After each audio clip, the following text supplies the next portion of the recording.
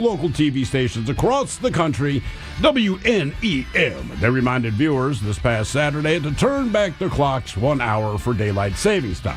And basically, they just posted the words, turn your clock back 1 hour tonight. Now, unfortunately, they misspelled the word clock. Forgetting the letter L. Yeah. So there's a screenshot. Turn it back, dude. Dude, yeah. And so it's just up on the screen. It says, turn your clock back. Yeah, turn your clock back 1 hour tonight. But again, I forgot the letter L, so entertaining stuff. And I don't know if that's possible. Yeah. Are you looking at it? No, just don't Google that. It just was all porn. Or I put it in Twitter. It was just all porn. I saw it. Oh, no. Yep. They're literally turning those things back on. Yeah. Turn that back. One that was not on the chocolate from the YouTube, they said Starburst. I thought that was a good Number good pick. 10 on the list. wow. Good call, Mike. Very good. Now we got 2 pieces of chocolate left. Say Three Musketeers. 3 Musketeers, Really? not on the list. Oh, how about the Milky Way? Milky Way is number 8. Here we go. All right. Which basically is a Three Musketeers with caramel. The caramel, Yeah, it's a Snickers without nuts. And then one That's a more Snicket. Snicket. I don't like the way you say that. You know what? That's a Snickers without nuts. Move Snickers along. without nuts. Yeah, nutless Snicker. Or is a Snickers a Three Musketeers or a Milky Way that's just nuts?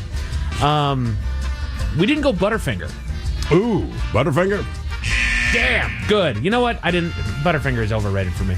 I like a good Butterfinger, just not on the list. Well, if I find Depends one, I where will you give put it to it. you. I'm with you. I think they're overrated too. All right, what else are we missing here? Is it a big chocolate we know? it is a chocolate that pops up more often than not during Halloween. What about a Crunch Bar? Crunch Bar is it, Mike.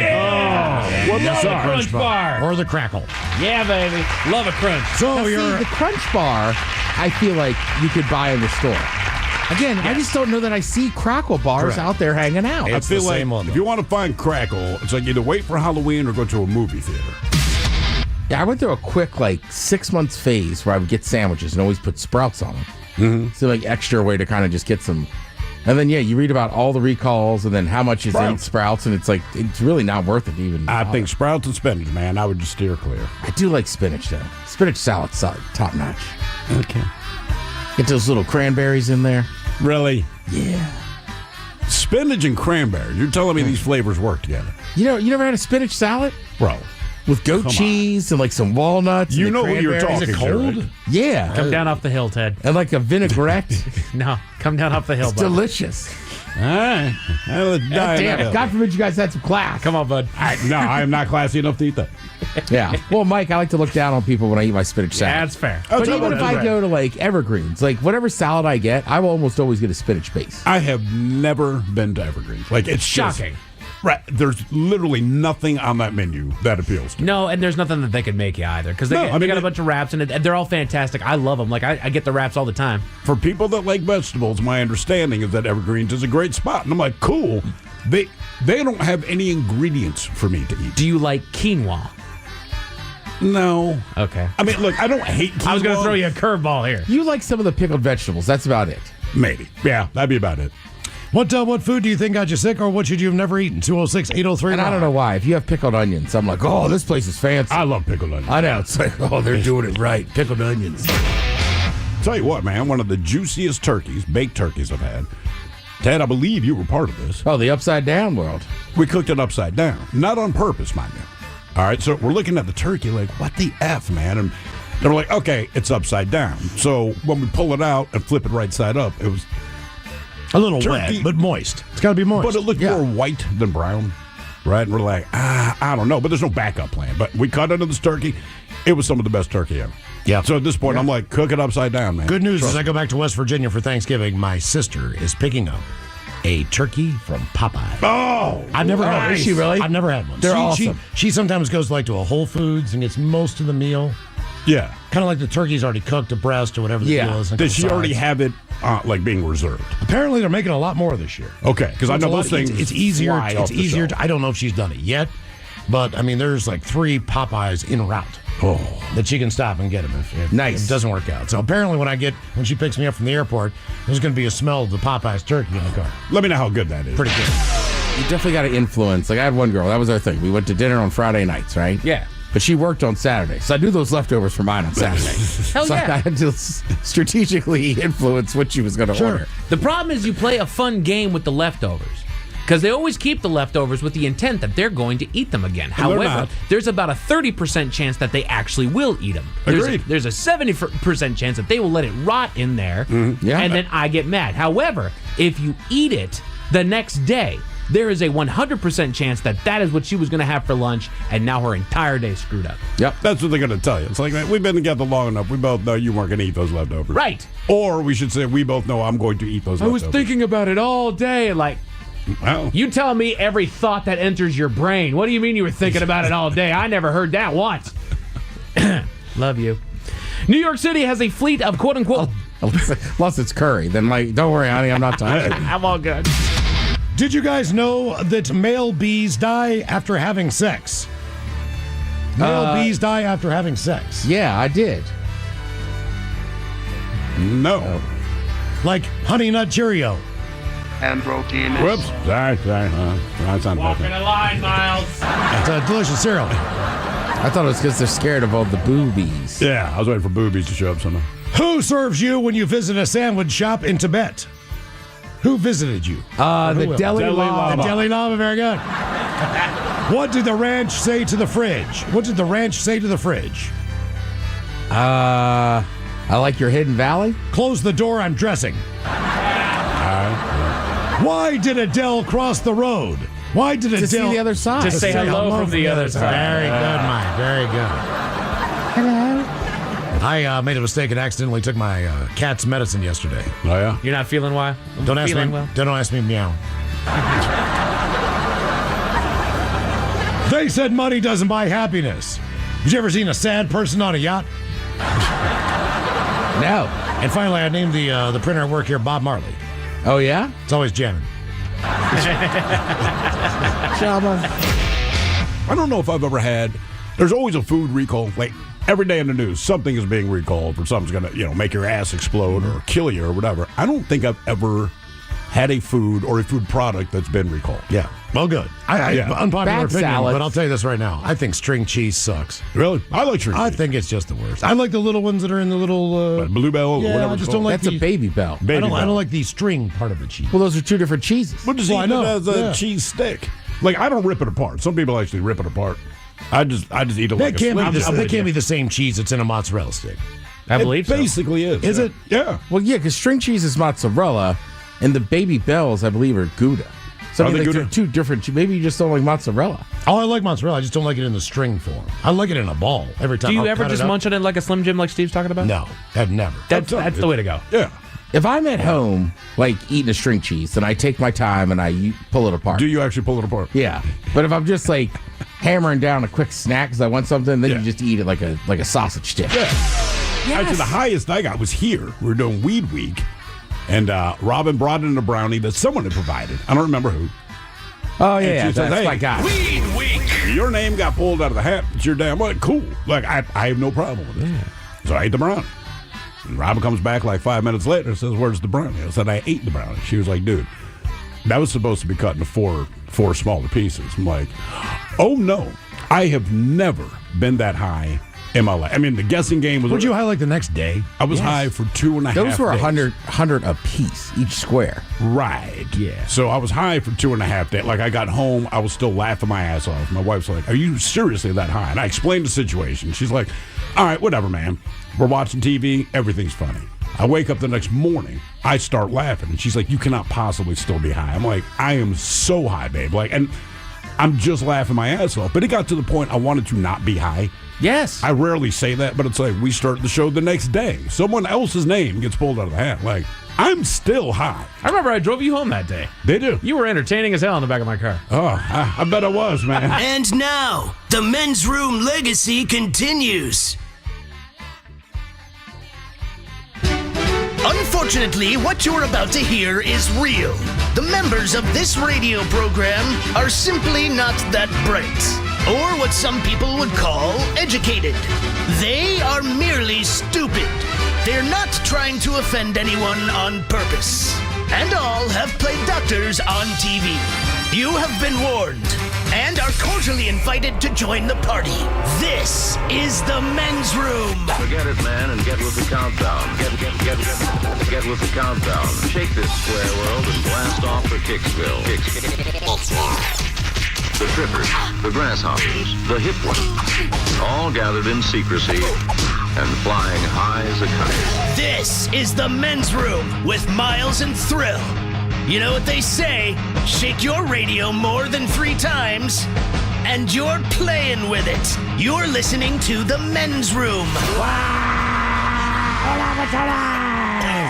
And away we go. Welcome to the 20th anniversary season, episode number 4,422. Along with Steve the Thrill Hill, the Ted Smith, and Mike Hawk. And you are the men's room. On tap today, Taryn Daly and Steve Mix from the Daily Mix Morning Show join us once again. We will sit and spin. And today, music the young people will enjoy. With the 10 greatest songs of the 21st century. We will play Profile This, plus headlines, a bedroom shot of the day, fun with listener emails, and everyone's favorite, TV Time with Ted. Click, clack. Drink at the dog. All right, here we go. Serial sex toy thief foils authorities once again in a small Ohio town. Meanwhile, the same place sees illegal after-hours bar finally shut down.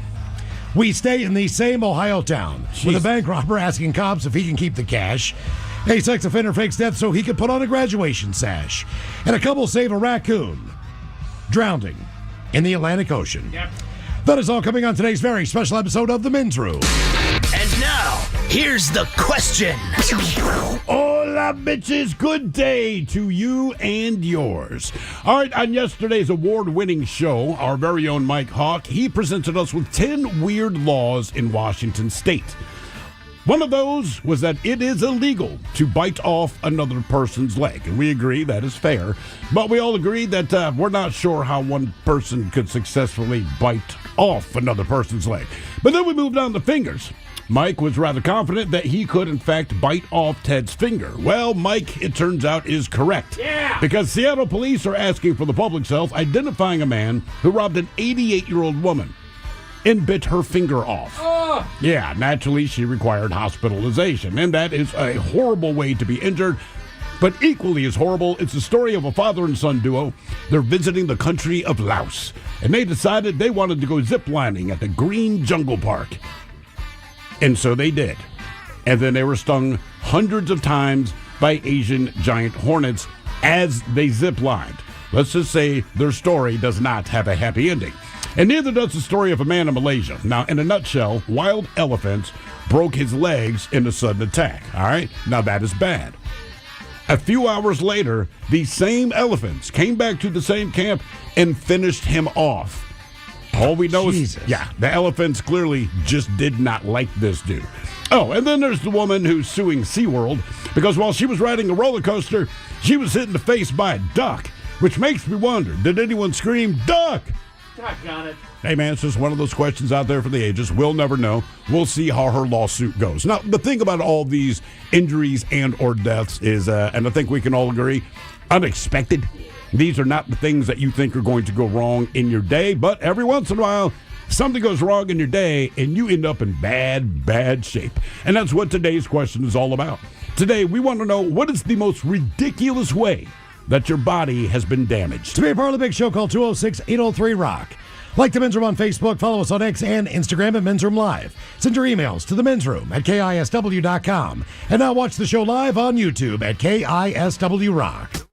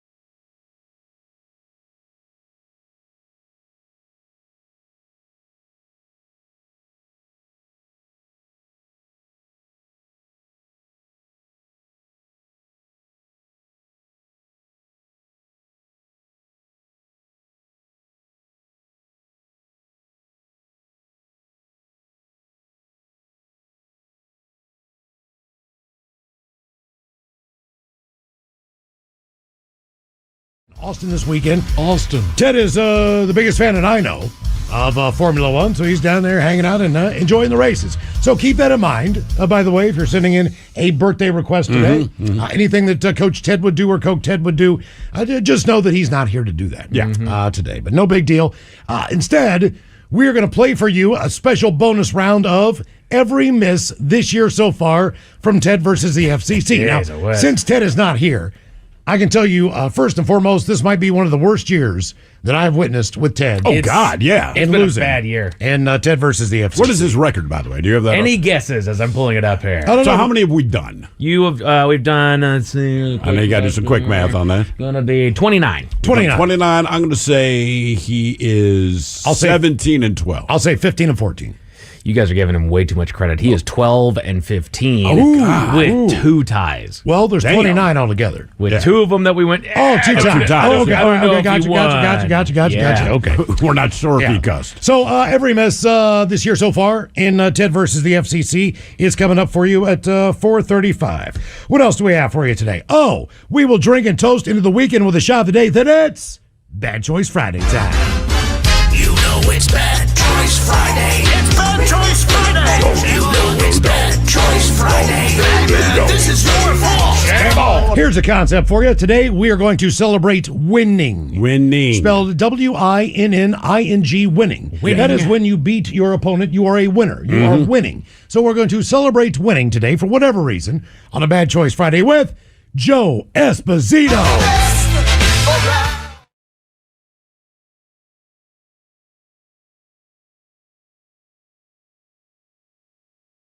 No, it's not. Yes, it is. Oh, it's Yeah, Joe it is. Esposito. Karate Kid, Mike, Yes. from the Karate Kid soundtrack. From the Karate Kid soundtrack. You might know it now as Cobra Kai if you're a youngster. Do we know Joe Esposito for doing anything else? Oh, yeah. What Oh, else he's did- got quite the catalog. Is it all like this? It is or all very much like this. Really? Yeah. Okay. Let's see here. Elvis Presley's longtime friend, Joe Bean Esposito. Oh, Bean. Yeah. What? Hang on, Joe Esposito. You put his songs in. Yeah, Joe Esposito songs. All right, we got "You're the Best." Yep. "Come Into My Life" I think I know that one. from "Coming in America." That explains why I know Oh, that. okay. All right. "Lady, Lady, Lady" from Flashdance. Ooh. Oh, so Okay. he's like a soundtrack Yeah. master, like Yeah. Kenny Loggins. Pretty much. Okay. Okay. Joe Esposito, and you're the best around, taking on Paul Stanley.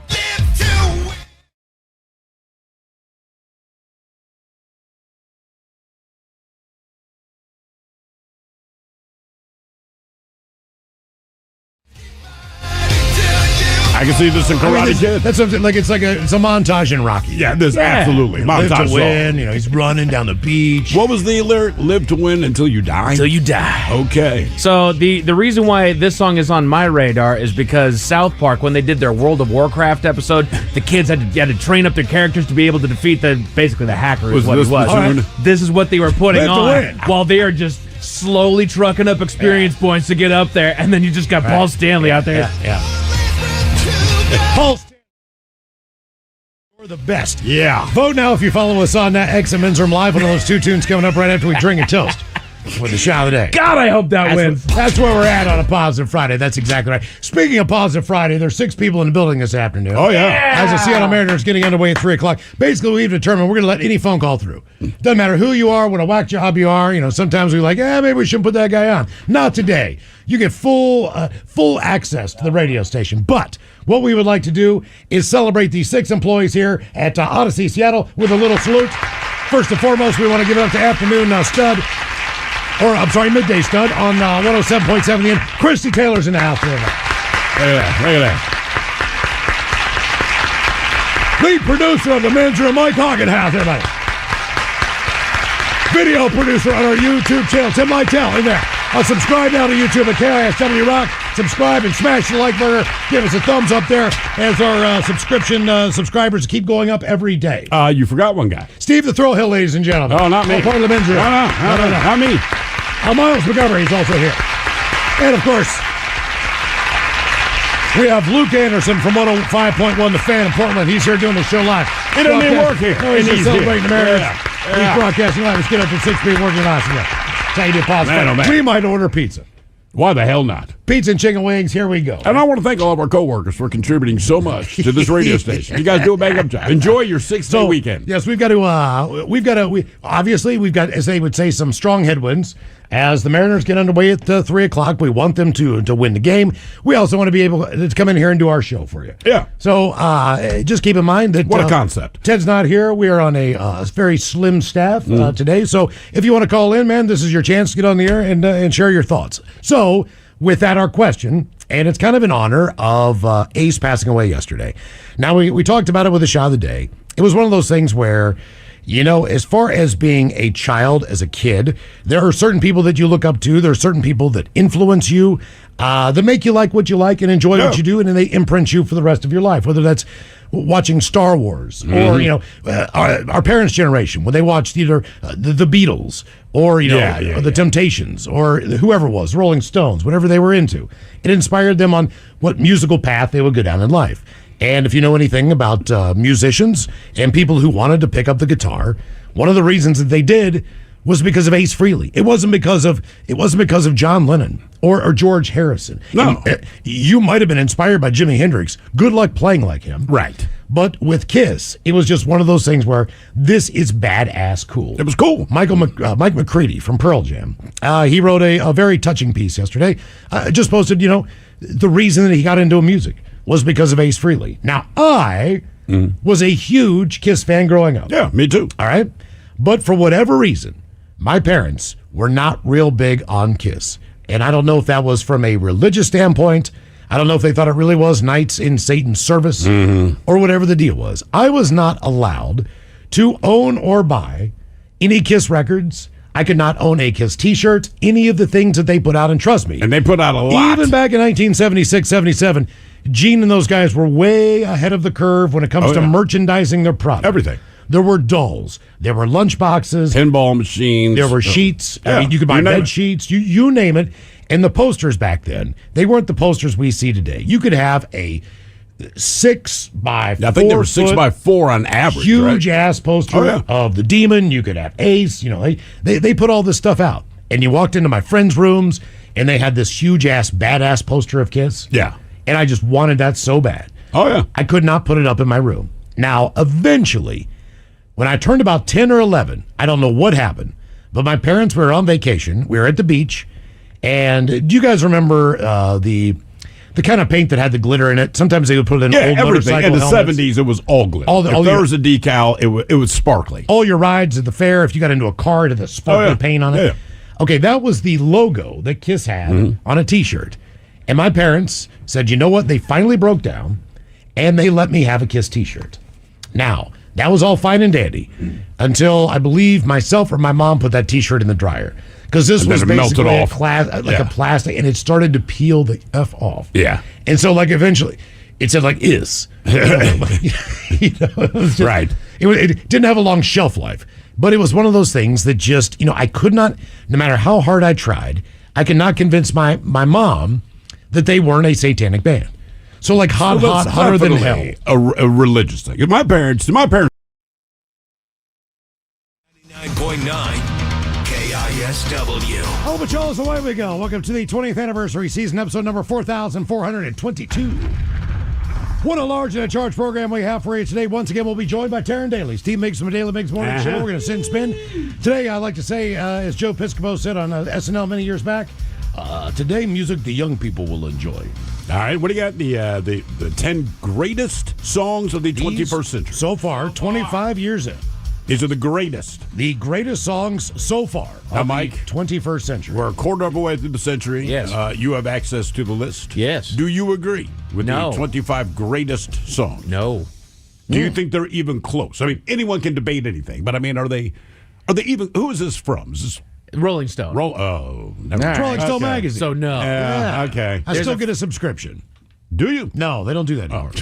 I was like, Jesus, man. Yeah. It's on the back of my toilet. I think I held on the longest with that SI subscription. Yeah, you probably did. Yeah. So we're going to find out if we can identify any of these tunes. It's been Okay. 25 years of popular music. They say these are the 10 greatest songs so Greatest. far of the 21st century. So that says a lot, man, because this is not billboards, or this is not that you just sold them all. These are, as Rolling Stone likes to say, the deep dive. These are musically. That's right. This is the best we've done in humanity for the first 25 years. Yes. Okay. That's coming up at 4:30. Already annoyed. No. By the way, we want to thank everybody who's checked us out so far on YouTube. The show is now live. Not Yes. only is it live, but you can catch up on previous episodes. There are some clips of our, I guess, better moments from the show on there. As, Better is subjective. as but the yeah. word. But yeah. The Rolling Stone moments.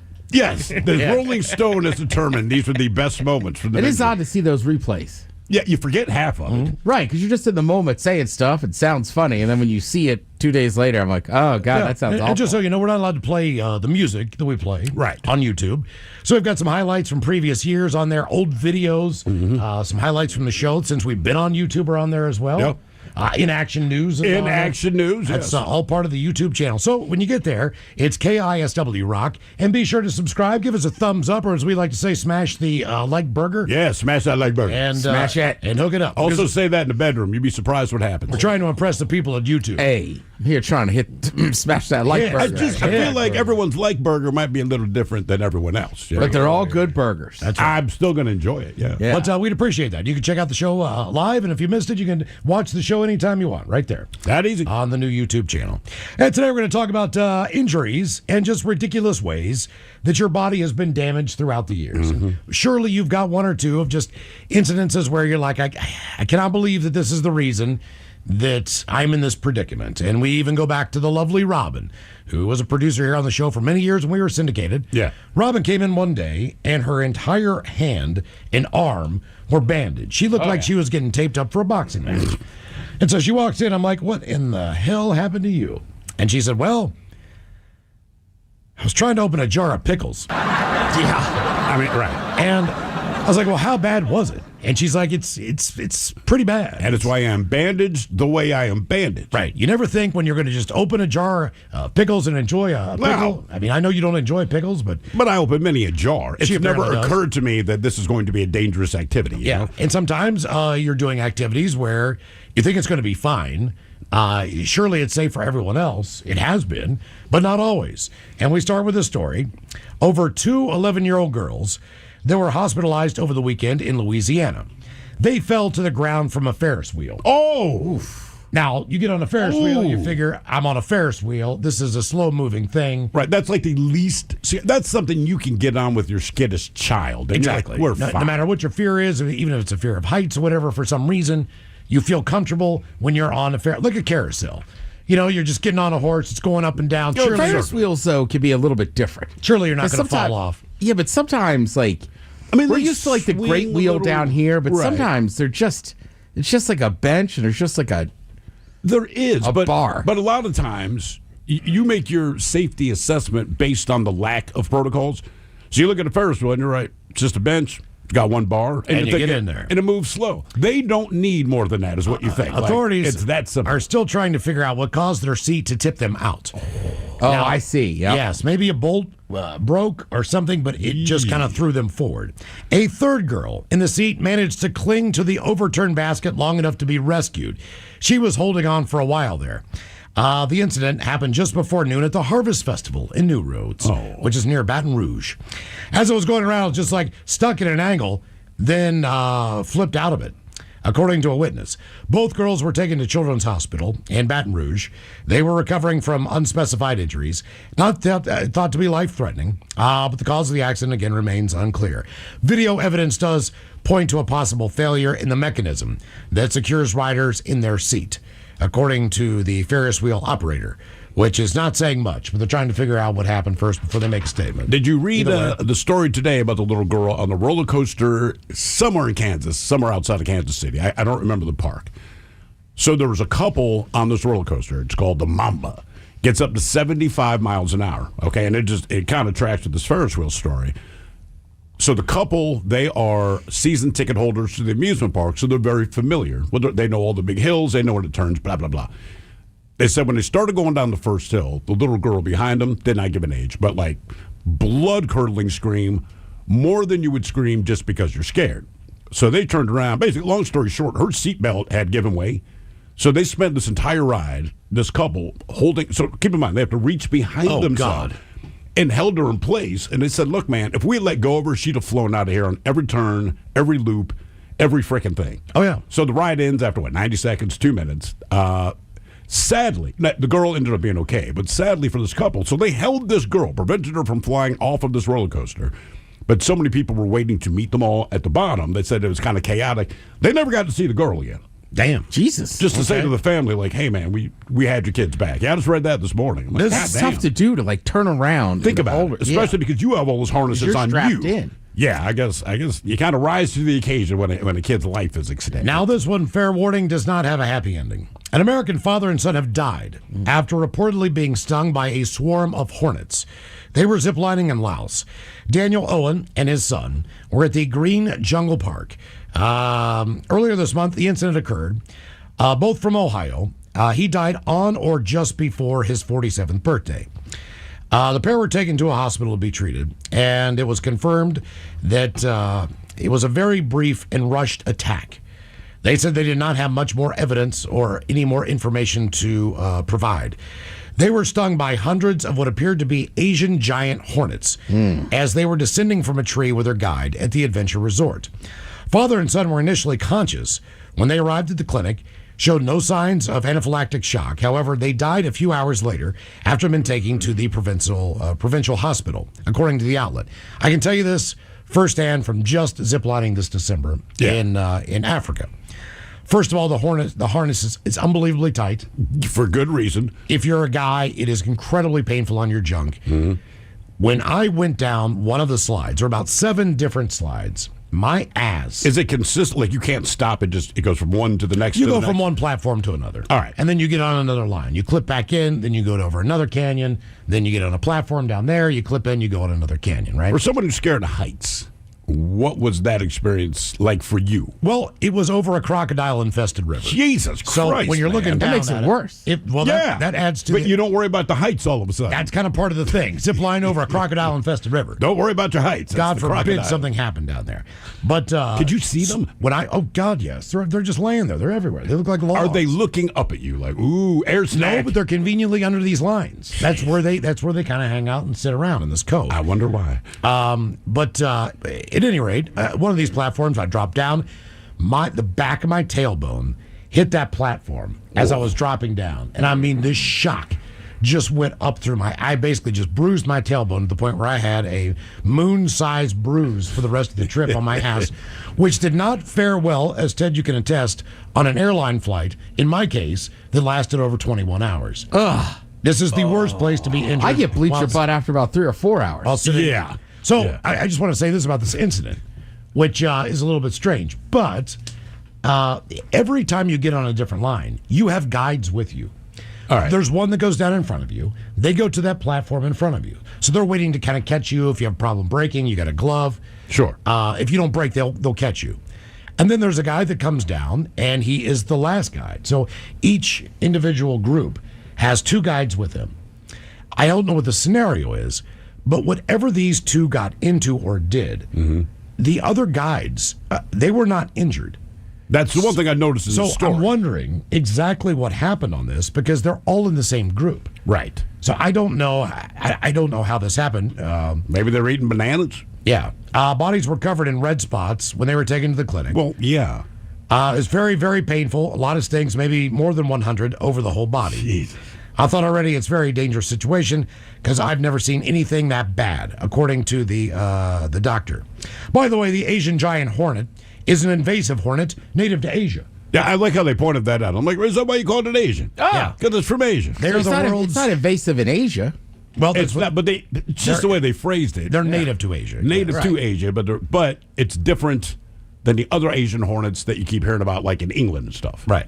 They're This the one's world's largest and are distinct from Asian hornets, a different type, which are sometimes found. These are bigger. Have you seen what these things look like? They look if like I'm birds. thinking of the right one, they're about the size of a hummingbird. Yes. And the way they fly, their body's almost vertical. Because they can't, lift their tail up the fly. Yes. So they just kind of hang down. And can't they, even if they don't sting you, I believe they can spray you from a certain distance. Like maybe like 5-10 feet, they can Like spray the little venom they can shoot out. Yeah, the documentary I saw, and this is years ago, but they're first talking about these things. But the guys were in complete hazmat suits.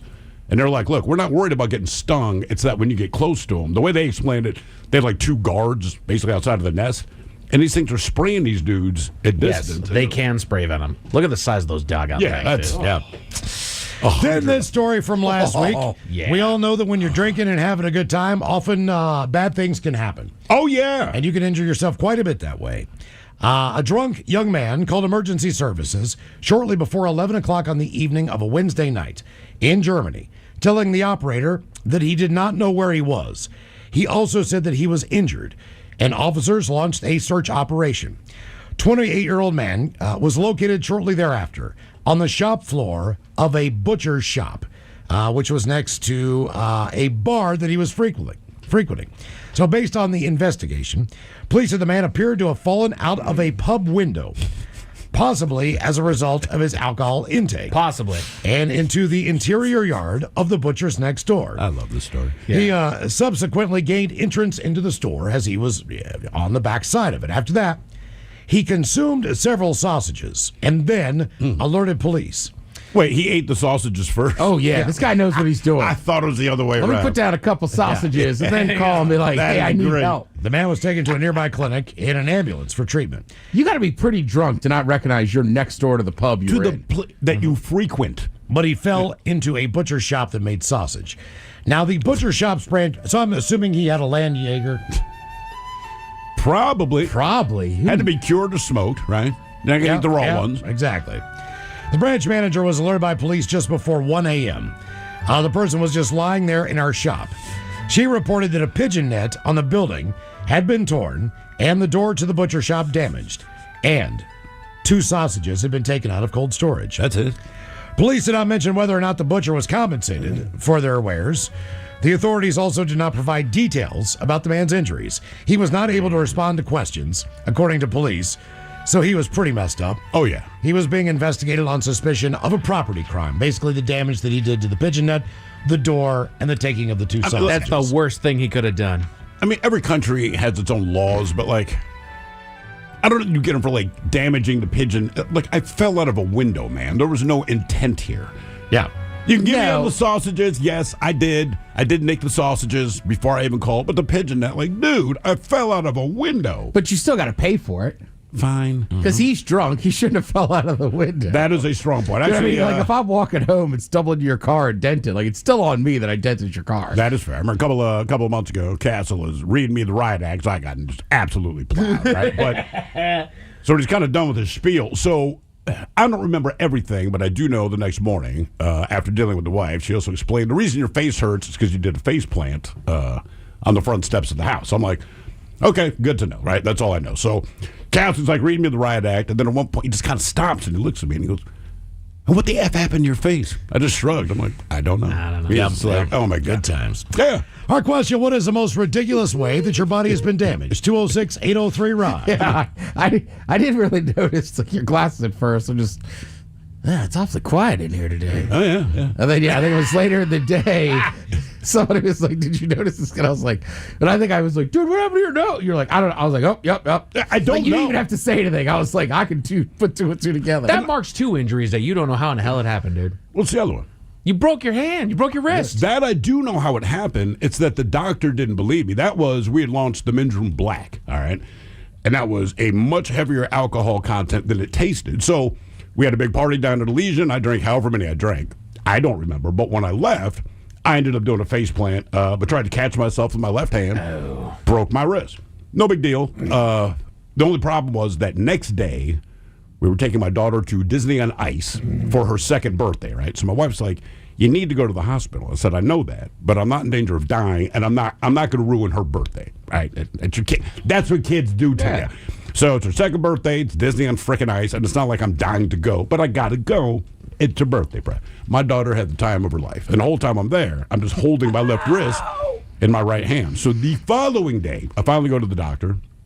She asked what happened, and I told her straight up, "Oh, dude, I got pissed drunk, fell down, tried to stop myself. My weight took out my wrist. Right? That's it. No big deal." Then she asked my wife the same question. My wife's like, he got pissed drunk. He fell down. He tried to catch himself. Snapped his wrist. Now she pulls me away from the wife, and we're in the actual doctor's room. And she's like, sir. You would think she thinks my wife is abusing me or something, right? Because she was like, down the stairs. Sir, it was weird, man, because she's like, honestly, sir, what happened? I'm like, lady, I don't know what to tell you. I got effed up last night. I fell down and I broke my effing wrist. I'm like, there is no story. There's no mystery. There's nothing exciting. I got drunk and effed up. That's why I'm here. Our question, what is the most ridiculous way that your body has been damaged? 206-803-ROCK.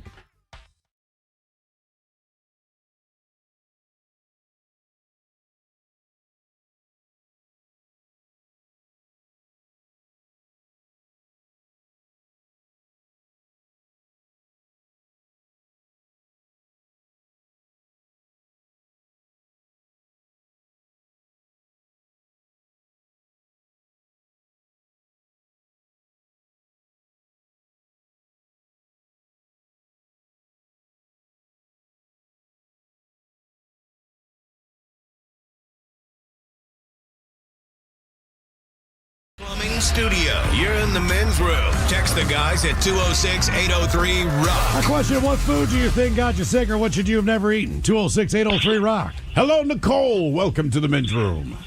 Hello. Hola. Hola. So it wasn't me, but my girlfriend was watching our house while we were on vacation, and we got back, and she was telling me how she ate our grapes and got food poisoning. So she kept talking, and I was like thinking in my head, I'm like, grapes? Really? You got food poisoning from grapes? And she's like, yeah. I'm like, she keeps talking, and then she's like, oh, yeah, and I found the ice cream in your freezer, and it was medicated ice cream, mint chocolate chip, with the chocolate chips also medicated. So it was like a double whammy, and she ate the whole thing. And I was all, B-word, you did not get food poisoning. You ate too much marijuana. Oh, medicated ice cream. Now I'm tracking. Sorry. Yeah. Took me a And second. I was laughing. She said she was on her knees in the shower. Like she was going to throw up.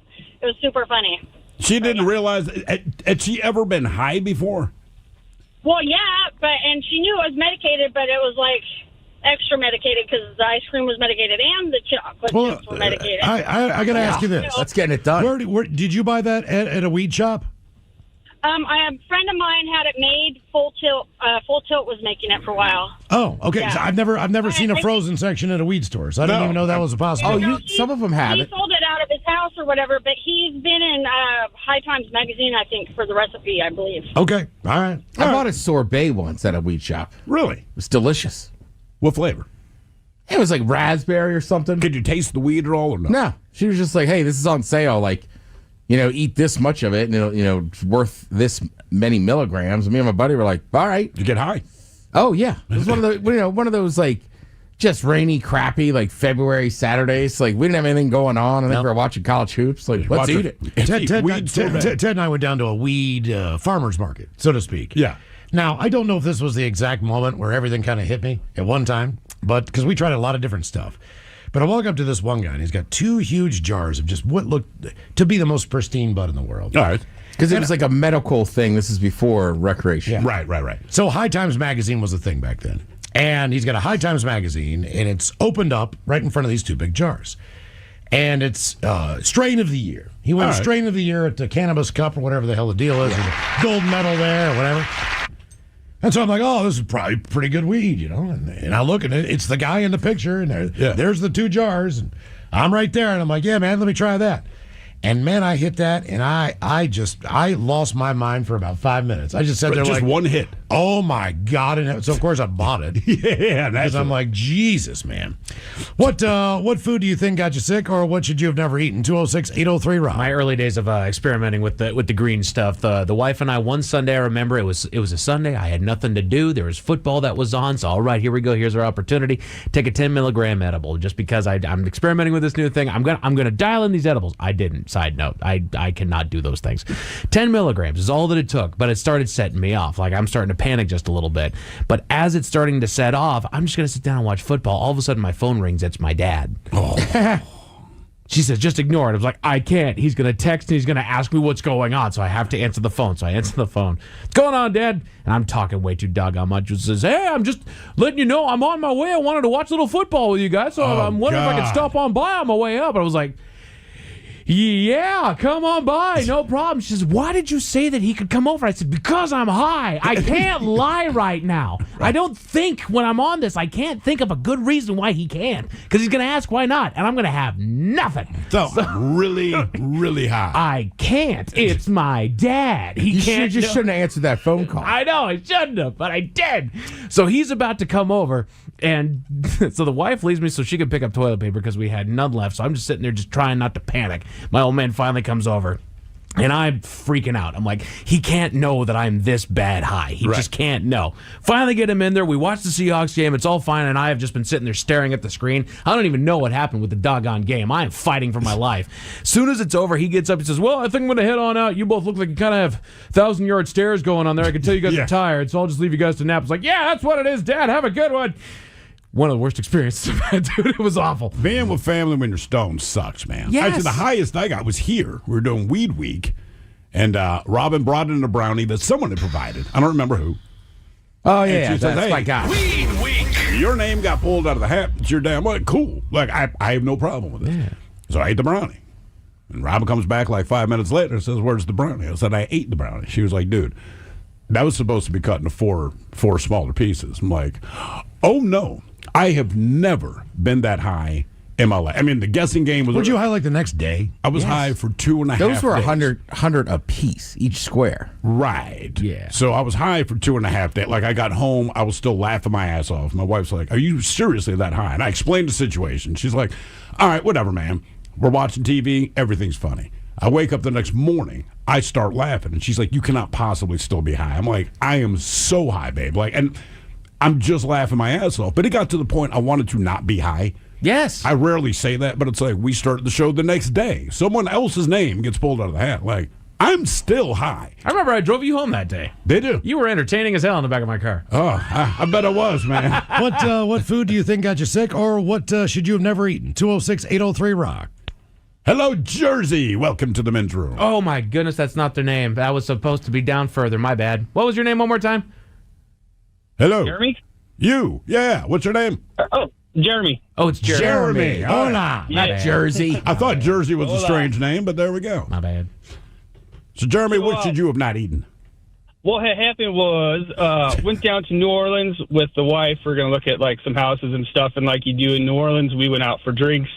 Dinner the night before, we were going to look at houses. Went to a very famous oyster place down there. I'm sure you probably know of it. Mm-hmm. And by the time we all get in, they were pretty tuned up, and we're just crushing some oysters, having a great time. And I just get one that just kind of had that off taste to it. I swallow it down. I'm like, man, that just didn't taste too well. And I'm like, well, I hope I didn't get sick, because the next 3 days were probably the worst days of my life. I thought I was actually going to die from it. And me kind of being stubborn, not wanting to go to an emergency room in New Orleans, because that just didn't sound like the best idea to do. I waited until I got all the way back up into Seattle and immediately went to a hospital. They made me like poop in the little hat bucket. I'm sure that was no problem. Oh, yeah, not at that point, no. Like, when we were looking at houses, almost every house we looked at, I was like, yo, can I use your bathroom real quick? And just destroyed it. But so we get back to Washington, and I get a call from the health department, and they want to know, like, where I was, what I was eating, who was with me. Like, they want to know where, what, when of everything that happened, because I had vibriosis. And apparently that's really bad. From what I heard, they're saying it can kill like 1 in 5 people, but I was able to tough it out and make it through it. So did you tell them you were in New Orleans? Yeah, I did. I told them the restaurant name, and I told them all that good stuff too. And a little bit of research later, I found that there had been kind of a little bit of problem going on. So that's with look. The oysters come from the same place, so no matter what restaurant they go to, it's not necessarily the restaurant's fault. It's just that batch of oysters. Exactly. But I will say, yeah. And look, I cooked in New Orleans for about a year, and I do enjoy the food, but man, be very selective about the places you go. And I've said this before, but one of the first jobs I got there, I'm working at a pizza place. And so there's the main kitchen, then you walk through a doorway, and the back part of the kitchen just had all the pre-made dough that we done and all this kind of thing, all the vegetables, blah, blah, blah. So they send me back there to grab something. And when I walk in there, there's be like 100 pigeons in there, right? And like they're standing on top of the tomatoes, pecking it. They're standing on the dough, pecking at that. They're essing everywhere. They're doing what pigeons do, right? So yeah, I'm like chasing all these freaking things. I've just never seen anything like this in my life, right? So I'm like, oh my God, man. So I'm screaming at these things, and I get them all out of this back door, and the back door opened up to a parking lot. So I close that door, walk out front, and the guy that's training me, I'm like, hey, man, I just went in the back. I mean, there's like 100 freaking pigeons eating all the food. He's like, well, what did you do? I said, I shoot them out and close the door. He's like, yeah, you got to open that door back up. I said, I don't think you understand what I walked into, man. If I open that door, these pigeons are coming back in. They were like the seagulls from Finding Nemo. They're all, when I got them outside, they're all just standing like in this huge group just staring at me. And I'm like, all right, whatever. So I closed the door. He's like, dude, you got to open it because it gets too hot in here. This is New Orleans. I said, man, but the birds are going to come in. He's like, yeah, man. We just cut those parts of the tomatoes off, and you can knead like their poop and their footprints out of the dough. So I'm like, are you being serious right now? He's like, brother, you got to open the door. And he's right. It started getting hot. Sure enough, I opened the door, and these pigeons are still standing there. Like they already knew brother's going to come back and open that door. Dude, I opened the door. As soon as I turn my back and start walking into the kitchen, you can hear them flying back in. They get back to eating the food, and none of the guys that cooked there didn't bother them. He's like, yeah, man, I mean, if you can, like, pull a turd out of the dough. And I'm like, you're being serious. He's like, did you ever eat the pizza there? No, not after that, man. Oh, really? No. Ted, seriously. I'm like, absolutely not. But so there were just little things like that throughout New Orleans where I'm like, man, the food is good, but I don't know if they even have a health department. It's just nothing matters. I just cook it anyway, right? What food do you think got you sick, or what should you have never eaten? 206-803-ROCK. Hello, Annie. Welcome to the men's room. Hello. Hola. Hola. So, Annie, what food got you sick? Well, this was an ex-husband. He was from New Jersey. I grew up in Kentucky, and we had spent several Thanksgivings with my family and pretty much dreaded it because my mother could not cook a turkey to save her life. Everything else was fine, but the turkey was terrible. Was it just dry? Did it taste bad? What? Dry. Okay. Dry. I mean, like, take a bite of turkey, gulp down some water, take a bite of turkey, gulp down some water. She had an aversion to any fat, so she never put butter or olive oil or anything like that on it. Well, damn, that sounds awful. It's worse in my experience on a Thanksgiving dinner with my ex-wife and her aunt and uncle. Right. I went over there, and they brought the turkey out, and they asked me to carve the turkey. Okay. All right. I got no problem doing that. I know how to do it. So the turkey's in the pan. I'm looking at it. The skin on it is really loose. It doesn't really have any kind of a crispiness to it. It was not a bagged turkey. It had It had no color. It had been cooked for a long period of time, from what I understood. And so I started cutting into half the turkey. Basically, take the legs off. They're relatively fine. Always live on the free Odyssey app. Text the guys at 206-803-ROCK from the Pinky's Plumbing Studio. You're in the men's room. Unwrapped is going to be a killer night Friday, December 12th. Angel of the Winds Arena in Everett. Those tickets now as low as $55 to get into the show. There are a few down in the lower bowl, but they're opening up the sections up top. Yeah. Either way, not a bad seat in the house. No, those are all. And Daily Mix Morning Show tomorrow at 9:10 has another chance for you to win. Our question, what is the most ridiculous way that your body has been damaged? 206-803-ROCK. Hello, Ty. Welcome to the men's room. Hola. Hola. So there was this one time when I was bringing my laundry up from my basement, and I was walking in my hallway, and we had this picture frame that was hanging up on the wall. It was kind of broken, so it was pretty much glass exposed on one side. And I turned around because my son called my name, and my knuckle with my tattoo on it got skinned, and it took off the whole tattoo. Oh! It was still hanging on the skin was still hanging on the picture frame. But you lost the tattoo, like it's gone. Yeah, it's gone. Wow. So you basically scalped your finger. Oh, yeah. I think your son set you up, man. Tell me you got this picture reframed, took it down. Oh, yeah. We took down the old frame and reframed the picture in a new one. Okay. How long had it been there in that condition before you skinned your finger? Oh, probably like a good year. How did it break? So it fell off the wall one time. Oh, all right. Well, there you go. No, but you live like a true adult. Like, I know there's something faulty with this. I know that potentially it's dangerous, but I'm not going to worry about it until I hurt myself. Well, and then within 24 hours, then I will take care of it. Well, look, I know a few people in my life that have broken their phone, and the only thing that got them to go and get a new screen on it was because they kept cutting their fingers. That was me. Are you serious? You and I did that. someone I used to be married to. Oh, really? Oh, yeah, yeah. I did it. My Oh, wife yeah. kept saying, get a new phone. And Blood everywhere. I just don't care about phones. I don't, right? And I said, babe, but it still works. She's like, there's blood on your screen and your fingertips are all gnarly. I said, well, yeah, because every time I got to do something on the screen, it cuts my fingers. And she's like, think about what you're saying out loud. I'm like, I know how it sounds. I don't want to spend all the money to get a new phone. And she's like, F that. We're getting a new phone. So that's why I got a new phone. But yeah, same thing. I dropped it, I don't know, maybe a year before that. And then the more you use it, the more it just kind of cracks. Yeah. But then it starts flaking off a little bit, and that's where it cuts you. So you realize, like, every time you do something on your phone, like, I'm bleeding again. And then you couldn't really wipe the blood off because it just broke the phone more. So you kind of had an impasse. There was this blood-encrusted phone.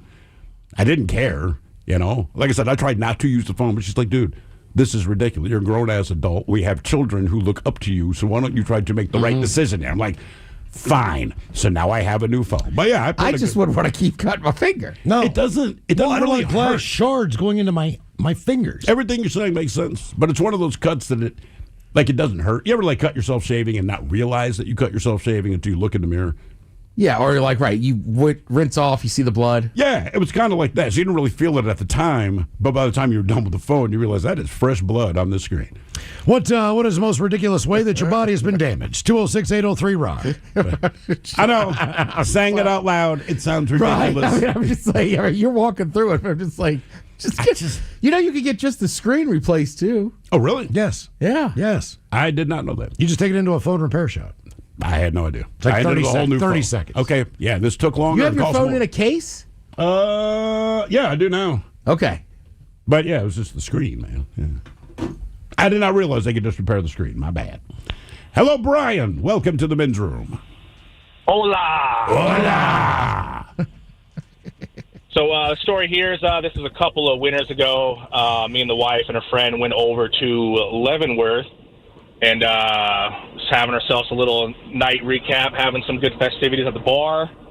And on the way back to our hotel, we seen a little plastic sled with the tip broken off. My wife's like, I bet you could probably snowboard down this little hill and hit that ramp. And I was like, I don't know. But I was drunk enough. I was like, you know what? I might be able to. How old are you at the moment that you're doing this?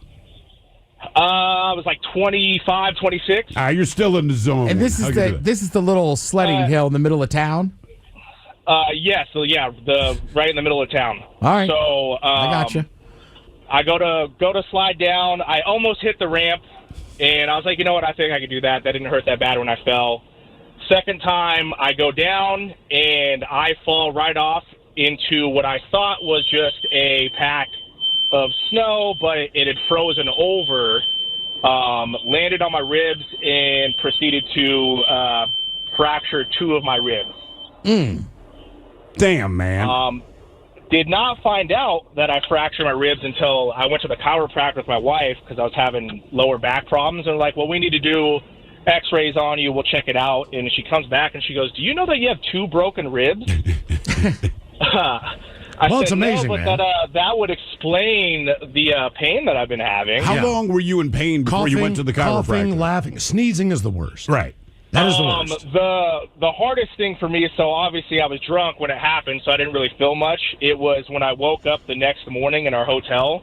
I went to sit up to go to the bathroom, and I could not sit up. Yeah, that's a pretty good sign. I had to roll over onto my stomach and then stand up out of the bed. And how long? So how long between all of this and then seeing the chiropractor? It was about 5 days. Gee, why did you wait that long? Like, I know a lot of times we will be injured or hurt ourselves, and we don't necessarily seek immediate medical attention, but I feel like if I cannot perform a certain task, like get out of bed, then definitely I would go see a doctor. Yeah, I was young and dumb. I was like, you know what? I think I can work my way through this. And then when I finally went, and I was like, yeah, this is not good.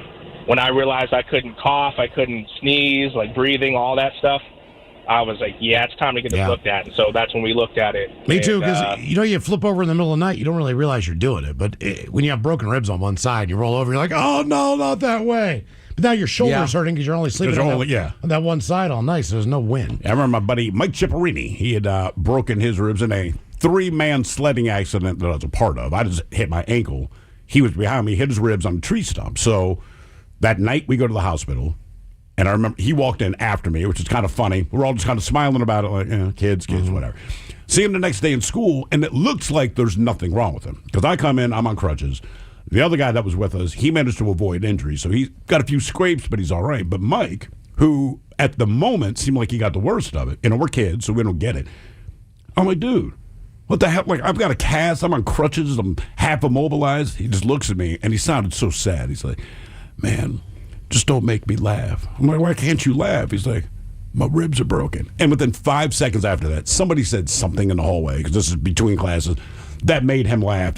And when he laughed, he collapsed to the ground, and he's crying and laughing. It was just, as a kid, it was weird. Like, he's sobbing, but he's dying of laughter, and he's just huddled on the ground. And we're like, man, are you okay? He's like, no.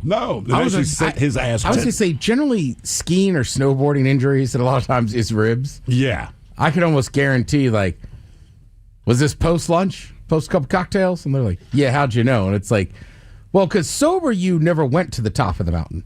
But 3 or 4 beers, you said, I could do that run. Ted, I was in a squat sled about 10 years ago. That's the kind. Sled. Well, your legs are, you're basically sitting on the ground, but your legs are above your head. That's a leg press. It's a leg press, but it's not.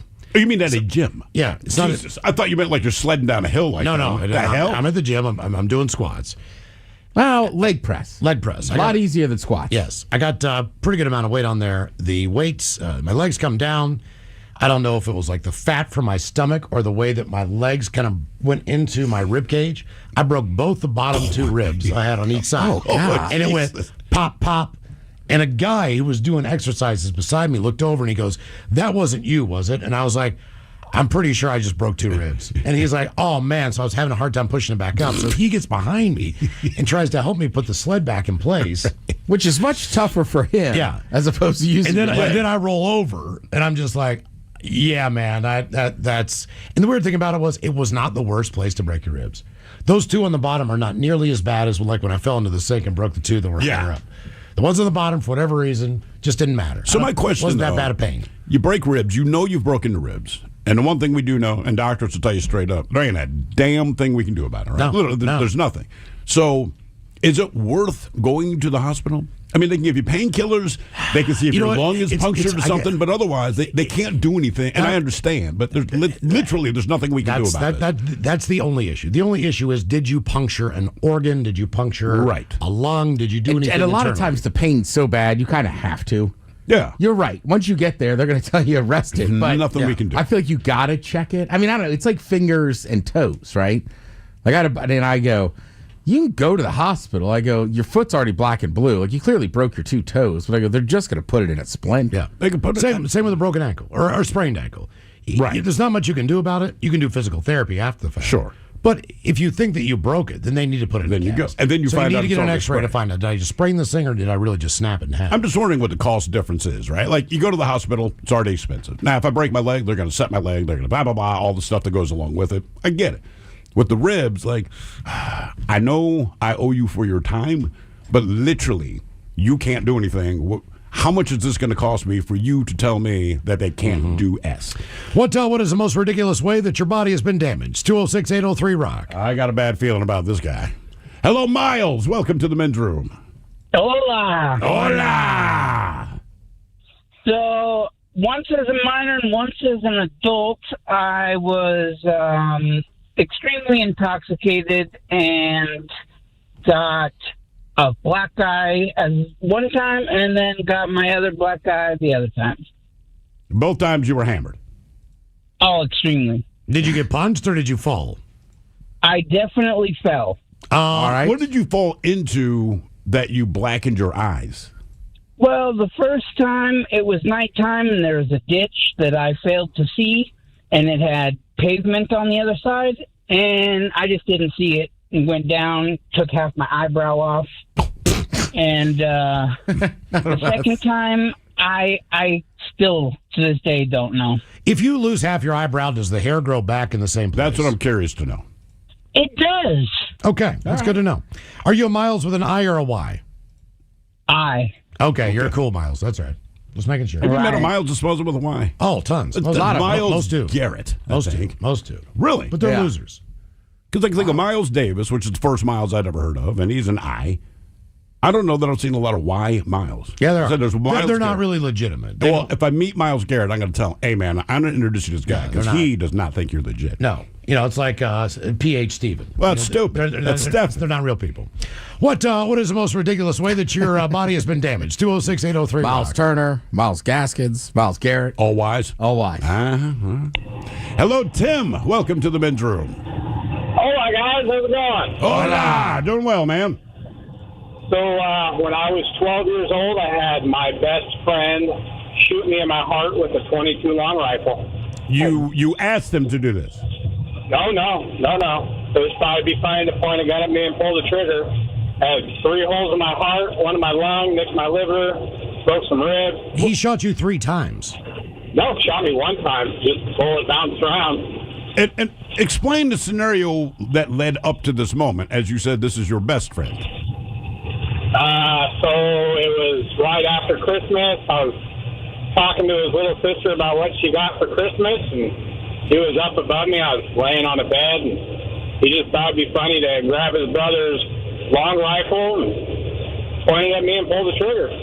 Jesus Christ, man. And what was the damage again? You said you had a hole in the heart, and what else?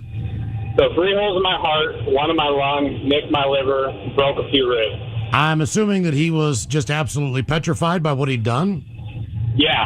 He pretty much lost his mind. It happened inside his house. I actually got up, walked to the front room, told his dad I'd been shot, and collapsed in the front room. After that, it was just kind of blackout, wake up, every time in different places. So I was finally in the hospital. How long were you in the hospital? 10 days, and then 3 months of recuperation at home. I'm assuming they had to do a surgery to remove the bullet? Yeah, no, actually, I still have the bullet inside of me, but... Really? Yeah. Are you guys still friends to this day? Do you stay in contact? Do you ever like reach out on Facebook? How's the heart doing? How you doing? Nope, stopped talking to him that day. Yeah. Hey, that's fair. Okay. I would do the same thing. I would do the same thing. He didn't visit you in the hospital? Nothing? Nothing. Well, their parents came once and visited me in the hospital, and after that, it was pretty much nothing after that. I wonder if your parents spoke to his parents and said, yeah, they're not going to be friends You never anymore. ran into him anywhere? Same circles? Nothing? Same friend group? Just at school. So I left the school I was in and went to a different one. We were in the same classes, same grade together. So you determined you needed to leave that school because you didn't want to hang out with the guy that shot you? No, my parents moved. Oh, and I okay. ended up going to a different school. All right. So with the bullet still inside of you, man, if you had to get an MRI, would it be imperative that you let them know that there is Yes, actually, it's become an issue, and they freak out, and they're like, if you feel anything hot or anything pulling or anything crazy, you let us know so we can shut the machine down. And it kind of freaks you out. You're just like, well, what could happen? They're like, well, it could pull it out of your body. Hold and on. It's like, oh, this is going to be great. they'd put your ass in there anyway. So you tell them there is a bullet inside of my body, and they still put you in the tube. Just let them know if you feel it ripping out. Yep, pretty much. Yeah, look, man, I'm not a doctor, but my understanding of how those MRIs work, you don't have the time to tell someone that something's getting ripped out of your body, right? Like all the stories. There was a guy. He was not getting the MRI. He was in the room with someone else getting the MRI, but he had those weight chains on. Yeah. And as soon as they turned the thing on, those things ripped off of his body and went to the machine. My understanding of an MRI, I don't think you have the time It's like telling someone, Ted, I fired the gun. There's a bullet coming at you. Well, the difference on this was it was not like that this chain yanked him into the machine. No. It decapitated him. Right. That's what I'm saying. Absolutely cut his head off. So I'm saying, so the pool just went. He was working next to the machine? He was in there with his wife. In the room. All right. She's getting the MRI. He's not in the machine. He's just in the room. But he has one of those big weight chains on. No one thought to tell him, or he didn't think about it, but they flipped that machine on, and basically they turned it on, and he was dead. What kind of chain? You see like the big, thick, heavy, like guys who do weight training and stuff, you walk around with actual big physical chains. Oh. So he was doing a weight training thing, had that on his neck. They flipped the machine on, and his head was missing. What is the most ridiculous way that your body's been damaged? 206-803-ROCK.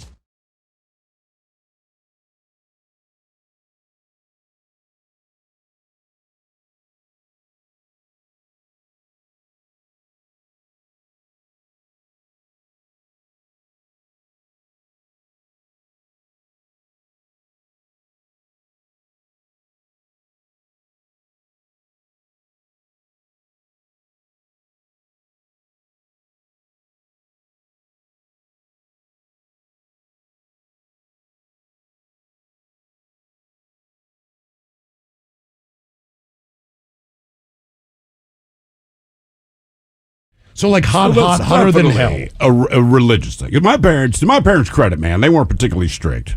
I caused a lot of problems, but they weren't particularly strict. But when it came to Kiss, I remember I begged for the album. It was $7.35. I always remember this because my mom was pissed. But it's one of those things where I guess I harassed her enough that she bought me the album. First album was Alive, right? Double album. She's like, it's $7.35. Got it. And as a kid, I didn't care. I wanted that. So they got the album. And I remember she had obviously told my father, like, I'd been annoying or whatever the hell it is. Because he walks into my bedroom and he says, what is this band? Because your mom said you really, really, really wanted this record. Right.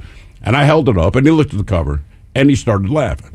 And he kind of read through the liner notes and he's like, the hell is this? To him, it was all so silly. Right. And he's right. I mean, as an adult looking back, they thought it was absolutely hilarious. The only time they really questioned me about music was like in the 80s when like Tipper Gore was trying to convince everyone that heavy metal was making kids want to commit suicide, right? That is what they were pushing. So my parents are watching it like a Good Morning America or something. It was right before school.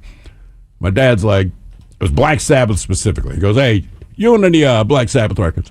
I said, I have 4 of them. Yeah. He's like, you ever thought about killing yourself because of, he was straight up about it. You ever thought about, I was like, what, because of Black Sabbath? He was like, yeah. I said, that's stupid. He's like, do they sing about suicide? I said, no. I was like, where is this coming from? He's never expressed an interest in my musical taste, right? I just point to the TV and it's like Al Roker and some clown up there and they're going on about the stuff. And I remember now I'm watching the screen, they brought up Ozzy, Judas Priest, and I'm like, Dad, I own all this stuff, and I'm telling you, these people basically, as a 14-year-old would explain it, they're simply ill-informed. Okay, so a couple other weird rules. I was not allowed to touch my father's stereo. That was completely off limits. You absolutely did not. But good news for Miles, I had a friend whose dad owned the stereo store in town. Now, it was the only place. You could go to Sears. You could go to other places. But if you really wanted a good stereo, he had all the different brands, all the different components, everything that you needed to put together. A stacked stereo with the size speakers you wanted and everything else. So my buddy's dad had the best stereo that was available in his home. What did that have early on that I'd never seen before, anyone ever heard about? It was a double cassette deck, with the idea being that you could actually tape from one cassette to the other. Yep. So what did Miles do? He went out and bought 6 Maxell blank tapes. And my buddy, he would tape all of his Kiss cassettes for me, and I would not label them. And I would take them home, and I would listen to them on my Walkman or in my boombox. I would plug it in, and that was my way to get around the fact that, A, I wasn't supposed to be listening to Kiss. I could not buy Kiss, and I also could not touch my father's stereo. Right. So all of those things were just weird rules that I had to figure out a way around. And I did figure out a way around it. What was it about stereos? Right? Because my father had crazy expensive. They were, but it's not like we were rough with them. It's not like I tore it off the wall. But my father made it very effing clear. Like, don't even touch it. Even like, he wouldn't even say turn it on or off. If he wanted it on or off, he would do it. He wouldn't let you flip over his record. He's like, don't touch it.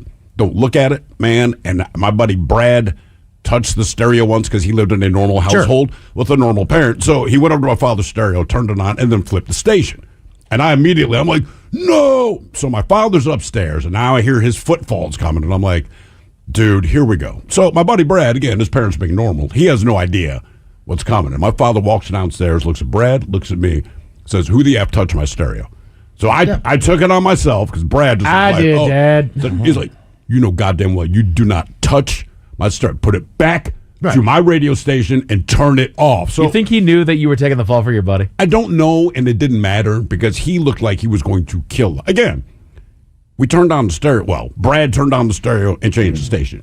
My father treated it like we grabbed the family dog, which we did not own, skinned it, and strung it up on a flagpole. I mean, it was basically that was the response. Not only that, Mike, I don't know about your home in particular, but if I was to be found in my parents' room, I could be laying on the bed. I could be reading a book. I could be doing homework. I could be doing whatever. I could be folding clothes. Why are you in here? Yeah, get out of my room. Out of my. If God forbid I walked into that bathroom, I don't know what was in there. I don't know if it was a nuclear bomb. I'm not sure exactly what they were keeping Sex from toys. me. But whatever it was off limits for me to even walk into the room. It was never like full on, I'm going to kill you for walking in here, but there was very much a barrier that you felt walking in there. It was understood. And I was telling Miles, I'm like, my kids, if I'm looking for them, half the time they're laying on my bed watching TV. And I don't mind. I don't care. I'm glad they're comfortable to walk in there and hang out on the bed. But yeah, there was just, they never said, don't walk into our room. But every time you walked into the room, they were wondering why. Also, you better knock. It's almost like you heard Darth Vader music playing in the background. Like, all you did was walk in there and somehow it's like, even if the door's wide open, knock. You needed to knock on the wall. You needed to let them know, even though nobody was there. They were gone for a week. You still had to knock on the door before you went in. Man, the older I get and the more that I know about me and my siblings, we were each like 18 months apart, and there's three of us. So we're clustered together. There's a span of time there where kids are annoying as hell, and I know that we were. I didn't feel like we were at the time, but I know growing up now, we were. You were. So my guess here is, because I know exactly what you guys are talking about. Like, you don't belong in mom and dad's room. And I feel like that was just kind of their adjustment zone. Every time either of my parents got home from work, they'd say hello real fast, and then they'd immediately be in their room. And they were in the bathroom for what felt like 25 minutes to a half hour. Because they knew you weren't going to walk in. Correct. We would be up against the door to ask a question if need be, but I need to get ready to deal with you is kind of what this feels like. Maybe it was just peace of mind, whatever they were looking for. Here's another weird one for you, okay? Now, I did have a younger brother and a younger sister, but they were much younger. They did drink some milk, but we would buy a gallon of milk or two, depending on the week. And the one rule was that you could not finish the milk. You have to leave at least a cup of milk. I don't know if that was for cooking. I don't know what the practicality of that was. But God forbid because there's no milk in there now. If you finished the milk, you had all hell was going to break loose. You had that's not yours. Don't finish it. They would call you down the stairs, holding the refrigerator, holding the empty jug. Right, and it's like me and my brother, and same. They're like, "Well, who finished the milk?" And my brother and I were like, "Why did you buy it if you don't want cereal?" To consume it? I did. Right. Like, what do you want us to do with the milk when it's in the fridge? Because you keep buying it.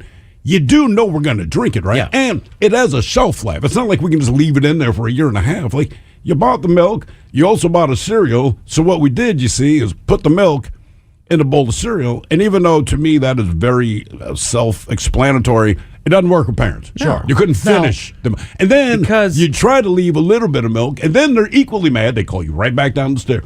Who left this little ass bit of milk? And you're like, look, man, you can't win. There's a fine finish it. There's I can't leave some. Very fine line between did you screw up or did you do the right thing? Here's the thing. I was about to say, like, that we became known for the kids that left one left, because same thing. We would get that. My God, I bought this milk 2 days ago. I didn't get to have any Who of all it. drank It's this? gone. Right. Look, your entire family did, Dad. We all exactly. did. There's Everybody 5 of us did. in here. Yeah, Guess the milk's what? gone. It was either that or orange juice. So then we start leaving one, because same thing. We don't want to be the one that officially finished it. Why'd you guys leave one damn cookie in here? Like, okay, we didn't want to finish it. Not to finish it. So I almost wanted to say, and we knew better than to F with my dad.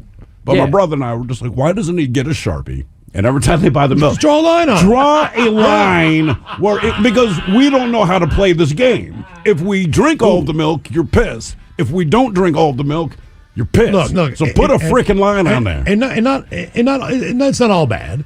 I mean, from what they did not allow, what they allowed, there were some good things. Sure, it wasn't all hell. I'm just saying there were some particular things that they did not. They had the rules about.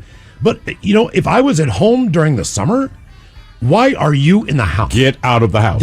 From the time the sun came up, unless I had chores to do around the home, which I did.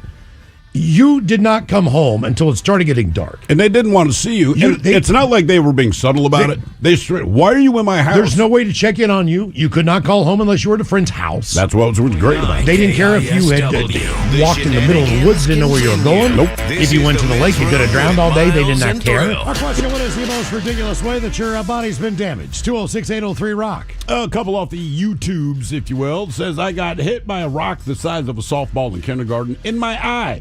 And I still have this floating scar on my cornea that looks like a mangled helicopter when I stare up at a blue sky. That is quite a lot. And here's a pick-me-up. We had a kid, got a shoelace caught in his bike chain crossing the street, got hit by a semi. It gets worse. His mother was a crossing guard, watched it happen, did not know it was him. Wow. And then to follow up, the family ended up completely falling apart later. That's a pick-me-up. Yeah. Hello, Steve. Welcome to the men's room. Hola. Hola. Long-time listener since day one. Oh, thank you, man. Appreciate it, man. Thank you. Yeah, I thought I'd call in about this. This falls under beer decisions. All right. Okay. So I'm working on my car. It's got a squeaky belt. So I'm putting sandpaper on the belt. No problem. I got lots of room. My dad starts his car, I don't know, a little bit later. He's got very tight space there, and I'm like, I can do this. Because, again, it's a beer decision. And so I get the sandpaper in there with my index and middle finger. Poop. 2 fingertips gone. Gone?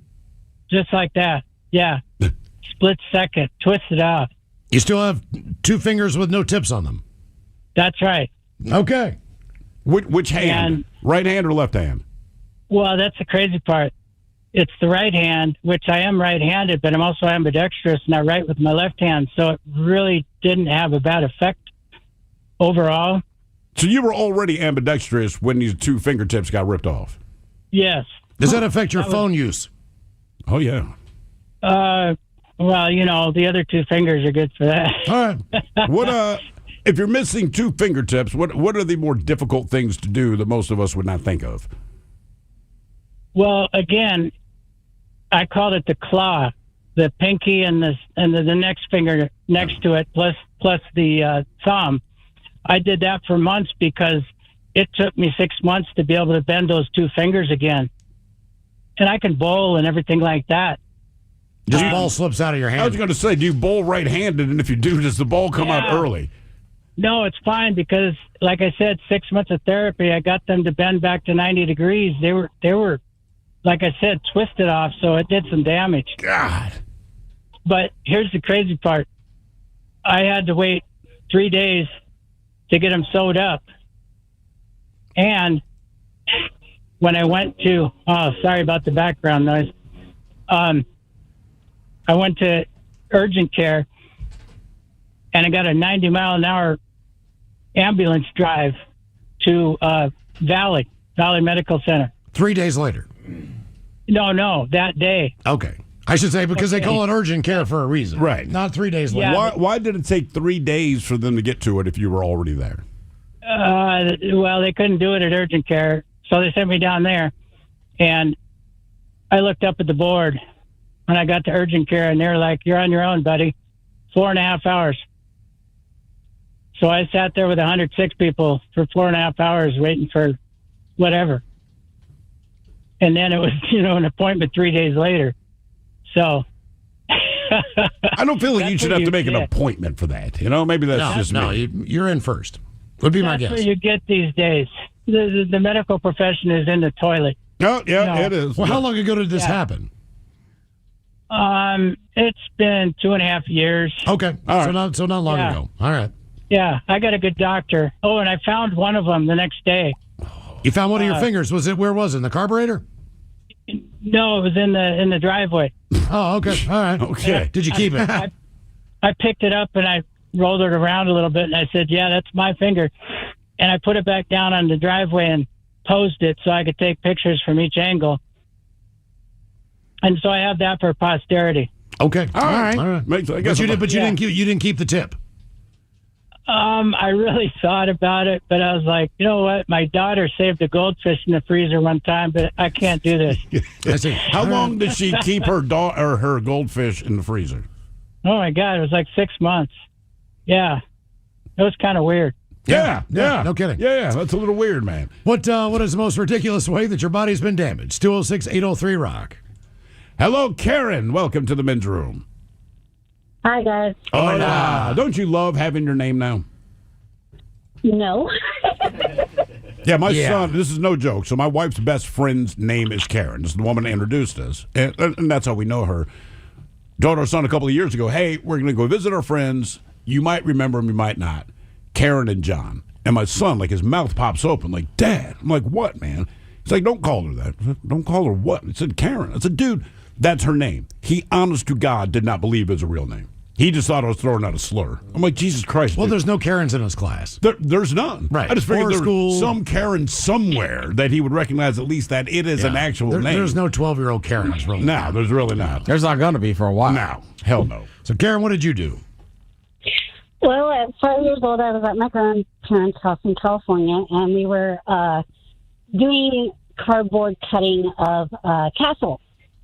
Well, me and my sister reached for the knife at the exact same time. She's like 2 years older than me. And while we start fighting over it, she pulled so hard that she cut my middle finger and my ring finger to where they're just hanging by skin. Oh, God. Is your hand still messed up? No, actually, it's just fine. I got about 7 to 8 stitches, and it only took like a little bit to recover. So it was like not too damaging, but it's like those were my favorite two fingers to suck on when I was little. So it was like difficult for me. I don't know if I had a favorite sucking finger.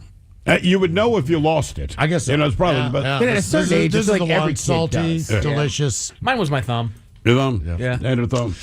What is the most ridiculous way that your body's been damaged? 206-803-ROCK. My younger sister, it was her middle finger. She'd do it upside down. Why is that? I Like, don't you know. see kids suck their thumb, you're like, whatever. If they're sucking any other finger, it just looks weird. And I don't know why. I mean, it's the same difference in the end, right? Yeah. But yeah, neither of my kids were big thumb suckers. Not much. I think my son did a little bit.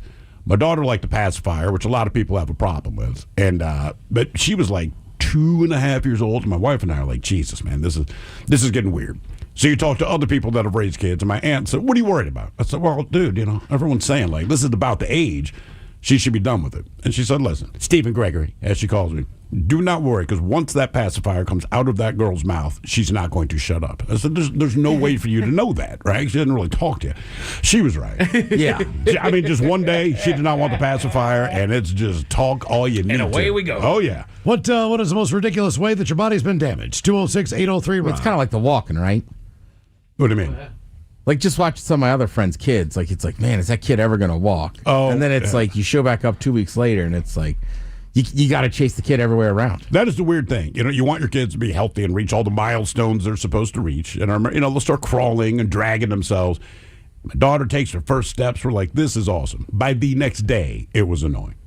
Yeah. I do not know where the kid is. What did she just crash into? What did she reach? What did she climb? Where is she gone? Right. It's great that they can walk, but you're like, damn it, man. And there's just that certain age where, every kid goes through it, where they're just running around the house. They And just you run. You could hear it. It's like 30 seconds till somebody starts crying. Like And somebody's going to trip. I always feel bad at the airport, because if you're traveling with a kid who's about to, and they have just basically learned to walk within the last couple of months, you have a bunch of crap you have to carry. Because God knows when the kid's little, you must bring 8 million things with you to travel. But the kid, no matter where you're walking, they are running. And correct. Every time I go to the airport, you see these little kids, and my wife is like, oh my God, I hope the parents. I'm like, I promise you the parents are 20 feet behind them. Yeah. They got their eye on them. He just can't run after her because he has 15 suitcases, 14 stuffed animals, a bag of Cheerios, and a breast pump.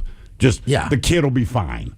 Box them out. Yeah. That's always my thing, especially on the street. Just box them out. Yeah, that's all. The parents are around the corner or like just 20 feet behind, like you said. They will appreciate it. Hello, Isaiah. Welcome to the men's room. Hey, hola. Hola. So I think I was in like second grade when this happened. And the tetherball? Yeah. Like when you play. So, there's a rope that the ball is on, and usually on the pole there's like a hook that you can tie the rope around, so you could tie the ball up to the pipe to the pole. And so my friends and I, we're like climbing to the top of it. We're like scooting to the top of it and sliding down. And so comes my turn. I climb to the top of it, slide down. Hook gets caught right on my dingle. And just tears it. And so I had to go to the hospital, had to get it patched up. And now I have like a scar that's like going up my shaft. It's probably like the length of my index finger. Now, the first time that you're going to bed a woman, do you explain what they're going to see, or do you just let them find out for themselves?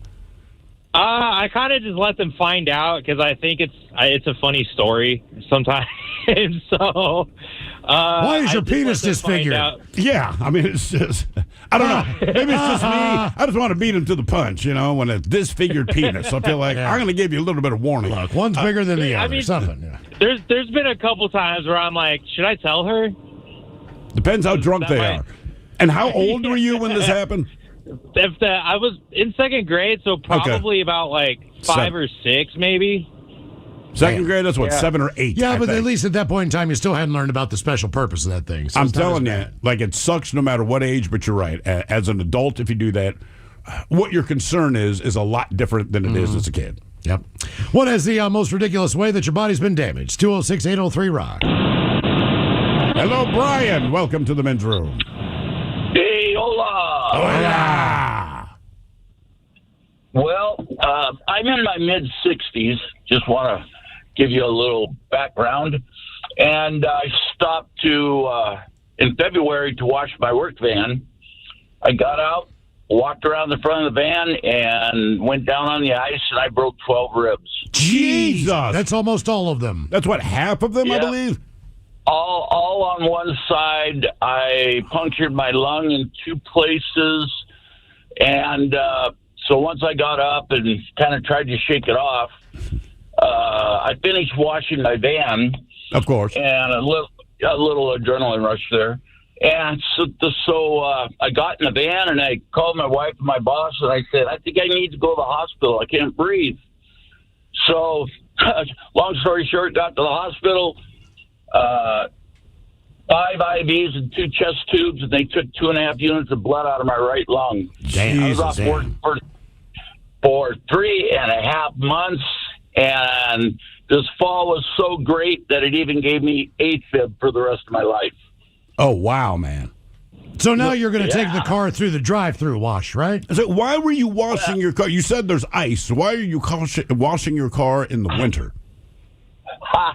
Oh, yeah, my employer makes us do it once a week. Aha. And it's too big to go through the automated one, so it's all on us. So can you get any kind of workman's comp as a result of that or no? Oh, yeah. I was, for 3.5 months, was on L&I. Okay. I mean, that makes sense. It seems crazy if it's that cold out, you still got to stand outside and wash it. That was my thought. Like, maybe the boss give you a pass on this week. I feel like a lot of things happen in the wintertime. Certain things people don't care about. Mike, maybe your wife's the same way, but like, women are like, hey, I'm going to shave my legs. Well, in the wintertime, like, that's done. Yep. And it's always, well, no one's going to see my legs. I'm like, well, I'd see your legs. She's like, deal with it. Yeah. Like, fine. Then the weather breaks, and all of a sudden, like, there's this whole body makeover. And I'm like, so all of this is for other people. I need to put on the self-tanner. Yeah, like, none of this applies to me. No. It's when other people see you. Correct. You know what I mean? So, yeah, we're hitting that time. Correct. What is the most ridiculous way that your body's been damaged? 206-803-ROCK. I mean, yeah. Does your wife do the, I always love this move, right? So, you're going somewhere, maybe fancy or a nice dinner or some event. and I put on a pair of heels or quote unquote nice shoes. Yeah. But in these shoes, like 2 toes are exposed. All right. So instead of all 5 being exposed, just the cut of the shoe, 2 toes are exposed. Those are the 2 that get painted.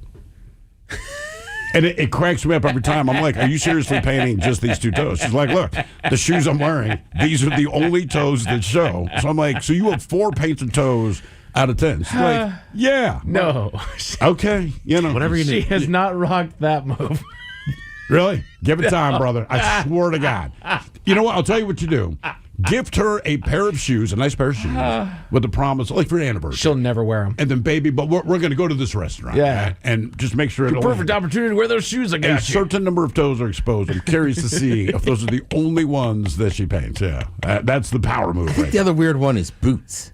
What do you mean? It's like boots are kind of hot, right? With a sundress. For sure. And then I remember one chick, I was like, you're wearing mismatched socks underneath those? Well, yeah. And I don't know why it threw me off. She was like, what did you think I was? I was like, you just figure your socks, I don't know, or knee height. Like, I don't know what I thought.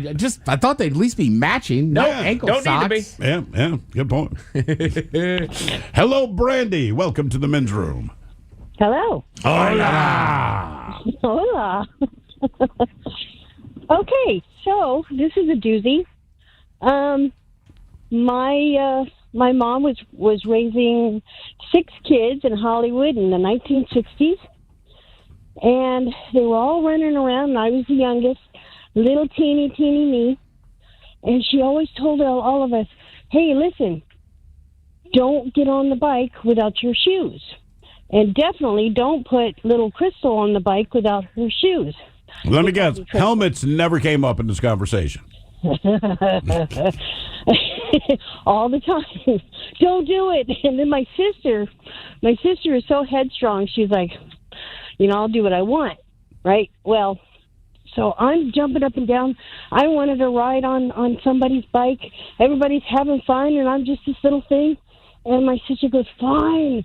So she puts me on the back of this Schwinn bicycle with Abe Hager handlebars, banana seat, and suicide bar in the back. Oh, yeah, the good old days, man. Yeah. And there's no pegs for my feet. So my feet are spread out. Oh, no. And when you first start on a bike and you sway back and forth, well, whoop, there goes my big toe flying up in the air. Oh. So she picks me up. She's running into the house. She's screaming. All the other siblings, they're all screaming. They're running in after her. My family sees me, my mom and eldest sister. They start screaming. So they wrap me up and they rush out to the station wagon. They stick me in there, and they're heading out to the hospital. And they tell my brother and my other sister, "You stay here because you got to go find that toe." They're on toe duty. So did they find the toe? Well, here it goes. So we're rushing to the hospital. One of my other sisters got her head out the window, and she's screaming like an alarm. Woo, get out of the way. So we get to the hospital. The doors open. All these crazy people are flying in the hospital. The doctor looks at, oh, my gosh, we need the toe. So my brother, he's looking on the street with my other sister, and they're looking. Now, all of us, the oldest one, probably was maybe 16. So here, he's 12 years old. He's looking around on the street where my toe was, and this old lady comes out. She comes out and says, are you looking for that little girl's toe? Well, they look at her and go, yeah. And she's, well, I didn't want my dog to eat it, so I threw it in the garbage. It's in a little baggie. So if you want to get in the garbage, you can go climb in there and get that toe out there. So my brother, this huge, giant garbage can, he jumps in. My other sister's standing there with her eyes as big as saucers, and he's digging around in this garbage, and ooh, it smelled awful. So he gets the toe, and he gets down, and he's like, well, now how are we going to get to the hospital? So he goes to the neighbor, and he knocks on the door, and the neighbor opens up the door, and the smell just knocked her out. She's like, oh my gosh, what the heck? And he goes, listen, and he puts this toe up, this bloody toe, and he says, my sister's toe got cut off and I got to go to the hospital so they could sew this back on. And so she goes, oh my God. So she puts some paper down on the seats and takes her and my smelly brother down to the hospital. And they end up not sewing it back on because there was too much grease. Too much grease from the trash? Yeah, it was just too much grease from the bicycle spokes. Oh, okay. That makes sense. All right. Yeah. So when I got older, it was like, oh my God, I'm so embarrassed with my toe. But I used it for my benefit because when I was in school and I was being bullied for being so little, I just ripped off my sock and started chasing everybody. I'm going to touch you with my toe. I guess flip-flops were an option. All right. Yeah, I did not know that was that's something you do. What is the most ridiculous way that your body's been damaged? 206-803-ROCK.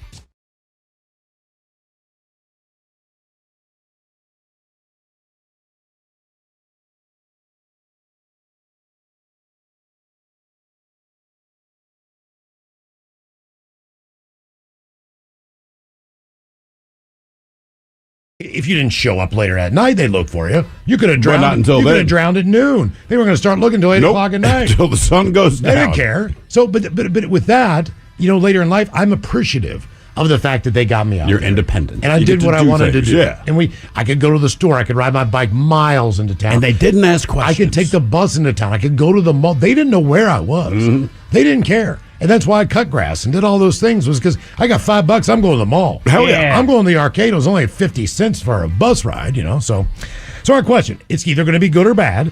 So when it comes to your parents, what would they let you get away with? Or what weird thing would they not let you do? 206-803-ROCK.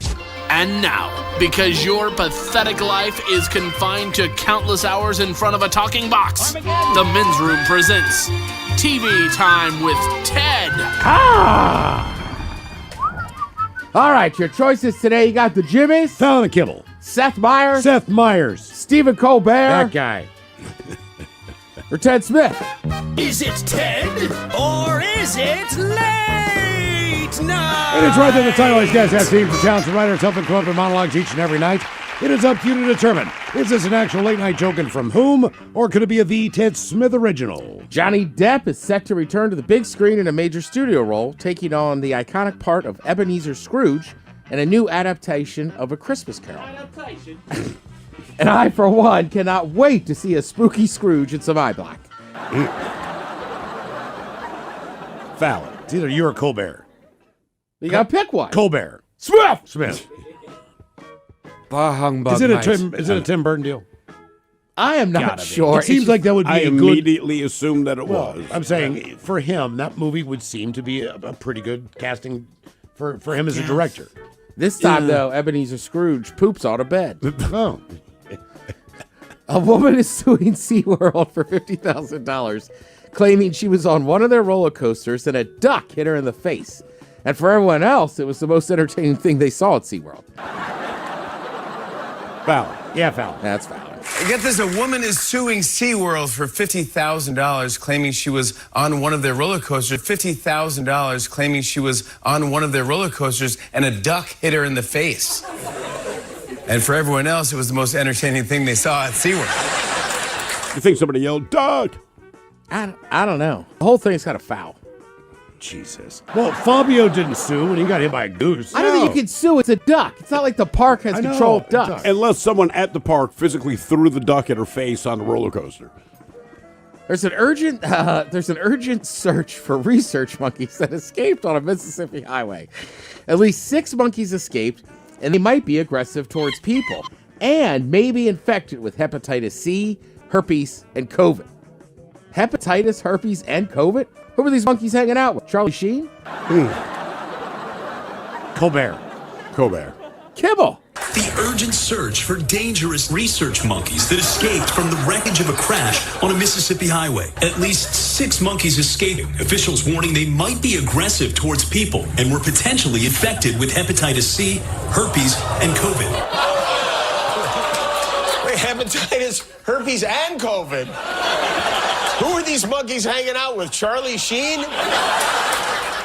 Sounds like they've been up on Aurora. Yeah, no kidding. Medical researchers say that a Japanese butt breathing technique could help people with lung conditions. The technique works like an enema, slipping oxygen-rich liquids right into the rectum, a treatment you may have experienced if you've ever been to a water park. Colbert. Medical researchers say that a Japanese butt-breathing technique could help people with lung conditions. The technique works like an enema, slipping oxygen-rich liquid straight into the rectum. A treatment you may already have experienced if you've ever been to a water park. Quick little update on the new Christmas Carol featuring Johnny Depp. For once, he's not doing a movie directed by Tim Burton. That's Ty West directing. Oh, okay. Yeah, he'll still make it weird and spooky. Yes, he will. Can't help it. He's him. I know. I watched the whole special on Vice the other day. It was like the 9 lives of Johnny Depp. Okay. Right? Kind of interesting. I will say, it was a little more interesting than I thought it would be. I kind of thought I knew Johnny Depp. But just talking about how like he started out and then, he kind of got, I forget what movie he kind of got famous in. Oh, he was famous in 21 Jump Street. 21 Jump Street. And then What's Eating Gilbert Grape was a good role. Well, before he got to that, though, he did a John Waters movie. Because at some point, he's kind of like, I just want to do my own thing.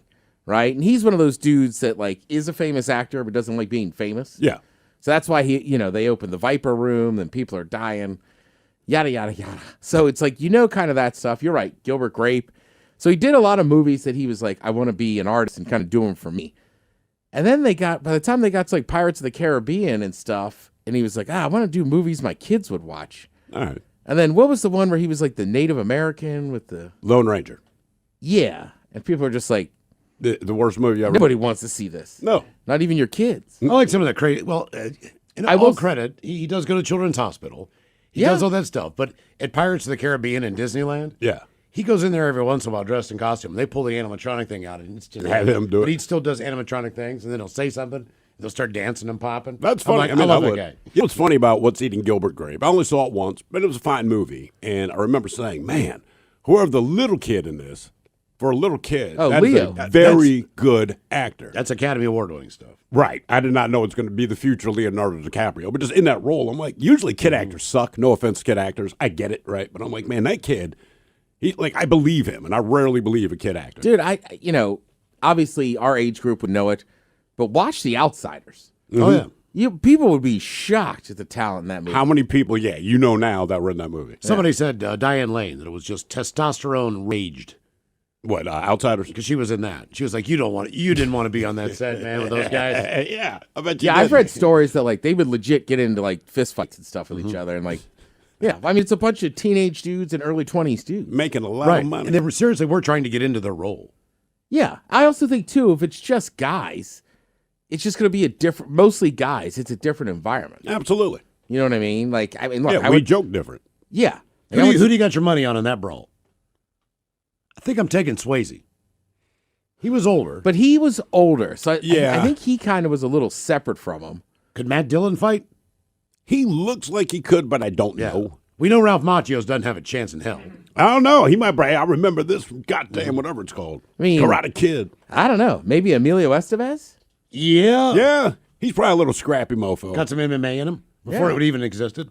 Yeah, I mean, he had to grow.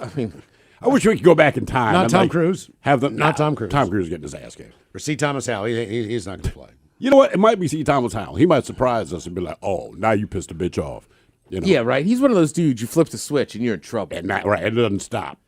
I talked about this a little bit yesterday, but it's true. There's only been 2 18-inning games in the history of the World Series, and Brad Paisley sang the national anthem before both of them. Really? No way. Don't invite him back then. Yeah, he's now called himself Mr. More Baseball. That's good nickname. He sung that. He's done it a couple times. He also sang in 2017 and last year. Both those games went to extras too. 2017 ended in the 11th, And last year said it did the 10th. That is weird. I still don't understand the tie of him doing this. What do you mean? Just Brad Paisley in general. You know, like Why? the Los Angeles connection, or what was the other one in Boston?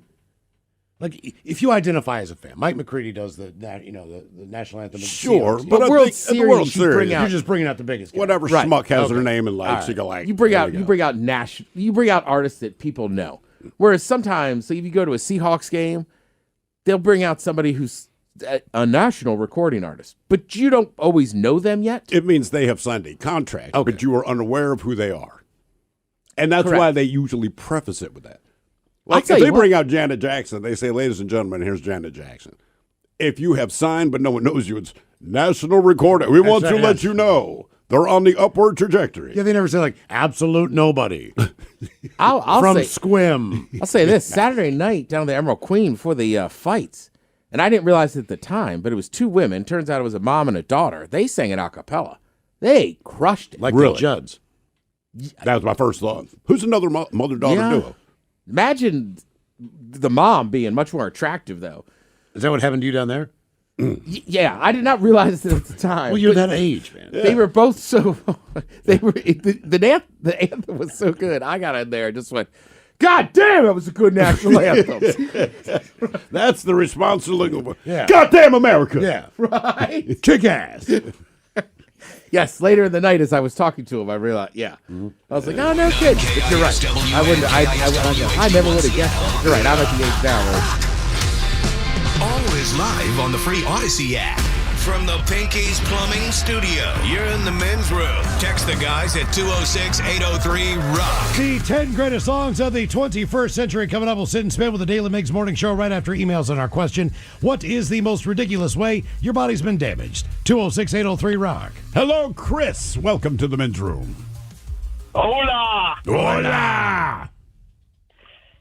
First time caller, long time listener. You guys are awesome. Oh, Hey, thank you, appreciate brother. it. Welcome to the show. Yep. So when I was about 10 or 11, I was taking out a bag of trash, and it started to fall out of my hand. So I reached out, tried to grab it again, and through the bag I grabbed a serrated can lid, like a can of vegetable lid, Yeah. and like caught it right in the nooks of where the fingers bend on the inside, and like cut open all 5 of my fingers on one hand, right in the nook of the fingers. Jesus, man. It didn't cut them off, though, right? No, I didn't cut them off. One of them went, the pinky, I think it was, went to the bone, but I didn't cut them off or anything. And because there's a fold of it, they couldn't stitch it or anything. They had to pretty much super glue them and hold it in place so it couldn't move, so the super glue could help heal it together again. Hopefully you only eat frozen vegetables now. All right. You know? Canned vegetables suck anyway. They do, but even like soup, any of that stuff. My parents would always those freak lids out. are dangerous. They're super dangerous, man. We used to get back in the day, before they put them in little plastic containers, Skippy pudding. Was it Skippy? Something like that. Whatever the pudding was. Snack packs, I know. Yeah, snack pack, but they had it in metal cans. Those were Del Monte. Was it Del Monte? Del Monte and Hunt's with those. Yeah, so you had to pop the lid off, but your parents put them in your lunch every day, and my mother every day was like, whatever you do not lick the lid of the pudding can. I'm like, Mom, I've got it. And every single day, I licked that top as much as you I ever cut possibly your could. tongue? I did. I just didn't tell her. All right. I did cut my tongue, but only once out of probably 75 times. And I remember as soon as I cut it, like my mouth filled up with blood. We're in the cafeteria, spitting it out in the trash can, telling the teachers, like, no, I'm fine. Like, do you want us to call your parents? No. Don't worry about it. I was just very quiet for like the next 2 days. Dude, you know, like when you use aluminum foil, it's got that ridge on it. Uh-huh. So my dad once was like smashing trash, basically deeper in the trash can as he didn't want to take it out. Yeah. And the empty rolls in there, and it rips his finger open or whatever. But I mainly remember this. I remember him looking at my mom going, what the hell's that doing to the trash? And she was like, it's trash. Where else would it go? Right. Yes. Have you ever cut yourself on those? That or saran wrap's the same way. It's just a Saran serrated wrap's edge. the one I've got. Like aluminum foil tears easy, so saran wrap, especially with the press and seal, right? It's I all can't use raised it. now. It drives me up a wall. So it's always sticking to everything. It sticks to everything, and I'm fighting with it, and now my mood's getting bad, you know what I mean? So I remember jerking that thing off of there, just cut my fingers across the top. And then you just stop and you're like, God damn it. What is the most ridiculous way that your body's been damaged? 206-803-ROCK. Hello, Rebus. Welcome to the men's room. Hola, boys. Hola. So, let's see. Back in 1987, I was 17 years old, and I was a janitor at a church. And a friend of mine and I were cleaning up in the the youth center. Well, they had pool tables and stuff, and so we started playing pool, and then that escalated into pool table or pool cue, like swordsmanship, and we're fighting each other. And then at one point, this guy had really, really bad impulse control. And I looked away, and then I heard him yell my name, and I realized that a ping pong paddle was about to hit me in the face. And he had thrown it across the room. And those things, even though they got the handle on one side, those things just fly like a Frisbee. And I have really, really bad vision in my right eye. Like, you know how 20/20 means when you see something, it's like it's 20 feet away. Correct. If it's 20 feet away. I have 240 in my right eye. Good God, man. Yeah. I can see shapes of things, but that's about it, unless I'm wearing my glasses. All from that ping pong paddle. No, actually, no. I got chemicals in my eyes twice as a child. Fingernail polish remover when I was a toddler, and trisodium phosphate when I was about 10. What is trisodium phosphate? Do you know how that happened? The fingernail polish remover, I was a little kid, and I remember it. I thought it was water. I poured it into a swimming pool, and I dipped my head in the water and came up screaming, apparently. Okay. The trisodium phosphate, my dad was a window washer, and it's a powder that they use, and it can actually take your skin off, like one layer. It makes your hands kind of pink and painful after you use it. And it was in some carpet in our car, and I was laying on the floor of the car because I've got like perfect directional sense. And so my sisters would ask me, okay, where are we now? And I could always tell them. Well, at one point I got up and my fingers kind of did this little dig through the carpet, and it jumped up into my eyes. Jesus. And yeah, my dad had to like scoop me up and rush me into my grandparents' house and wash my eyes out. And so because of that, like one of my eyes is almost normal, but the other one is just messed up. And so I've always thought if anything's ever coming towards my face, I will dodge to the left so it takes out my right eye. So where did that thing end up hitting you, based on the fact you can't see it coming?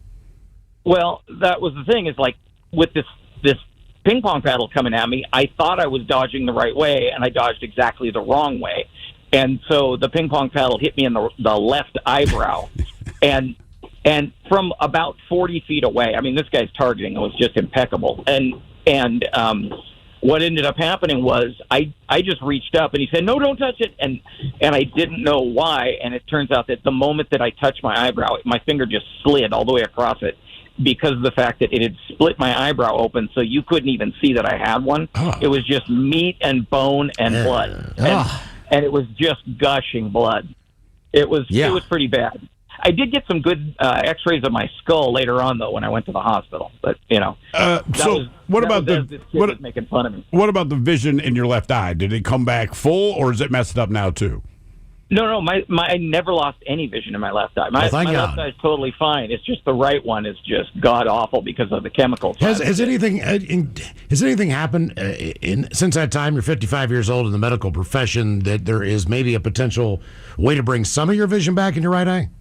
I imagine that if I got the LASIK surgery or something like that, that might do it. But I would probably only need it just in one eye, and I don't even know if they do that.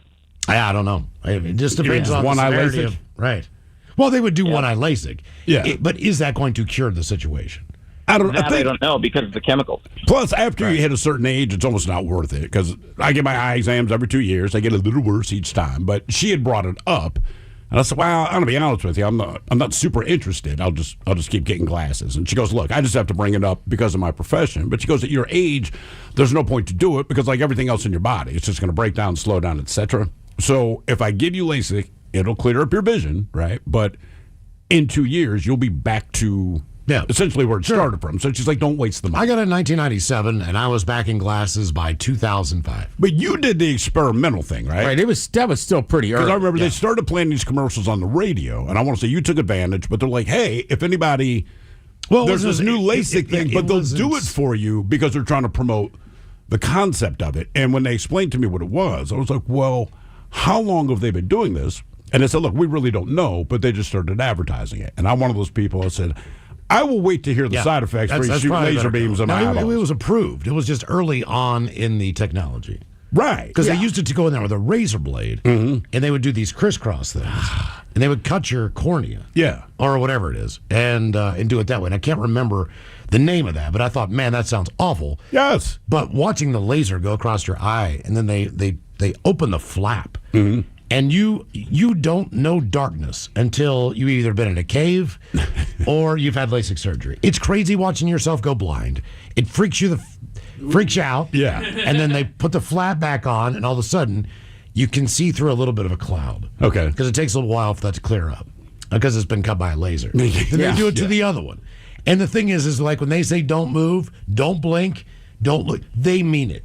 You could. How do you not blink though? I was going to say that's the There's challenge. a laser going across your eye, man. You can't blink, or it'll cut off your freaking eyelash brow. I feel like I'd be like, hold my eye open. Yeah, your eyelid would be gone. But they don't have anything to like hold it open. They, I'm just saying, don't they blink They is a might. tough They call. might have. I don't remember it that well. I just know, as far as being still and not blinking, that was very, very important. Because even the puff test that they do now, when's the last time you got your eyes checked in? Did they have the little air that they blow? Yeah. So like, I'm an adult. I know it's coming. It does not even hurt. But once you know that's what they're about to do, you can't help but start squinting. And you always hear the doctor, because they can see your eyes, like, open your eyes, man. I'm like, I know this. It's just any human being, if you know that something is going to go into your eye, the first thing, it's instinctive. I want to close them, right? And you Hey, just sit there. look at football players. Like, see what you hit. Right, but it's and you understood. can position your head correctly in that guy's chest or whatever, or your shoulder. But there's a lot of football players who tell you, like, your eyes still blink for half a second when you make contact. How can they not? Yeah. What's the most ridiculous way that your body's been damaged? 206-803-ROCK. Hello, Maria. Welcome to the men's room. Hi, thanks for having me. Hola. Thanks for being here. So I broke both my wrists because I breastfed my son. Because you breastfed, what was he, 16 when you were doing this? How did you break both wrists? No, he was 5 months old when the first one broke, 7 when the second one broke, and he was nursing so much and I was pumping so much, I was an overproducer, that it took all my calcium stores. Oh, no. My Are you wrist kidding? ended up breaking. Did they give you any kind of warning of that? Like when your kid's born, and they go through all the rigmarole and teach you this. Did they ever mention, like, hey, by the way, if you're an overproducer, just know your calcium count's going to go way down? No, I had no idea. So when I go into like the doctor and they're like, oh, like, yeah, your wrist is broken. What have you been doing? And I was like, I'm just literally caring for my son, and he's literally in the carrier with me. And they're like, oh, are you breastfeeding? And I'm like, yes. And they say, how often does he feed? Are you pumping? All that stuff. And I go, yes, he feeds. I pump. I overproduce. I have like 1 million ounces in the freezer. And they're like, oh, it's because you don't have enough calcium in your system now because he is taking it all through your breast milk. He's a calcium vampire. Did they make you do Similac or something, like anything else other than that method? They gave me some calcium supplements, which were super hard to keep down, but it ended up clearing up when he was a year old, and we ended up breastfeeding until 19 months. Do you have another child? I do. I have another one. And Did you so say far, there's no way you're getting on my breast? Did this happen again to you? Not yet, no. But I've been taking calcium supplements and just watching my calcium intake, and so far, so good. How old is the the kid now? How old? The second one is a year. The first one is 4, and he's no longer breastfeeding.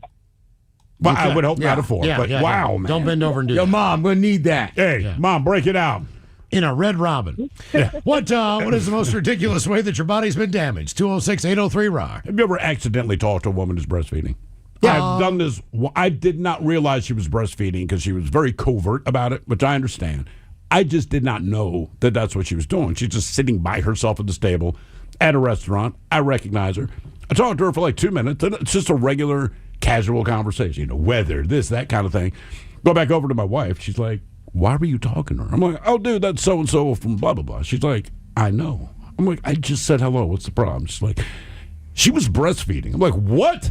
And then when I turn around and look, I'm like, oh, God, man. That explained, because it's the look on this That woman's explained her face. boob hanging out. No, you The didn't whole reason see I was it. talking to her. But, But just you the played look it. I on her think playing it face. correctly. You just went over and talked. I've done the I thing did, yeah. where I was talking to my friend and went, "Oh, you're breastfeeding. I'll come back."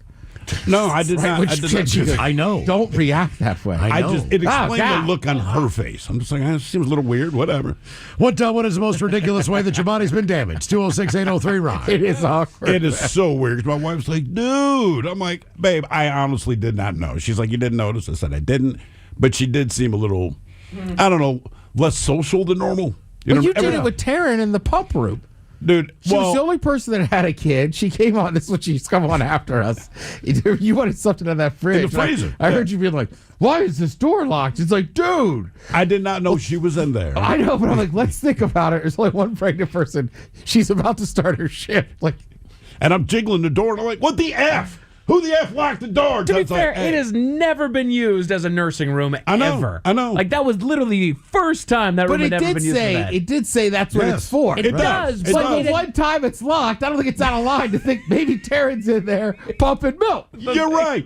Did not cross my But it mind. lasted, what, 9 months or long? No, it lasted years without that actually being the case, didn't it? Yeah. I think it's always over. So, like, I was just shocked. I don't blame the guy. It was locked, and the thing is, it's the one place we have a freezer, right, instead of the fridge. I don't know, maybe like salmon from Castle or something, but there was something in the freezer specifically that I wanted. The hell's wrong with the door? What is the most ridiculous way your body's been damaged? 206-803-ROCK. My bad. Right, it's like when you're pooping and somebody's like, with the What's wrong stall. with It's the like, door? take another stall. Hello, April. Welcome to the men's room. Occupied.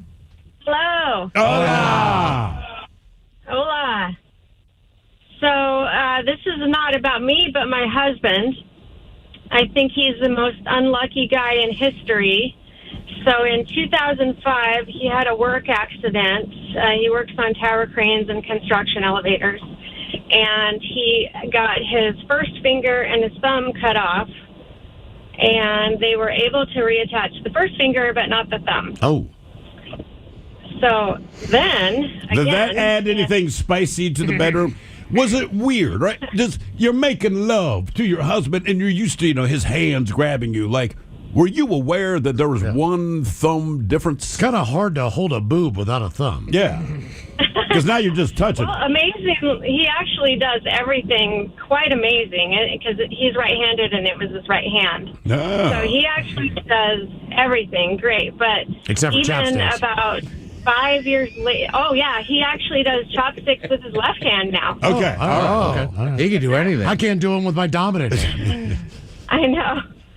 So then about 5 years later, he had a little accident with a table saw and cut off a little bit of his pinky on the other Jesus. hand. I mean, it's kind of a matching No. set then. Yeah, so the joke is that some of his friends call him 8.5. 8.5. All right. All right. 8 Mile. What is the most... Go ahead. I'm sorry.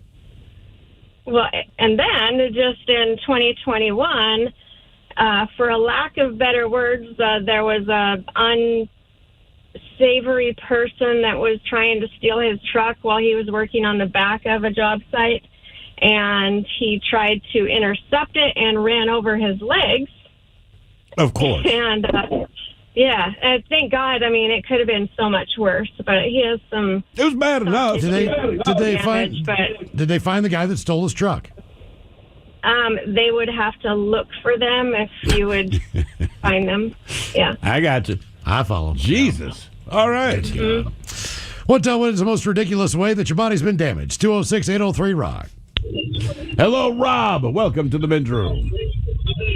Hola, bitches. Hola. Hey, I got one for you. Okay, just to start out real quick. Drugs, which is weed, alcohol, a bet, and stupidity all take place in this one. Okay. All right, well, we were at a party at my grandpa's house here, about 20 years ago. And, he's got the long picket fence, with the barbed wire, electric fence, the whole 9 yards, keeping the cows in. And we had, the weed going, the drugs and everything. My buddy goes, dude, I'll bet you $500 you can't hop 6 of those fence posts from one end to another. And they're only about 3 feet apart. And I'm like, I step bigger than that. Okay, I got it. So I jump on the first one, no problem. Second one, no problem. Third and fourth, no problem. Just as I'm getting ready to step to the fifth one, somebody screamed, which kind of threw me off balance. I slipped. Not only did I rack the boys on the post, and I slid down, it landed on the electric fence and the barbed wire, and I proceeded to set the boys on fire. Oh, my God. Yeah, and when we got off of it, I'm like, after I'm feeling better, I'm kind of feeling lightheaded, and I look down at my foot, and I see blood. Well, I ended up going to the hospital.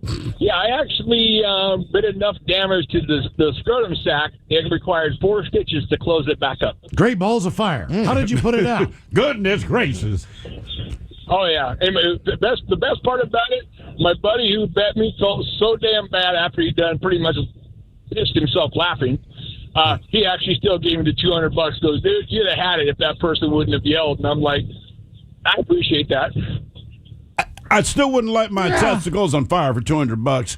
And Miles does ask a good question. How did you put the fire out?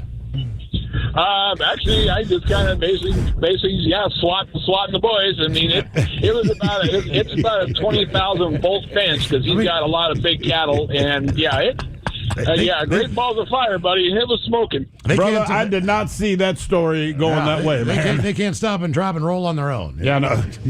No, you got to get down there. All right.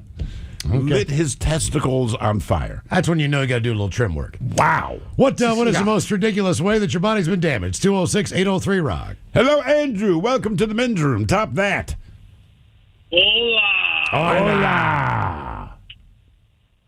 So, I'd say about 5 years ago, I was riding my bike through the city of Chicago coming back from a bar. Riding it, and all of a sudden, Oh, don't do that. Wait, you just broke up. You're riding, and all of a sudden, what happened? I rode my bike, hit a pothole, and my chin hit the hood of a car, split it open 7 inches, and I had a hole going to the chin bone of my face. What are you, Dudley Do-Right? How big is your chin? I know. They said it split because of how hard I hit it. So I hit the pothole, and all the weight of my body hit the hood of the car, splitting it open. God. Was there anybody in the car? Yeah, I was riding a bike, so there was no car. Oh no, there's nobody in the car, but I was parked. So it was a park. Luckily, Gotcha. Yeah, I did some damage to the car, so sorry whoever that was. And I unfortunately had to walk away with my bike all stuff. He probably thought somebody got shot. There's blood all over his car. There's a can in the thing. Jesus. Still to come, Terror Daily, Steve Mix from Daily Mix Morning Show. They'll join us to sit and spin the 10 greatest songs of the 21st century. And we got your emails coming up next in the men's room at KISW.com.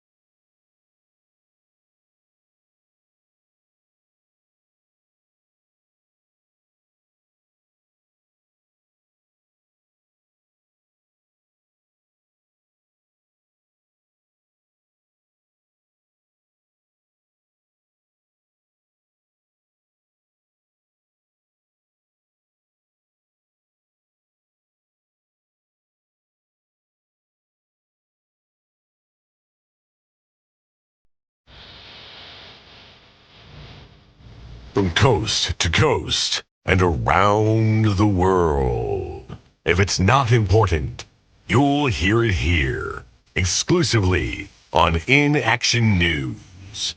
Here now are Stone Ledbetter and Felix Foxworthy. Making headlines, a female vendor was booted from a local farmer's market due to a lack of visible body hair. First, Fast food lovers rejoice! A new hamburger chain is opening downtown. Okay, I can get with that. You may have seen the commercials during various sporting events, but our fair city is finally getting its first Stinky Beef Burger franchise. Oh, man, Stinky Beef. Heard nothing but good things about the burgers, Playboy. Voted best burger in the country the last 3 years, my friend, and it's not just because they're burgers that people are excited about. Word has it that Stinky Beef also has fantastic milkshakes and fries. I myself am a sucker for a burger, shake, and fries. It's a classic combination. Yeah, right there with you, man. Truth be told, though, I was 12 years old before I realized the hamburgers weren't made out of ham. Oh, yes, I've met a lot of people like that, actually. Hamburgers are, they're named after the Germantown, not the meat. But until you know that, the name seems a little misleading. Man, there's a lot of food like that, right? Like, I love cheese. You know what I'm saying. Cheddar cheese, mozzarella cheese, Havarti cheese, provolone cheese, brie.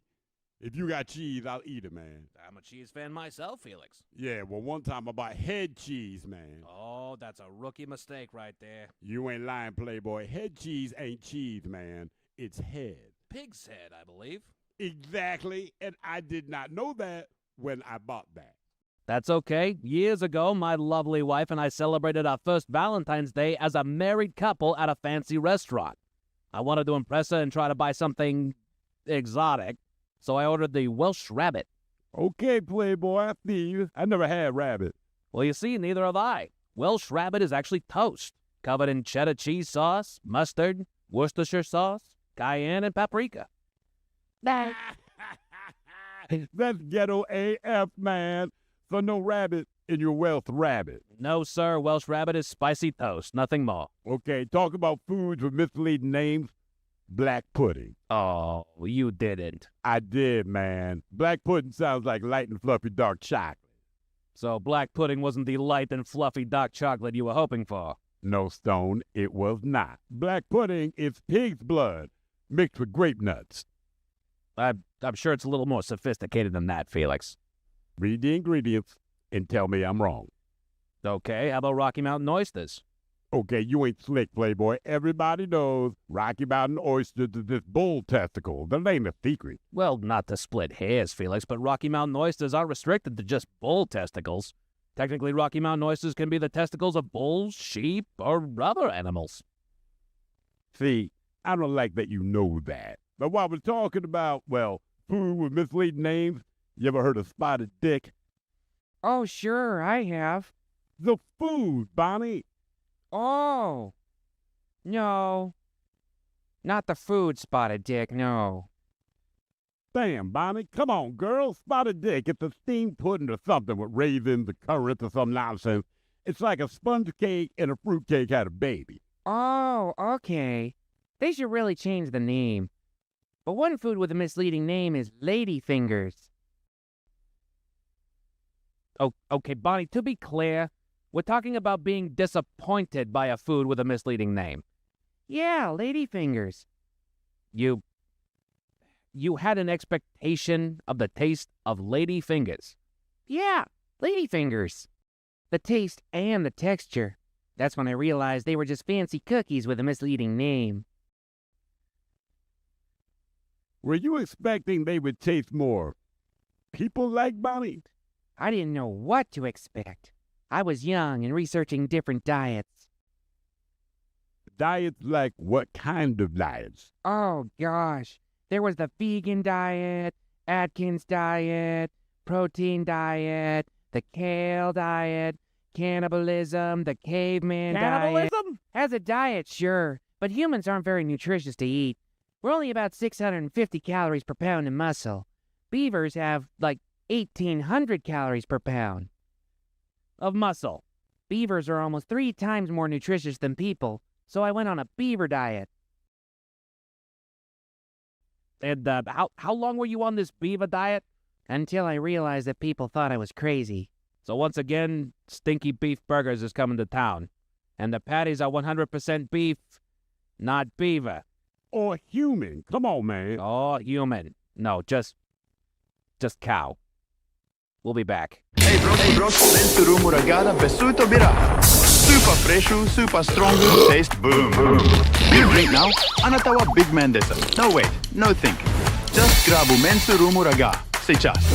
Kanpai. Mensurumu Raga Besuto Bira. Making headlines, a mixologist has wasted his talents at a dive bar. But first, an interesting situation has developed here at Inaction News headquarters. The smell coming from the vents in the conference room. No, Felix, I was referring to the heavy police presence in the lobby downstairs. Yeah, man, I noticed that too. So you already know what's going on? I sure don't, Stone. You walked into work today, saw 20-some-odd police officers in the lobby, and didn't think to ask what might be happening. Yeah, listen, in my line of work, you don't approach the police and ask them what they're doing there, man. We're in the same line of work, Felix. And as journalists, we should absolutely approach a group of officers and ask them why they're here. Well, yeah, but I meant my other line of work. Do I even want to know what your other line of work is? I very seriously doubt that, Playboy. In any case, multiple law enforcement officials are in our Inaction News lobby regarding a woman named LaTanya Gates. Never heard of her, man. I hadn't either until this morning. Miss Gates is known as an objectophile. An objectophile? What's an objectophile? Well, I'm glad you asked. An objectophile is a person who is attracted to inanimate objects, like trains, cars, even words. I like the word moist.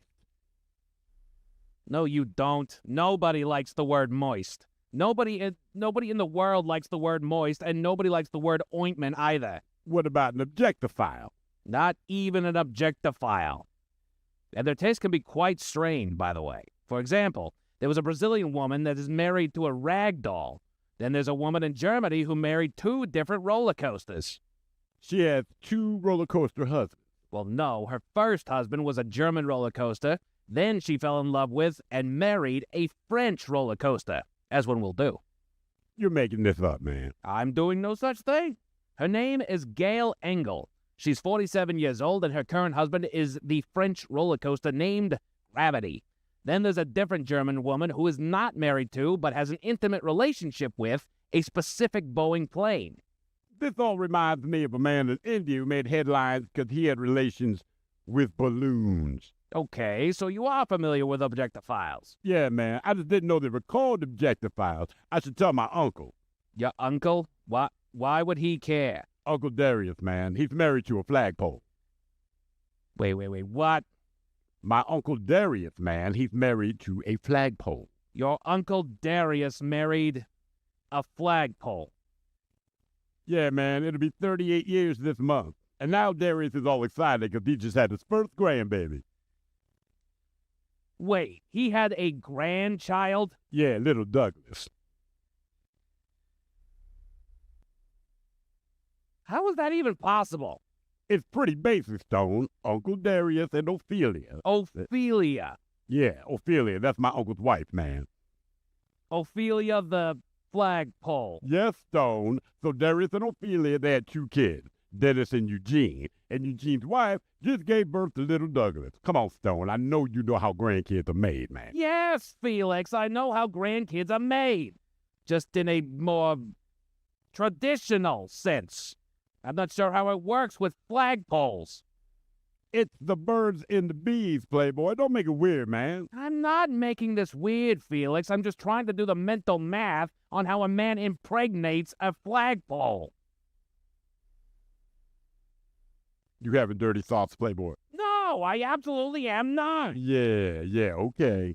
Felix, just never mind about your uncle. Although, tell him congratulations on the birth of his grandchild. Will do. Back to our top story. We return to the men's room with Miles and Thrill. Since been on the way, 10 greatest songs of the 21st century, but first time for a few emails to the men's room at KISW.com. You've got mail. You've got mail. And a couple from our question, what is the most ridiculous way that your body's been damaged? Guys, what's up? Fat man in a bar tripped, took me down, broke 3 ribs, and made me crap my drawers. Amen. Thanksgiving 2022. Tore my ACL, damaged my meniscus in my left knee playing touch football with my wife's family and old neighbors. Dude tackled me at my knees in a bad attempt to block. That guy also said that on X or Twitter or whatever you want to call it. I told him, I was like, yeah, I had to stop probably like 10 or 12 years ago. People get hurt. They do. Yeah. And then my buddy Kevin, I saw his house for the first time this year, and I was like, man, that yard's massive. He's like, it matches up with the neighbors. And he goes, I go, who's the neighbor? He's like, he's some old dude, played football, whatever, yada, yada, yada. Over the years, they have a game out there. They line this big field. They're like, Kevin, you've been a neighbor. The kids are playing too. You got to play. ACL. Gone. Oh, man. Yep. I know. And people will do it again this year. I would just highly recommend if you're a dude in your 30s, you need to start thinking Or about up. Yeah. Right. Yeah. Even 40s. touch. Just stop. It happens in touch, right? It happens everywhere. Or do the thing where you just play quarterback. Guys, as a kid, I smashed a tube TV with a bat. Turns out the glass in those extremely thick and dangerous when it flies around. I got hit by a car in the first grade while running late for school. Crossed where I wasn't supposed to, bounced off a car, landed on the curb, had a puffy mark on my back. Puffy. That's not the worst thing in the world. Pacholos back in early March 2019 in Belfair during Snowmageddon. I fell in the snow. I had to walk down the road to help my son get unstuck and back to his mom's house. While walking back to my place, I saw a car I thought may be coming down the road. So I stepped off to the side. In doing so, my right foot set in the snow and my left one stepped on ice. Slid forward while my right foot stayed planted, facing forward. I heard a loud pop and dropped.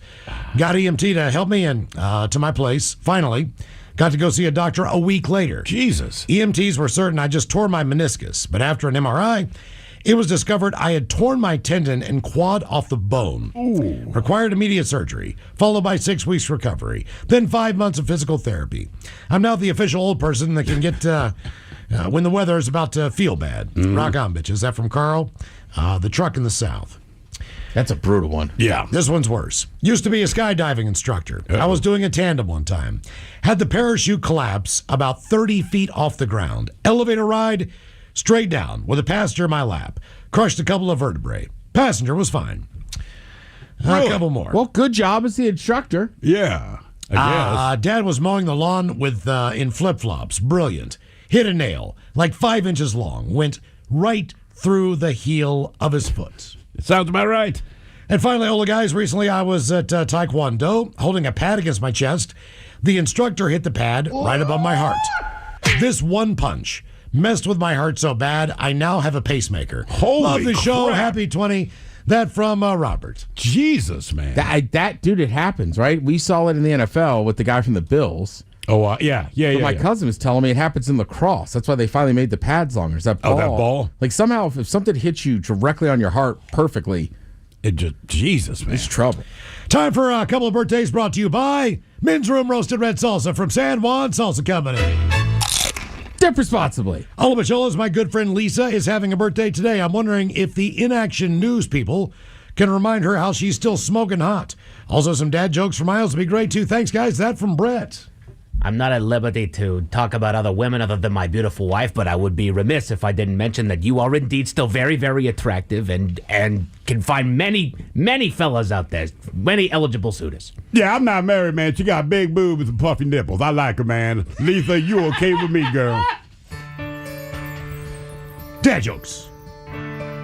What is the difference between a vitamin and a hormone? You can't make a vitamin. You can't make a vitamin. Ted, how do you get a penguin to poop its pants? I don't know. How? First, you got to put pants on one.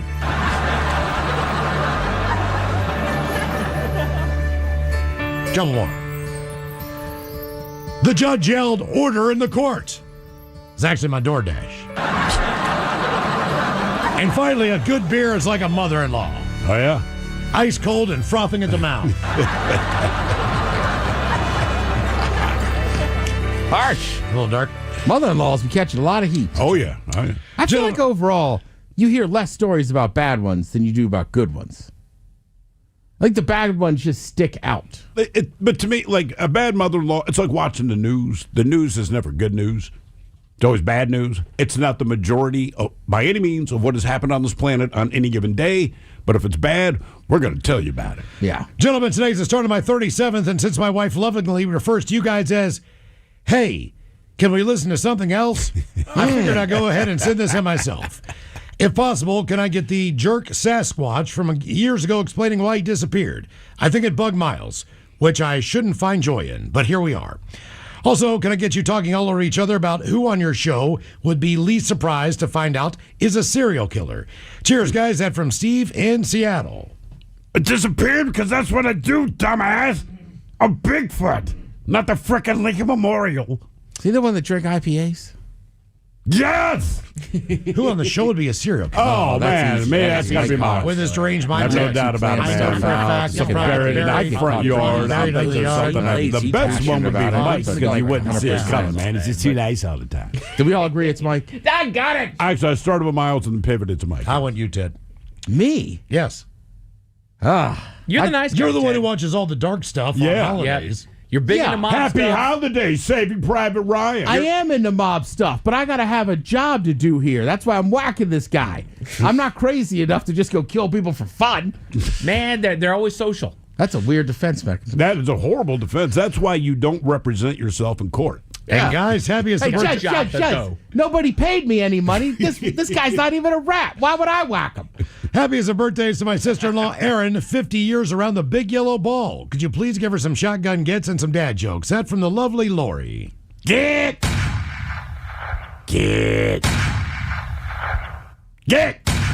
How's she walking around the sphere? That's right. I figured Big Bird, I was back. Walk around these, will ya?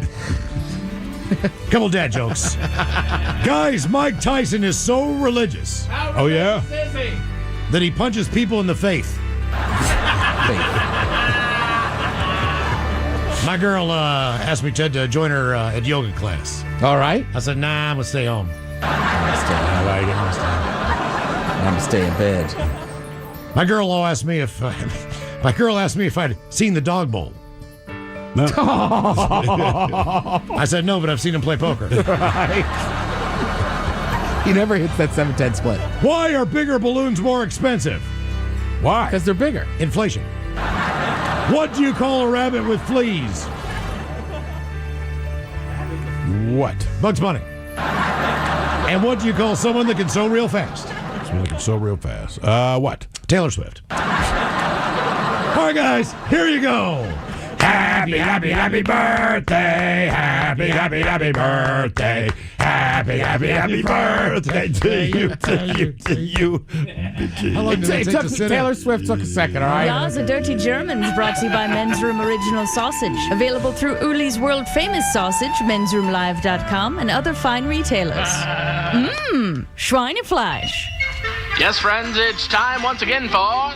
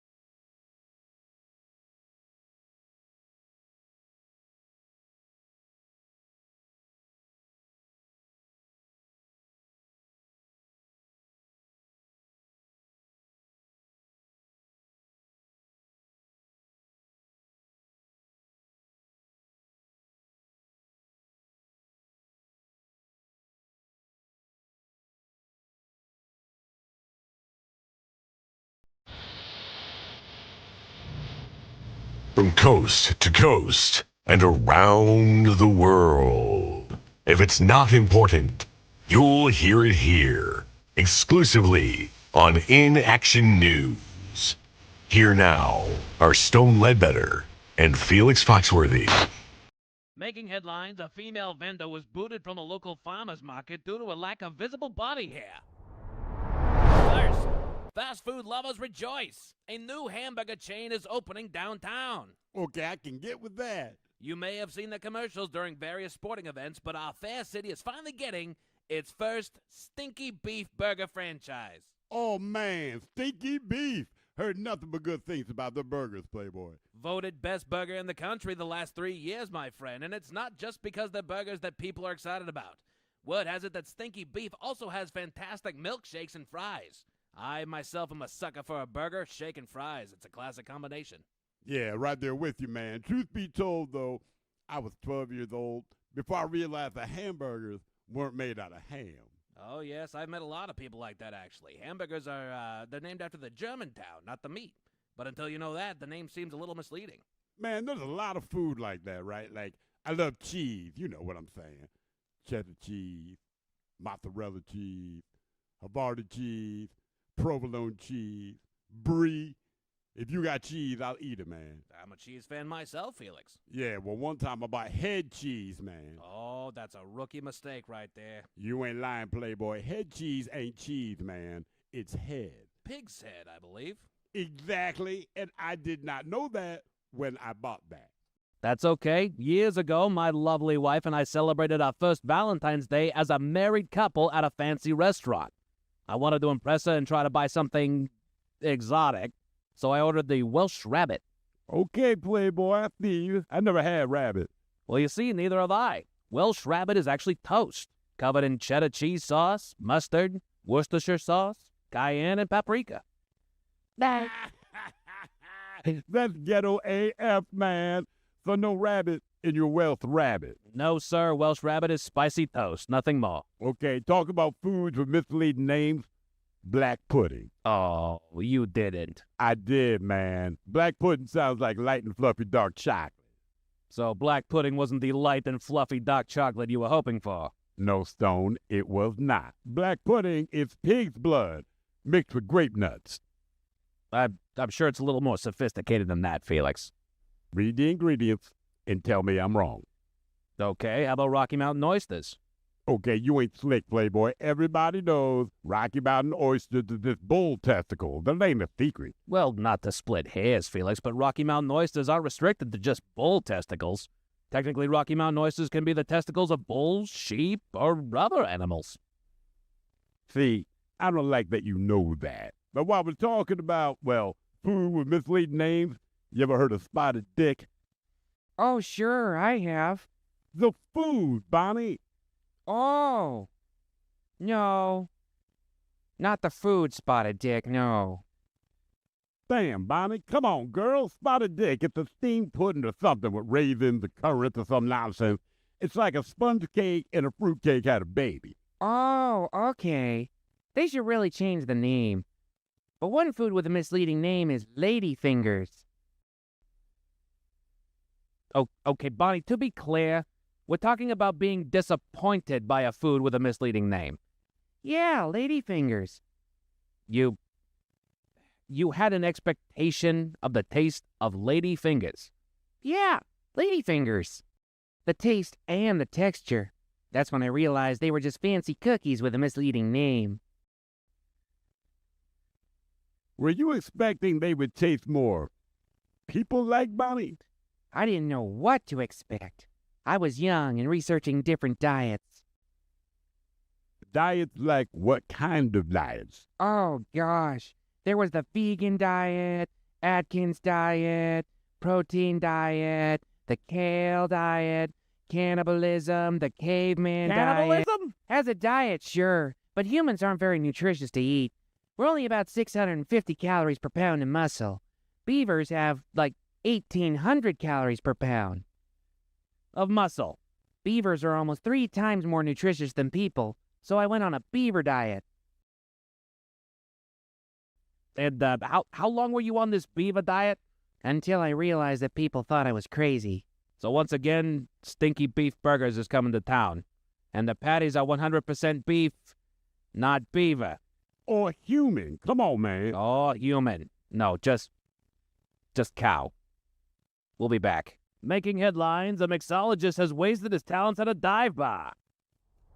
But first, an interesting situation has developed here at Inaction News headquarters. The smell coming from the vents in the conference room. No, Felix, I was referring to the heavy police presence in the lobby downstairs. Yeah, man, I noticed that too. So you already know what's going on? I sure don't, Stone. You walked into work today, saw 20-some-odd police officers in the lobby, and didn't think to ask what might be happening.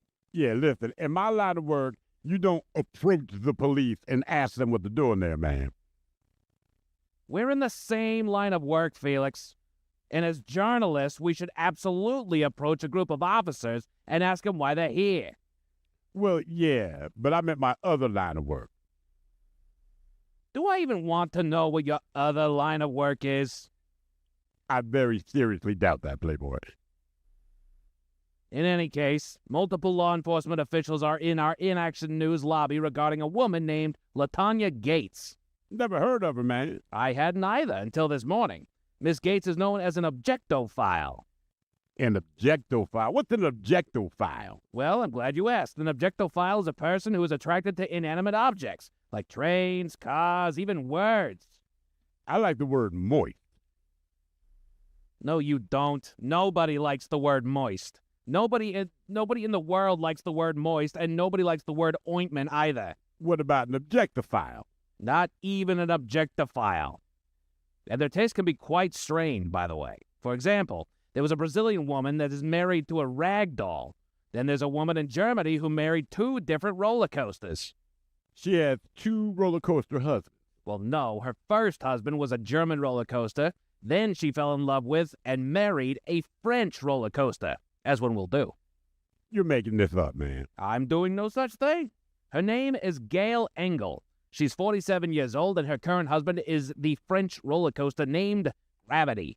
Then there's a different German woman who is not married to, but has an intimate relationship with, a specific Boeing plane. This all reminds me of a man in India who made headlines because he had relations with balloons. Okay, so you are familiar with objectophiles. Yeah, man. I just didn't know they were called objectophiles. I should tell my uncle. Your uncle? Why would he care? Uncle Darius, man. He's married to a flagpole. Wait, what? My Uncle Darius, man. He's married to a flagpole. Your Uncle Darius married a flagpole? Yeah, man. It'll be 38 years this month. And now Darius is all excited because he just had his first grandbaby. Wait, he had a grandchild? Yeah, little Douglas. How is that even possible? It's pretty basic, Stone. Uncle Darius and Ophelia. Ophelia? Yeah, Ophelia. That's my uncle's wife, man. Ophelia the flagpole. Yes, Stone. So Darius and Ophelia, they had 2 kids, Dennis and Eugene. And Eugene's wife just gave birth to little Douglas. Come on, Stone. I know you know how grandkids are made, man. Yes, Felix. I know how grandkids are made. Just in a more traditional sense. I'm not sure how it works with flagpoles. It's the birds and the bees, Playboy. Don't make it weird, man. I'm not making this weird, Felix. I'm just trying to do the mental math on how a man impregnates a flagpole. You having dirty thoughts, Playboy? No, I absolutely am not. Yeah, okay. Felix, just never mind about your uncle. Although, tell him congratulations on the birth of his grandchild. Will do. Back to our top story, Miss LaTanya Gates. Yes, Miss Gates is a self-confessed objectophile and is currently in our Inaction News lobby, handcuffed to the globe structure that adorns our entry. If you're unfamiliar, the sculpture is a replica of the globe that you see during our show open. And why is she handcuffed to it?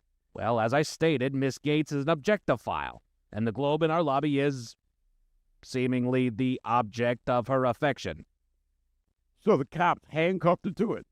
No, Miss Gates handcuffed herself to it. The police are here to peacefully try to negotiate a way for her to uncuff herself and perhaps seek treatment. There's no treatment for true love, man. You think that this LaTonya Gates is truly in love with the Inaction News Globe? I just told you about my uncle, man. Darius, yes, married to the flagpole. Plus, LaTonya has known the Inaction News Globe for years. What does that even mean? LaTonya Gates has been the night janitor here since 2019. She's dusted and polished that globe for at least 6 years, so she's definitely gotten to know it. Am I the only one that finds this disturbing? Oh, it's just something that you get used to. Felix's aunt is a flagpole. My old college roommate dated a lint filter for 3 years. Your roommate dated a lint filter, a lint trap. For 3 years, yeah. But they grew apart. That seems like the logical outcome. Oh, people said that about Uncle Darius and Ophelia, man. That was 38 years ago. Now they got a grandkid. Well, we will continue to monitor Miss LaTonya Gates, our night janitor who apparently is in love with, but definitely handcuffed to, the Inaction News Globe. We'll be back next hour.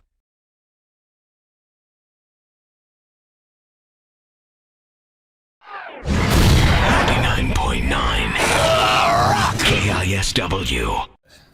Been the Psycho Muppet back here for Men's Room Movie Part 2. Shut up! You shut up.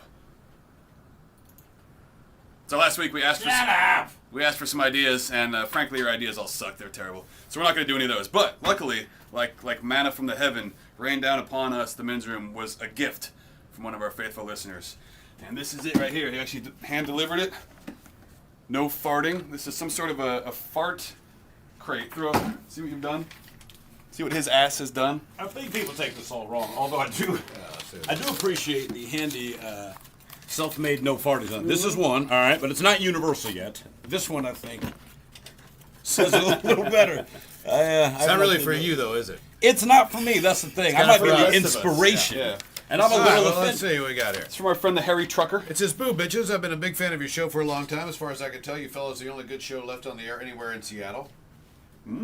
I've listened to nearly every episode ever since you started releasing each day show via the podcast. Unfortunately, because I only listen to podcasts these days, never had a chance to call in. Due to the epic amount of gas expelled during the show recently, I was inspired to put this little package together for you guys. I hope you like it. Be sure to read the instructions thoroughly before use. Thanks for the laughs. Yeah, even you, Ted." That from the Harry Trucker. The Flatulence Survival Kit 1.0. Okay. And it starts with the Flatulence Survival Kit 1.0 manual. Now, this one I like. You see, the butt trumpet tooting, if you will. It actually has music notes, which I would like to think that I do. I put a little symphony behind my gas. And people get very irritated about my farts. And I don't mean the fellas in the studio. I understand that, because it smells very bad. But people listen. Wow. It is. I have never gotten so much hostility about my butt. About my butt. Look at this. This is really put together well. Threat level 1, it ain't so bad. Threat level 2, dude, I think you just hit your pants. Threat level 3, oh my God, it's so thick in here that I can actually taste it. Threat level 4, I can't take it anymore. Threat level 1, it ain't so bad. Supplies, 1 danger tape. Oh, I see. 5 protective masks. So we actually got some danger tape here. All right. Upon realizing your coworker has dropped this level of emission, remove the above supplies from the crates. Use the tape, cordon off the contaminated area of the workplace. Pass out protective masks. Return to work. I feel like an airline attendant. In the event that I fart, but it's a threat level 1, we'll place the tape around the offending area, place the mask around your head. We would ask you to place the mask around your head before helping children. Threat level 2, dude, I think you just asked your pants. Supplies, 5 times air freshener spray. All right, we got to find that. We got to stay on track here. 3 times adjustable solid air freshener. Fresh berries. You spray it down Oh, here. solid air freshener is this guy. These are 3 good. times scented Just candles. Just a little bit, you know? Yeah. Open it up Yeah. a little bit, a little bit. Ooh, candles. They are berry blossom red raspberry. And 1 times incense kit. Waterfall fresh lily. Anyone have guesses what a waterfall fresh lily smells like? There's the incense. Oh, 91-piece incense kit. Your coworker has just dropped a bomb that necessitates Little holder, harsher too. measures. Use any or all of the above supplies throughout the affected area. Make sure the offending party sees you do it. Just in time for fall. Cinnamon spice cookies. It's like Martha Stewart. It came with an incense holder. Threat level 3. Oh my God, it's full-on so hippies. thick in here that I can actually taste it. Supplies equal 50 clothing pins and 6 corks. Your associate is releasing toxic clouds that are stripping paint from the walls. This has gone too far. No one deserves this kind of treatment. Being careful not to alert the target, quietly pass out the clothespins to any affected coworkers. Gather several athletic coworkers together, tackle the enemy while being held, pull down their pants, and insert one or more cork into the rear entrance. Ooh, do not do that. Well, threat level It's up 4. to you. It's up to you, fella. You force our hand. Threat level 4, I can't take it anymore. Supplies, 10 razor blades. There's no more hope. It's time to end the pain. Please follow the following diagram. Remember, kids, it's down the road, not across the street. Make it count. Hey, Thrill. Wow. Why did you take the top off those candles? Could you not smell through the hole? Oh, Jesus Christ. I didn't realize That's tremendous. Did not notice the hole. Oh, we got something else too. So, sweet. Harry Trucker, that is that's quite a kit. I think that's going to keep Miles sane and healthy Should for we quite just keep some time. it in the studio? Yeah. Might as well. Yeah. That's fantastic. Thank you, You want Harry to keep? Trucker. You want to keep one in here? I also got this today. Oh, man, I don't know about that. From Urban. From Urban up in Shoreline. This is actually very, very, very, very awesome. And well thought, 91 pieces of incense. Well, you know what? And we'll go through every one of those. Think I can do by the end of the See year. what this look is. Remember when we got the little clown in the mail? It was. This is a mysterious wait a minute. white powder. It's a white powder. It's like Christmas. No way. That's cool. Where did he get that bottle cap? It's like a It's like a keychain. bottle cap around a keychain. That's kind of cool. Take a look Where at did he that. get the bottle cap? We got a note in here. All right. It's like Christmas. Ignore the white powder. Oh, what is this? Okay. Dear Miles, Steve, and Ted. Yeah, it's not for me. Somebody else read it.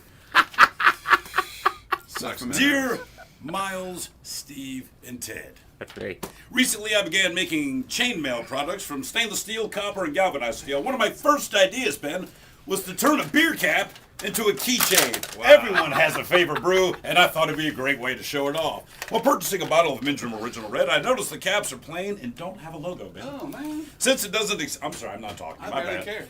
Since it doesn't exist yet, I quickly created one and wove a keychain. I've enclosed the Minstrom keychain I created.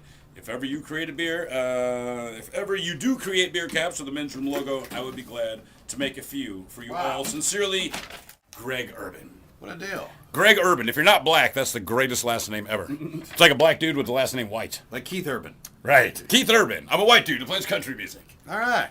Very cool. Thank you, Greg. That is cool. I'll put that over So here. we got a I'll read that with the keychain? emails. Oh, yeah, yeah. All right. Well, you guys got a keychain. Good luck splitting it 3 ways, jerks. Cool. When did you get into making chainmail products, man? Like, who does that? Medieval fair. Yeah, that makes sense. That is a cool situation. So, there's our movie. Jazz hands.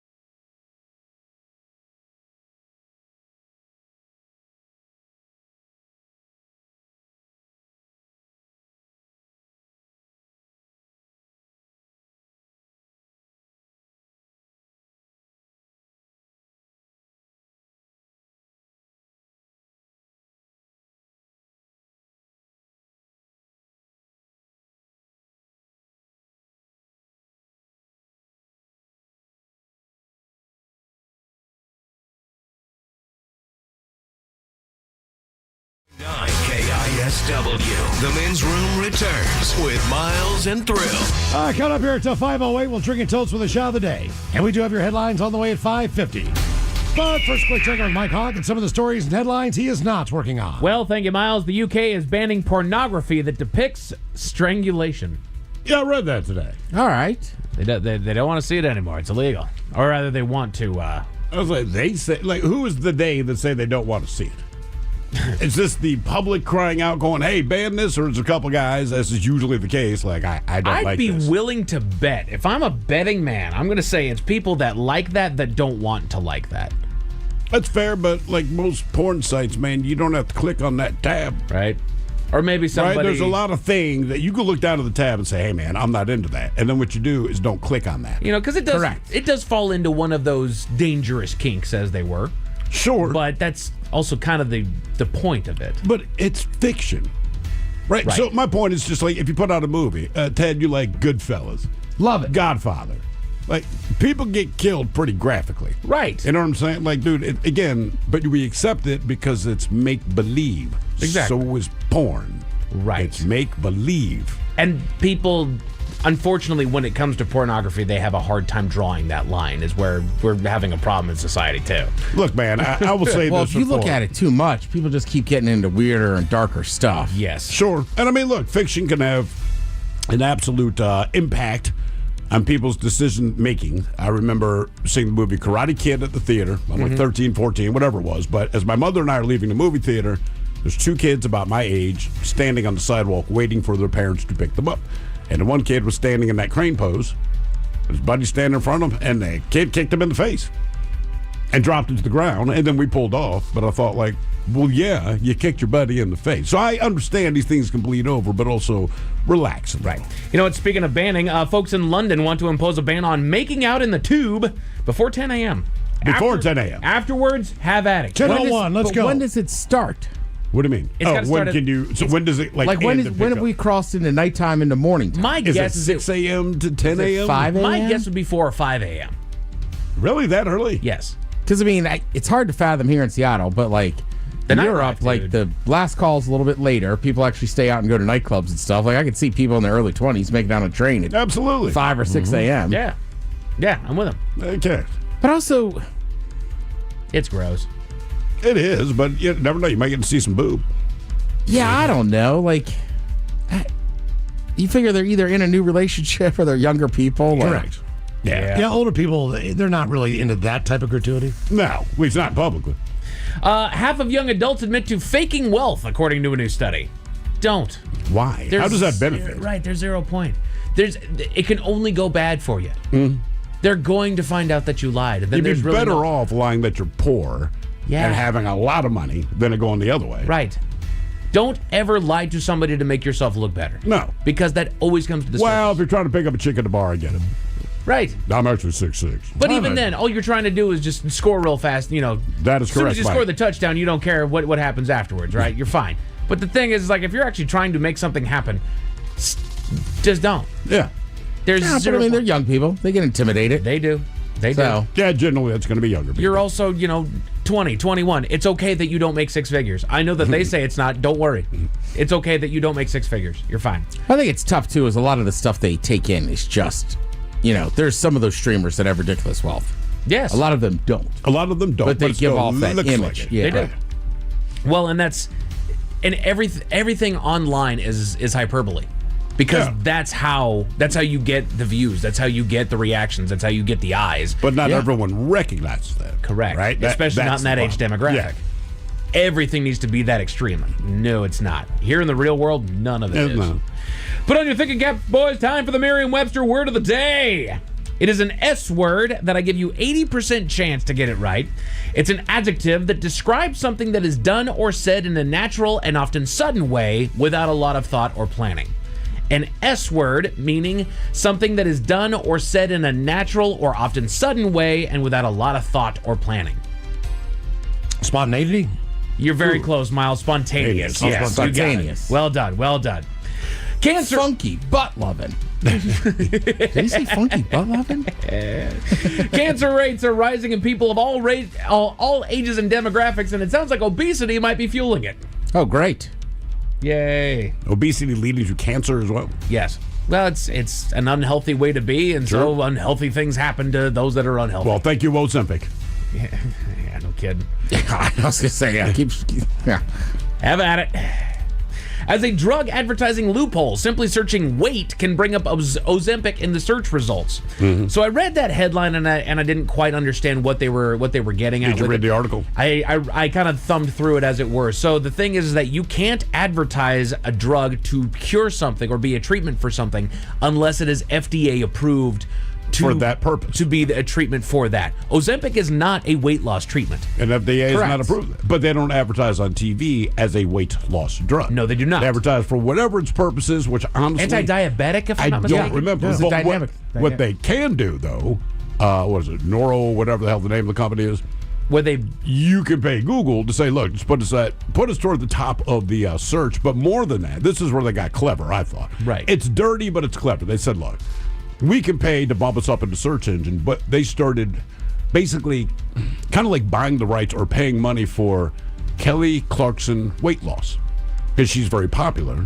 Yep. And every time she loses weight, you want to know what she did. So instead of watching her show, they Google it, and boom, and she's not saying it's Ozempic. They just attach themselves. It's very similar to the alcohol rules. What do you mean? As far as advertising, you can't say Jack Daniels; it'll get you hammered. Right. You can't say it. You can get drunk on Men's Room IPA. Trust us, Men's Room IPA. Right. Drink responsibly. Exactly. That's what we say. Yeah. And so that's, we say have a beer. That's basically their loopholes. That if you're looking for weight loss, hey, Ozempic is at the top.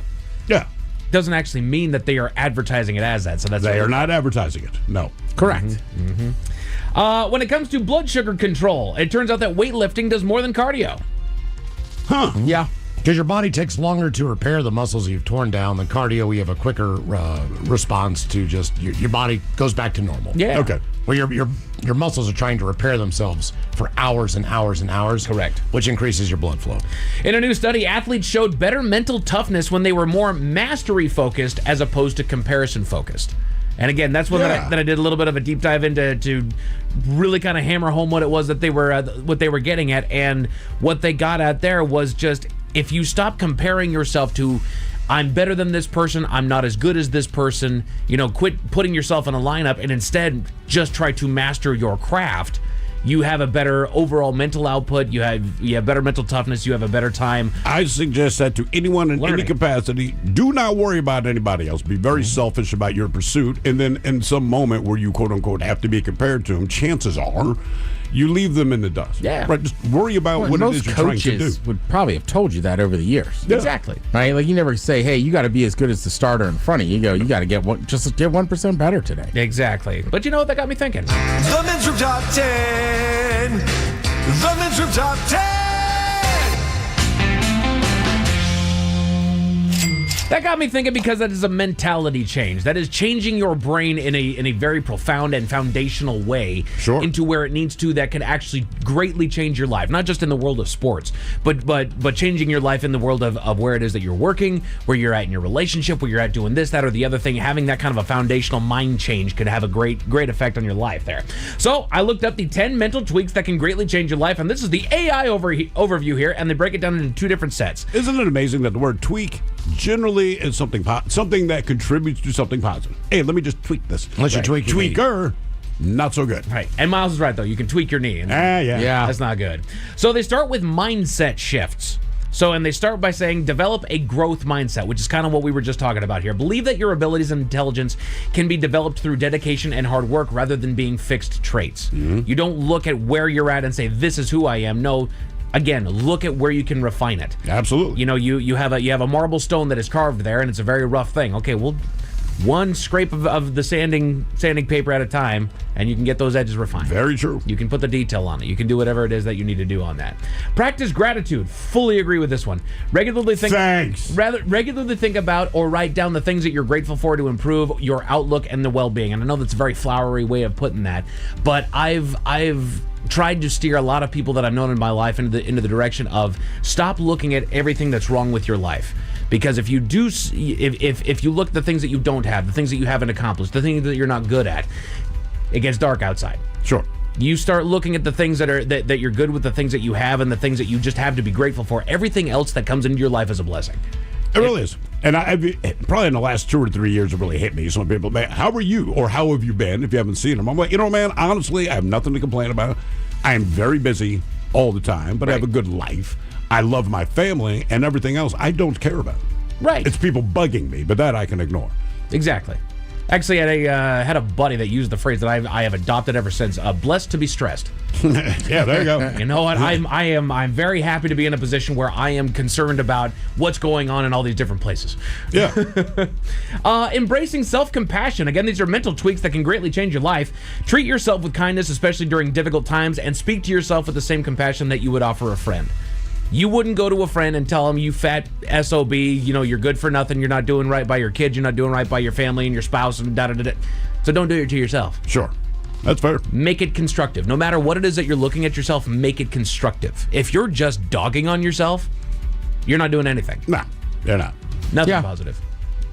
So, I mean, like most things, much easier to say to other people.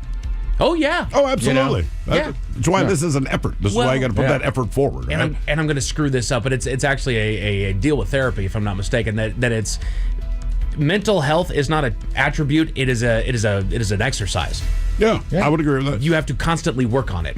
Yes, you do. Nobody is always happy, except for me. And Barney. Yeah. Learn to reframe thoughts. Consciously reframe negative thoughts into positive or more constructive ones. For example, instead of I messed up, try I'm learning and growing. All right. And again, But also you messed up. You messed up. Definitely accept that part. What do we learn from this? Yes. How do we not do this again? I think that's more of the question I ask myself. I do not want to do that again. What do I do? Right. Right. Did I learn? You're right. Did I learn anything from this, or am I just doomed to keep repeating the same dumb mistake? Unfortunately, when I screw up bad enough, there's usually a handful of times when it happens, and every time it happens, I always think the same thing. Like, the system I had didn't work, so let me try a different one now. That's it. Yeah, the system has failed you. The system's failed me. Shoot, I should smoke first. Well, that's why you learned by your mistakes. Mm-hmm. That's right. And that's the other thing. Just learn from your mistakes. That's all. That's all I ask. Detach from others' perceptions. Again, these are the 10 mental tweaks that can greatly change your life. Recognize that others' opinions are a reflection of their own perceptions and don't waste energy worrying about what they think of you. I've rarely had that problem in my life. I say that confidently. Everybody's going to tell you what you have to do with your life. Of course. Everybody has an opinion on what you need to be doing, and if they don't tell it to your face and they're saying it behind your back, they really need to clean up this. Okay, well, sure. Maybe I do. But the way that I do that doesn't look the same to you. That's it. Yeah. So, and I would say the same with advice. Think about who you're getting the advice from. Yeah. All right. Some jamoke here on the radio. Yeah. Exactly. Hey, you'll hear me say it all the time, right? Like, I'll listen to your relationship problem. I'm almost 45. I've never been married. Right. If you're asking for advice, I will give you my opinion on it. You know, But you need to tell her. Right. You need to take that into account. Right. This is where my I'm just telling opinion them straight up. You're asking the wrong person. Man. I am not an expert in that. That is a good way to get out of it. I can tell you how to take care of your kids. Yeah, everyone can. Right? Oh, that cat's a problem? Yeah. We got you. 10 mental tweaks that can greatly change your life. Now we move on to the actionable habits. We first covered there the mindset shift. Now it's actionable habits. Practice mindfulness and deep breathing, which honestly, again, was a very flowery thing and concept in my brain growing up. Stopping for literally 5 seconds. But I think everyone does amazing it, things. whether they know they're doing it or not. Right. Right? Your kids, they're about to lay some heavy news on you, or you found out and you're pissed and you do the... You're not giving it thought, but it's like somehow like, let me dial it down a little bit before I go deal with this thing. Right. Boxers go into the ring for 3 minutes. They spend 60 seconds in a corner breathing deep and just resetting. But it does say take time to focus on the present moment, even for just a few minutes, to reduce stress and improve your nervous system state. Reset yourself. If you're panicked, take a minute, reset. Yeah, calm down. Prioritize your sleep. Prioritize your sleep. Ensure you're getting enough high-quality sleep to improve mood, concentration, and overall health. I can't because I have all this. Figure it out. You're right. Figure it out. You can't possibly work on yourself and improve on anything if you're exhausted. Because also when you're exhausted, your brain starts doing stupid things to yourself. Oh, absolutely. So get your damn sleep. Get your damn sleep. Replace scrolling with restorative activities. Instead of mindless scrolling, use that time for activities that fill your emotional cup, such as reading, journaling, or a hobby. Definitely not a problem I have. I'm just not a phone guy. Yeah. Social media, I don't care. So I've been telling Miles today, I think I'm on like my 6th book in like the last 3 months, and it is nice. So you glance up at the news and you're like, ew. Yeah, it's just as stupid as it. Oh, I'm not missing anything. I go back to my book. Right. Exactly. Take small steps. Break large goals into smaller, manageable chunks and celebrate each small win to build momentum.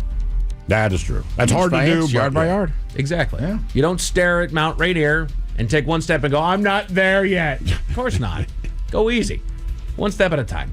And then I'll leave you with this last and final mental tweak that can greatly change your life. Make your environment positive. Create a physical space that is clean, organized, and inspiring to positively influence your thoughts and feelings. Again, what you have to influence you from the outside will turn that inside. Absolutely. If you are constantly surrounded by negative, your insides will start going negative, and then everything goes negative. Create positive energy.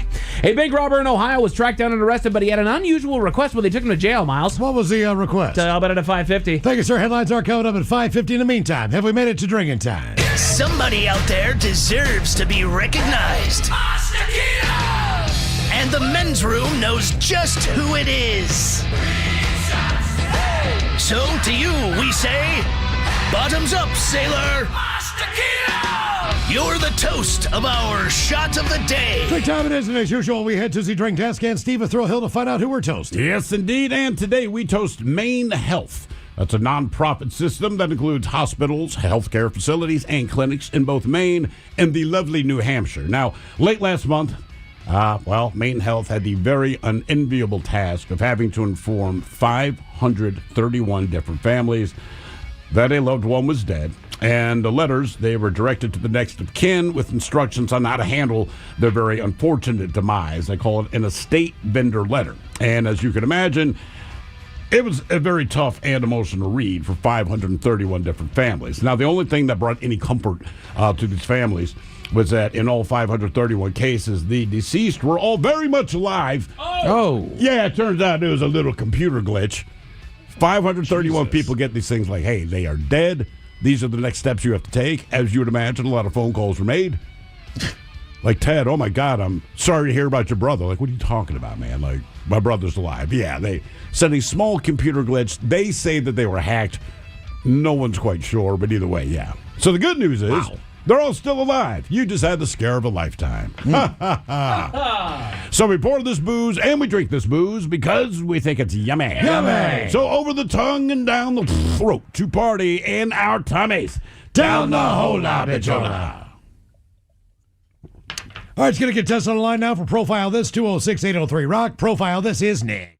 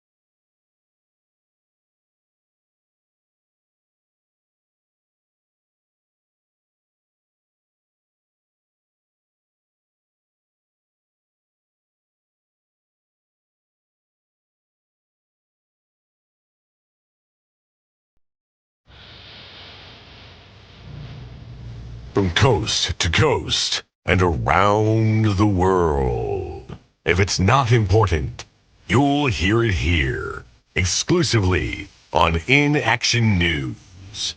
Here now are Stone Ledbetter and Felix Foxworthy. Making headlines, a female vendor was booted from a local farmer's market due to a lack of visible body hair. Fast food lovers rejoice! A new hamburger chain is opening downtown. Okay, I can get with that. You may have seen the commercials during various sporting events, but our fair city is finally getting its first Stinky Beef Burger franchise. Oh, man, Stinky Beef. Heard nothing but good things about the burgers, Playboy. Voted best burger in the country the last 3 years, my friend, and it's not just because they're burgers that people are excited about. Word has it that Stinky Beef also has fantastic milkshakes and fries. I myself am a sucker for a burger, shake, and fries. It's a classic combination. Yeah, right there with you, man. Truth be told, though, I was 12 years old before I realized that hamburgers weren't made out of ham. Oh, yes, I've met a lot of people like that, actually. Hamburgers are, they're named after the Germantown, not the meat. But until you know that, the name seems a little misleading. Man, there's a lot of food like that, right? Like, I love cheese. You know what I'm saying. Cheddar cheese, mozzarella cheese, Havarti cheese, provolone cheese, brie. If you got cheese, I'll eat it, man. I'm a cheese fan myself, Felix. Yeah, well, one time I bought head cheese, man. Oh, that's a rookie mistake right there. You ain't lying, Playboy. Head cheese ain't cheese, man. It's head. Pig's head, I believe.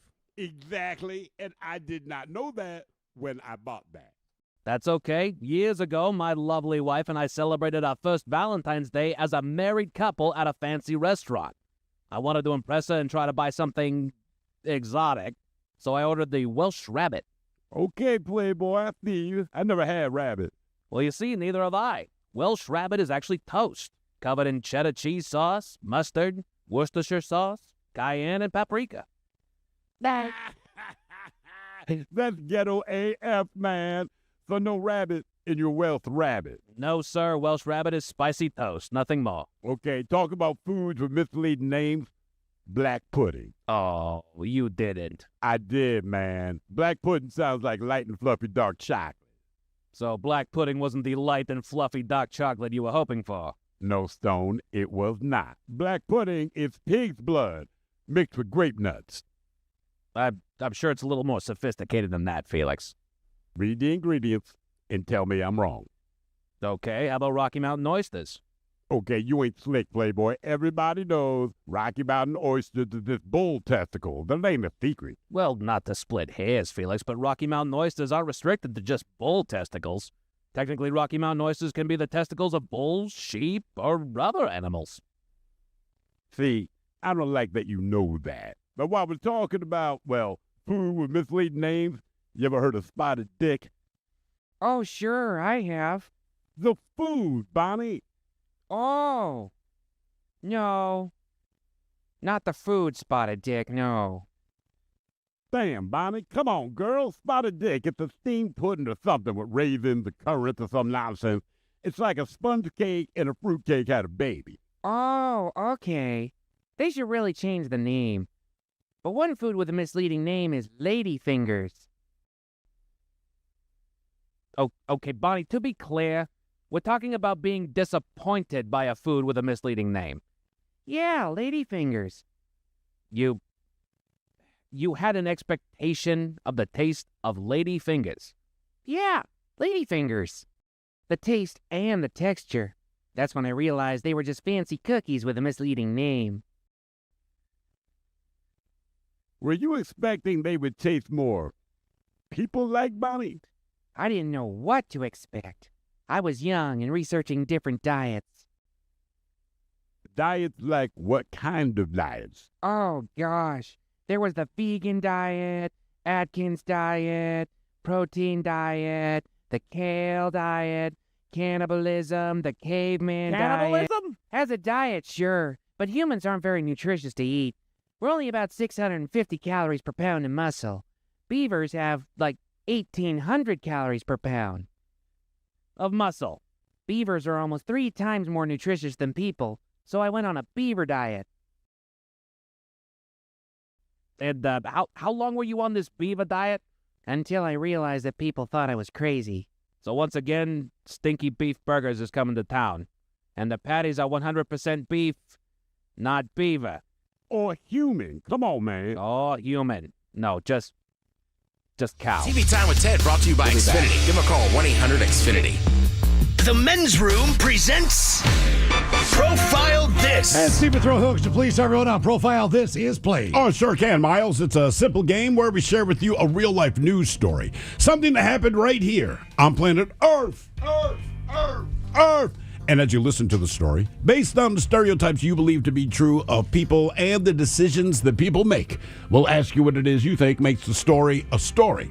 Hello, Kyle. Welcome to the Men's Room. What's up, fellas? Hola. Hi, Kyle. You understand how this here game is played? I do indeed. Fantastic. You have your choice today of one of three stories. Today we offer you the wonderful world of drugs. We have Bite Me. In other words, what did someone find in their food? And finally today, Seriously, where you guess the petty conflict that led to violence. Let's go with the petty conflict that led to violence. I'm as mad as hell. I'm not going to take this anymore. A worker in Miles' home state of West Virginia at a Little Caesars, he's accused of shooting someone through the business drive-through window while on the clock. And he was accused of doing so because that is exactly what he did. One Jacques Farmer, 21 years old, he's been charged with malicious wounding. So last Thursday, Farmer was speaking with another employee at the Little Caesars restaurant when the two of them exited the store. Around the same time, a man was outside of the store by the drive-through window. Now, according to authorities, the fellow worker retrieved a gun that Farmer had in the vehicle's glove compartment and handed it to him. The two that went back inside of the store. Now, the male, he remained by the drive-through window as Farmer is alleged to have gone to the window and screamed at him while the man sat in a parked vehicle. Farmer then fired his gun 3 times through the window. The other man was hit in the bottom of his face and near his left rib cage, but he was listed in stable condition after driving himself to the hospital. Now, Farmer was arrested the following day and booked into the South Central Regional Jail. It is unclear whether he and the victim knew each other. The question is, why did Farmer shoot this dude 3 times through the drive-through window? And since it's Little Caesars, he shot him. Oh, God. I had to do it, man. Hey, they stay hot and ready. I had to do that. I knew all day I was going to do that. If you pick this, I apologize, but it's just too easy. All right. So why did he shoot this dude 3 times? Was the other guy the ex-girlfriend's current boyfriend? Was it his current girlfriend's ex-boyfriend? You tracking with me on that? The father of the current girlfriend's baby? Or was the guy just staring at him? So was the guy that got shot, was he the ex-girlfriend's current boyfriend, the current girlfriend's ex-boyfriend, the father of the current girlfriend's baby, or was he just staring at him? So they were inside the store. And then they went outside to talk. Then they noticed the guy. The one employee, the co-worker, went to the car. How do you say this? So this guy sitting in the car staring at him. The 2 employees are outside talking, probably smoking a cigarette, whatever. They notice this guy, and the co-worker goes to a different car to get the guy Farmer's gun, hands it to Farmer. They then walk back inside of the restaurant. Meanwhile, guy in the car is still sitting in the car. When they get back in, Farmer, our suspect, rolls up to the drive-through window, exchanges some words with the guy, pulls out the gun, opens fire, and shoots him 3 times. Kyle, I think it's because he was staring at him. Yeah, Miles, I was going to just defer to you based on your subject matter expertise here, but I can't help you on that one, but same place I grew up. Exactly. Yeah, that's just what I was saying. But that's what I would say is, I just think the guy's probably just staring at him, giving him a funny look or something. Okay. I'll say it's his current girlfriend's ex. All right. What was the situation there? Was it an ex-girlfriend's boyfriend, a current girl's ex, a baby daddy, or was he just staring at him? We'll find out next. That was a tease. You are listening to The Men's Room.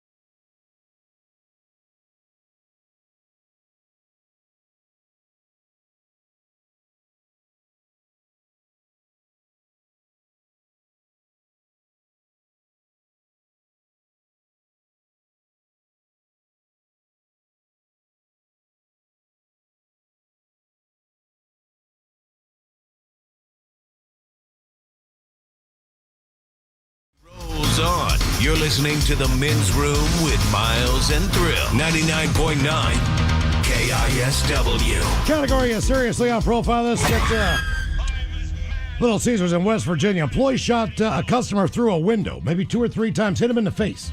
He shot through the drive-through window from inside the restaurant and shot 3 times, hit the guy twice. Amazingly, that guy was able to drive himself to the hospital. Question is, what was this dispute over? An ex-girlfriend's boyfriend, a current girl's ex, a baby daddy situation, or just staring at him? And that was a question that we posed out there. Kyle has since dropped off, but Kyle, he agreed with you. Miles, Kyle agreed with you. Said just staring at him. And he's all right. Yeah. Just staring at him. Kind of figured that's what it was, too. Wouldn't you stop staring at someone when you see his buddy hand him a gun? So I'm staring at you. For whatever reason, I'm staring at you. And you're talking to Miles. We don't know each other. And you guys are looking back at me. It's a little weird. And then, Ted, you wander off. And when you come back, you hand Miles a gun. I'm going to stop staring at you at that point. That's just I'm my leaving. thought. I'm leaving. It's And a I'm Little leaving. Caesars drive-through, though, so maybe the guy was just like, I hope they're still open, or... I don't know. I guess we'll never know. Yeah, that's it. It also seems crazy to just open fire on a dude. You thought he was staring at you. Like, you work at a place people come to get food, dude. Yeah. Now for all TV news all the time, and it's time for TV Time with Ted. And now, because your pathetic life is confined to countless hours in front of a talking box, the Men's Room presents TV Time with Ted.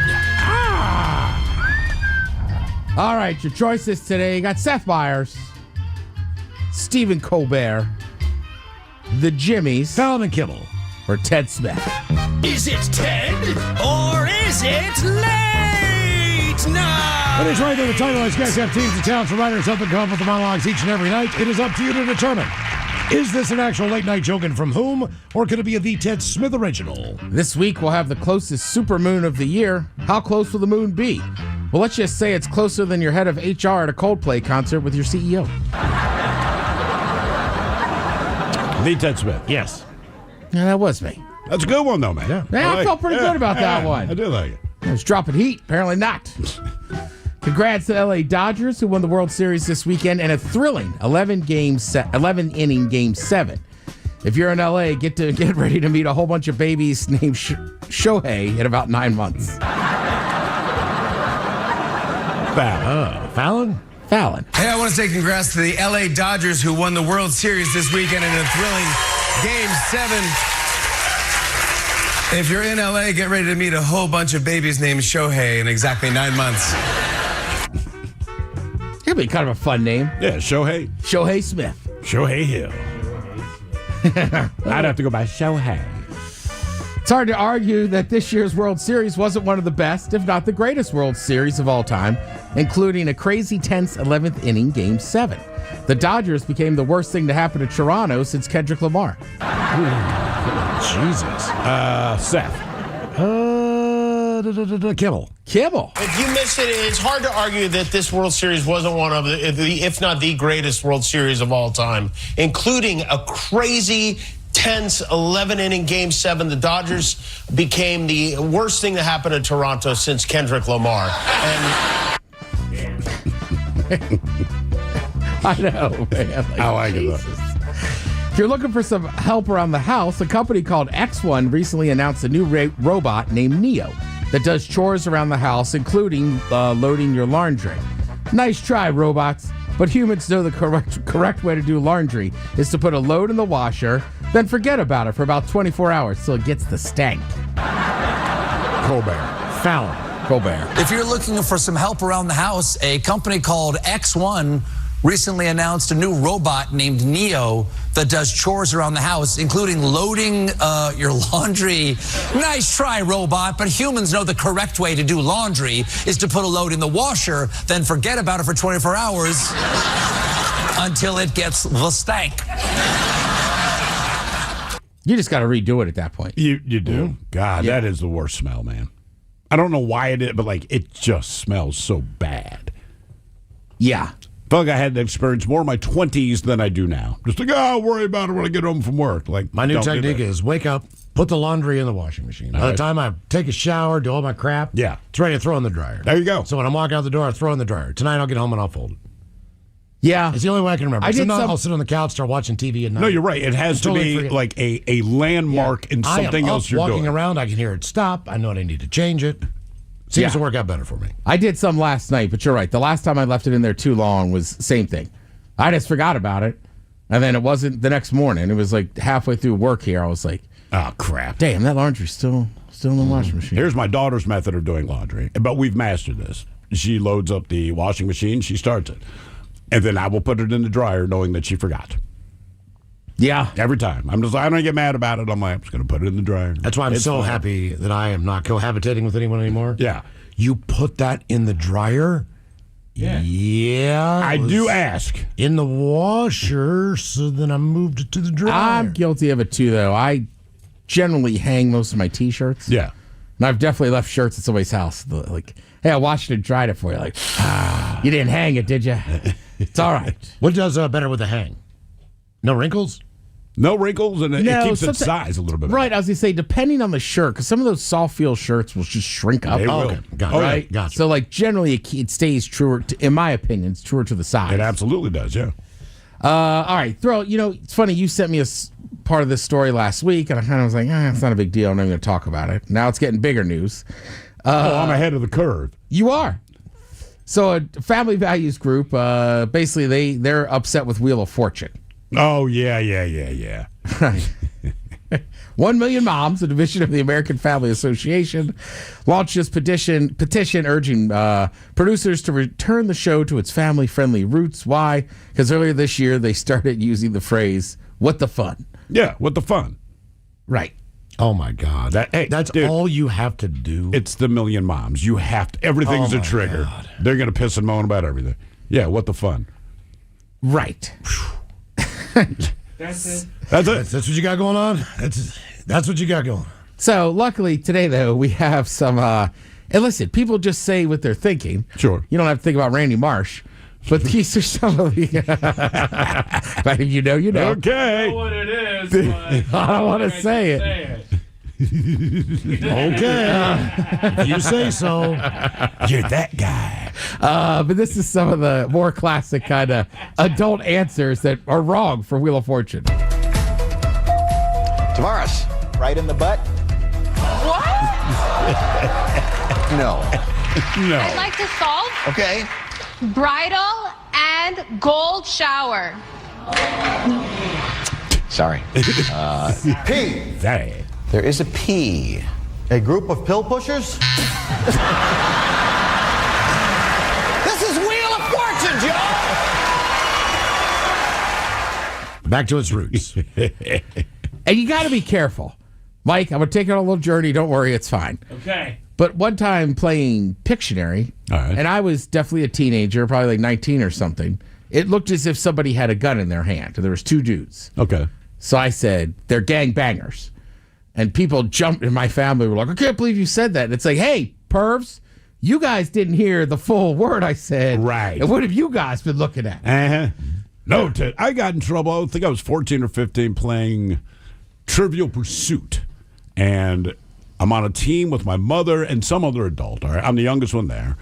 Anyway, the clue was something to the effect of what was invented by, and the guy's name was something like William Tittinger. All right. And I looked at my mom, I said, it's a bra. And she got so mad, right? Because obviously, and I said, I'm telling you, it's got to be a bra. She was pissed off. Anyway, they flipped the card over. The Brazier. I'm like, where do you think the nickname? Come on, man. It's in the name. That's why it's there. Otto Titzling. Yeah. So I was like, the bra. And she was so mad, like so embarrassed in front of all the other adults. But when they flipped the card over, all I could do, I felt like Kermit sipping his tea. Like, Yeah, exactly. There's a clue in the question. That's the clue. As a fictional character described as the inventor of the brazier. Hey, but he's not real? He's not real. Well, hey, but I got it right. You got it right. I got it right. Simply asked. That was the point. Yeah. Yeah. Well, right. And Wheel of Fortune, rightly. But pill pushers, it's like, I don't think they're going to have pill pushers. I like Bride and Golden Shower Lake. Probably not that. She said gold shower. Probably looking for baby. Yes. And as far as what's said on the show, I think Sajak did a very good job of reactionary, just doing his thing. Oh, sure. Yeah. But with Ryan Seacrest, they're just saying a slogan. I don't think that Ryan's going to go to that well as much. I mean, he will if it's obvious. But I mean, Sajak. You almost have to set him up. Sajak leaned into everything. What's the clip we have of Sajak? I mean, you do the math. Right, but also, like, that's why it's kind of funny they're all upset about it now. It's like, look, like Sajak, you're right, he was teetering the line much more. She wants a D, and she's going to get one. So where you guys been? Welcome to Wheel of Fortune. It's been on for 40 freaking Well, years. and truthfully, most kids are not going to get what he just said. No. That's what I'm saying. It's like... if they do, they chuckle because they say the same crap. Right. I have kids. I can overhear them when they're talking to each other. They're exactly as clever as we were when we were their age. Look, they're putting adult jokes in kids' movies because they know All the something time. that's going to go right over the kids' heads. Yeah, it's Looney Tunes. If your kids get it, it's not my fault. It's yours. Yeah, I heard a comedian say that once. He told some kind of dirty joke, but again, it was definitely heady enough the kids shouldn't get it. And it was funny. People kind of groaned. And he said, hey, man, I'm telling jokes. If your kids get that, that is not my fault. No.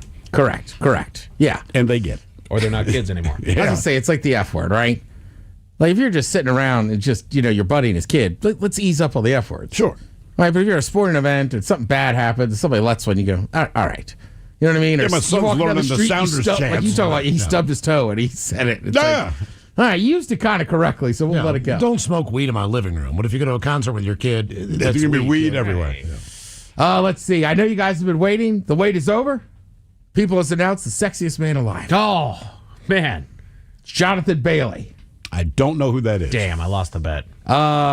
He's Lord Anthony Bridgerton from Bridgerton. Okay. He's also Fire-O in Wicked movies.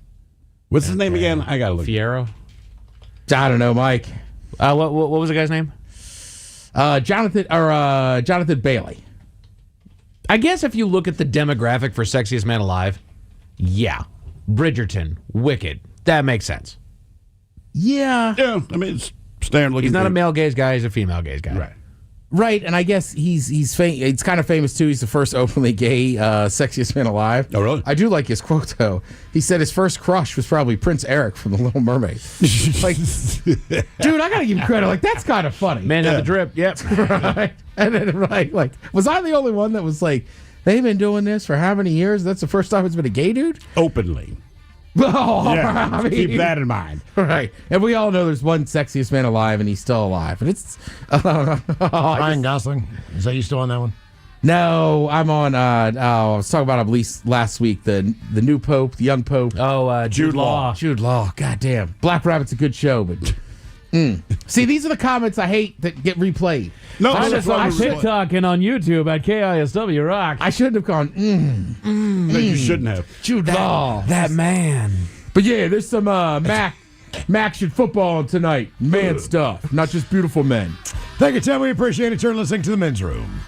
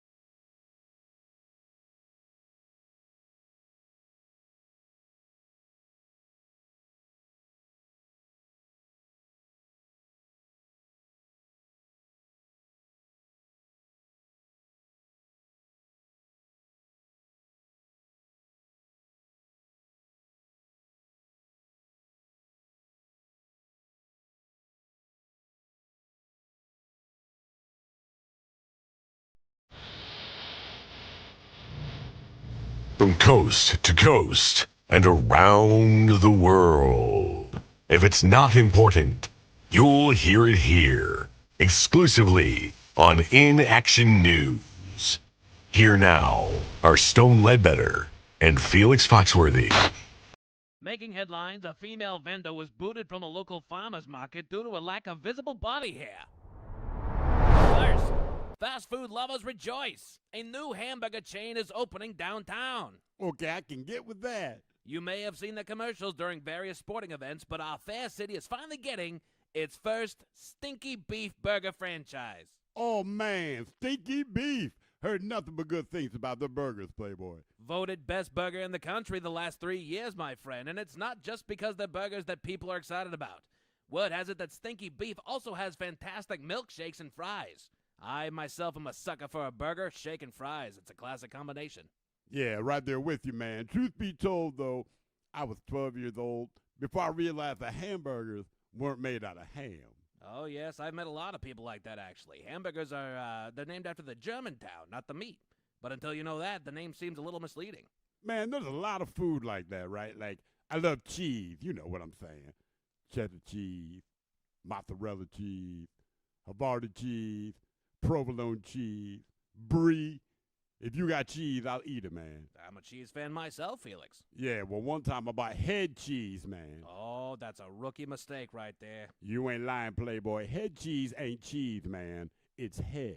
Pig's head, I believe. Exactly, and I did not know that when I bought that. That's okay. Years ago, my lovely wife and I celebrated our first Valentine's Day as a married couple at a fancy restaurant.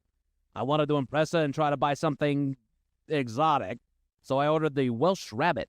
Okay, Playboy, I see you. I never had rabbit. Well, you see, neither have I. Welsh rabbit is actually toast, covered in cheddar cheese sauce, mustard, Worcestershire sauce, cayenne, and paprika. That's ghetto AF, man. So no rabbit in your Welsh rabbit. No, sir. Welsh rabbit is spicy toast, nothing more. Okay, talk about foods with misleading names. Black pudding. Oh, you didn't. I did, man. Black pudding sounds like light and fluffy dark chocolate. So black pudding wasn't the light and fluffy dark chocolate you were hoping for? No, Stone, it was not. Black pudding is pig's blood mixed with grape nuts. I'm sure it's a little more sophisticated than that, Felix. Read the ingredients and tell me I'm wrong. Okay, how about Rocky Mountain oysters? Okay, you ain't slick, Playboy. Everybody knows Rocky Mountain oysters is this bull testicle. That ain't a secret. Well, not to split hairs, Felix, but Rocky Mountain oysters are restricted to just bull testicles. Technically, Rocky Mountain oysters can be the testicles of bulls, sheep, or other animals. See, I don't like that you know that. But while we're talking about, well, food with misleading names, you ever heard of spotted dick? Oh, sure, I have. The food, Bonnie. Oh. No. Not the food, Spotted Dick, no. Damn, Bonnie. Come on, girl. Spotted dick. It's a steamed pudding or something with raisins or currants or some nonsense. It's like a sponge cake and a fruit cake had a baby. Oh, okay. They should really change the name. But one food with a misleading name is ladyfingers. Oh, okay, Bonnie, to be clear, we're talking about being disappointed by a food with a misleading name. Yeah, ladyfingers. You had an expectation of the taste of ladyfingers. Yeah, ladyfingers. The taste and the texture. That's when I realized they were just fancy cookies with a misleading name. Were you expecting they would taste more people-like, Bonnie? I didn't know what to expect. I was young and researching different diets. Diets like what kind of diets? Oh, gosh. There was the vegan diet, Atkins diet, protein diet, the kale diet, cannibalism, the caveman diet. Cannibalism? As a diet, sure, but humans aren't very nutritious to eat. We're only about 650 calories per pound in muscle. Beavers have, like, 1,800 calories per pound of muscle. Beavers are almost 3 times more nutritious than people, so I went on a beaver diet. And how long were you on this beaver diet? Until I realized that people thought I was crazy. So once again, Stinky Beef Burgers is coming to town. And the patties are 100% beef, not beaver. Or human. Come on, man. Oh, human. No, just cow. We'll be back. Plumbing Studio. You're in the men's room. Text the guys at 206-803-ROCK. My question, what food do you think got you sick, or what should you have never eaten? 206-803-ROCK. Hello, Nicole. Welcome to the men's room. Hello. Hola. Hola. So it wasn't me, but my girlfriend was watching our house while we were on vacation, and we got back, and she was telling me how she ate our grapes and got food poisoning. So she kept talking, and I was like thinking in my head, I'm like, grapes? Really? You got food poisoning from grapes? And she's like, yeah. I'm like, she keeps talking, and then she's like, oh, yeah, and I found the ice cream in your freezer, and it was medicated ice cream, mint chocolate chip, with the chocolate chips also medicated. So it was like a double whammy, and she ate the whole thing. And I was all, B-word, you did not get food poisoning. You ate too much marijuana. Oh, medicated ice cream. Now I'm tracking. Sorry. Yeah. Took me a And second. I was laughing. She said she was on her knees in the shower. Like she was going to throw up. It was super funny. She didn't realize. Had she ever been high before? Well, yeah, and she knew it was medicated, but it was like extra medicated because the ice cream was medicated and the chocolate chips were medicated. I got to ask you this. Let's get it done. Where did you buy that at a weed shop? A friend of mine had it made. Full Tilt was making it for a while. Oh, okay. Yeah. So I've never seen a frozen section at a weed store, so I didn't even know that was a possibility. Some of them have He it. sold it out of his house or whatever, but he's been in High Times magazine, I think, for the recipe, I believe. Okay, all right. I bought a sorbet once at a weed shop. Really? It was delicious. What flavor? It was like raspberry or something. Could you taste the weed at all or no? No. She was just like, hey, this is on sale. Like, eat this much of it, and it's worth this many milligrams. And me and my buddy were like, all right. Did you get high? Oh, yeah. It was one of those, like, just rainy, crappy, like, February Saturdays. Like, we didn't have anything going on. I think we were watching college hoops. Like, let's eat it. Ted and I went down to a weed farmer's market, so to speak. Yeah. Now, I don't know if this was the exact moment where everything kind of hit me at one time, but because we tried a lot of different stuff. But I walk up to this one guy, and he's got two huge jars of just what looked to be the most pristine bud in the world. All right. Because it was like a medical thing. This is before recreation. Yeah. Right. So High Times magazine was a thing back then. And he's got a High Times magazine, and it's opened up right in front of these two big jars. And it's strain of the year. He won strain of the year at the Cannabis Cup or whatever the hell the deal is. There's a gold medal there or whatever. And so I'm like, oh, this is probably pretty good weed, And I look at it. It's the guy in the picture, and there's the two jars. And I'm right there, and I'm like, yeah, man, let me try that. And, man, I hit that, and I lost my mind for about 5 minutes. I just sat there just like... one hit. Oh, my God. And so, of course, I bought it. Yeah, because I'm like, Jesus, man. What food do you think got you sick, or what should you have never eaten? 206-803-ROCK. My early days of experimenting with the green stuff. The wife and I, one Sunday, I remember it was a Sunday. I had nothing to do. There was football that was on. So, all right, here we go. Here's our opportunity.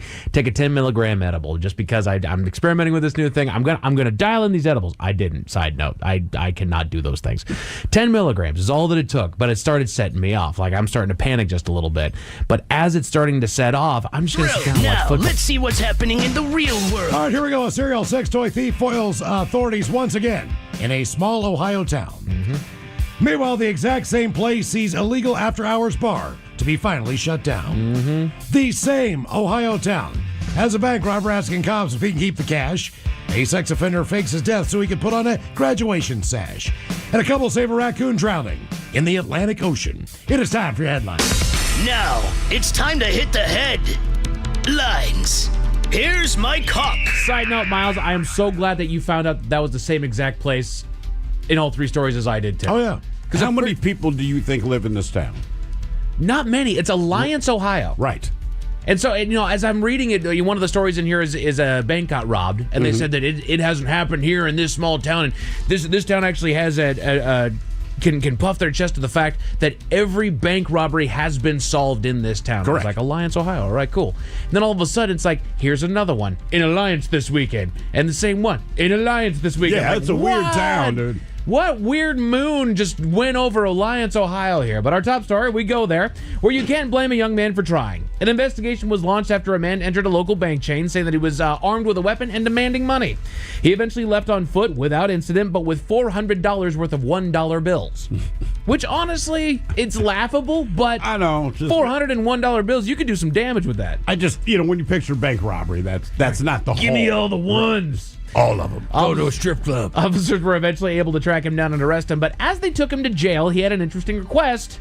If the officers could take the stolen cash that he had made off with and deposit it into his account at the jail for commissary. I like his style. Right? Doesn't hurt to ask. You know the answer's going to be no, but hey, maybe it's not. Can you put the stolen money on my books? Yes. Yeah. Huh. Put it in my commissary account. There are no stupid questions, Ted. There's not. Hey, look, you're right. I mean, there's no way they were going to allow it, but I do. He's like, yeah, man. You just put some Pop-Tarts and some noodles. Right. Bold move, Cotton. We'll see if it works out for him. In other news, if you're going to break the rules, break them one at a time. Officers were called to a local bar in Alliance, Ohio, on numerous complaints and tips about suspected illegal activity going on inside. They were issued a warrant and busted their way in to find illegal drugs and firearms inside of the bar. What's more, some of the complaints started by snitching on the bar for being open beyond legal hours, and when the bust happened, they found that they didn't even have the proper permits nor licenses to be running a bar out of that facility in the first place. Several people were arrested during the raid. Again, if you're gonna break the rules, they'll probably let you slide. Oh, they broke them all. Right, but when you continue to break rules, they gotta do stuff. By the way, population of Alliance, Ohio, 21,672. Just for reference, it's got to be outside of a major town, city, right? Just for reference, the population of Seattle is about 781,000. It's not really. Hang on, what's the closest city that I can see is Akron, Ohio. And it's a decent distance. So it's a little bit bigger than Enumclaw. Enumclaw's 13,000 people. So picture all of that going down in Enumclaw. Right. Oh, Mike and I would never talk about the illegal bar at Enumclaw. Yeah. We both know it, though. We know, man. They Yeah. know us is the problem. Yeah, we know the password. Mr. Ed. Oh, damn. Hey. Mr. Ed got a brand new bidet. He did? He did. Can I come in, please? Like, dude, it's just my house. Get away from my door. Go away, man. Can I come in? Of course, of course. I see what you did. To Oklahoma, where turning a new leaf is easier said than done. We go back in time to 2008 when our boy was turned in by a friend of his who somehow found 50 gigs of grossly offensive pornography on his computer. And if you're wondering what grossly offensive pornography is, yeah, it's that one. I never like saying it out loud. He was eventually convicted and put on the no fun list. And wouldn't you know it, just 2 years later, the man found himself facing similar charges. Yeah. But in a shocking turn of events, he suddenly stopped showing up to work one day, and officers eventually found evidence that the man had been killed after being robbed. They found blood on one of his shoes. They suspected that he had been robbed. Fortunately, they didn't quite buy it, and they left the case open, putting him on the most wanted list. Good. They caught traces of his whereabouts. What do you know? Throughout the next 15 plus years, eventually getting a tip that he was found and arrested in New York. They arrived to find that he had obtained an entirely new identity and was even going to college at State University of New York at Canton. Jesus. Where he was enrolled in the engineering science program. Unfortunately for him, his past did catch up to him, and he's facing justice for his crimes. Damn. Man was caught with the old CP on his drive, fakes his death, and then tries to go back to school in New York. I'm starting my life anew. And said, what, 15 years? Yeah, so it was Wow. 2012 when they busted him the second time. Right, He's right. facing charges, and then all of a sudden, oh no, he's ended up dead. Yeah, shocking. Right. Well done there, buddy. Back to Ohio, where a thief is on the loose. Officers released an image of a shoplifter right there in Alliance of a local superstore chain. They're asking anybody with information to come forward, and they're hoping to quickly and efficiently identify and bring in the man that stole sex toys from the store. Oh. This is basically their Walmart.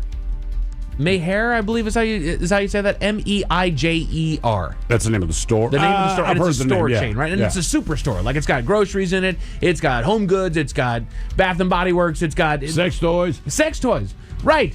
And it's like, I understand picking up condoms at the grocery store, but like, he was getting buzzers.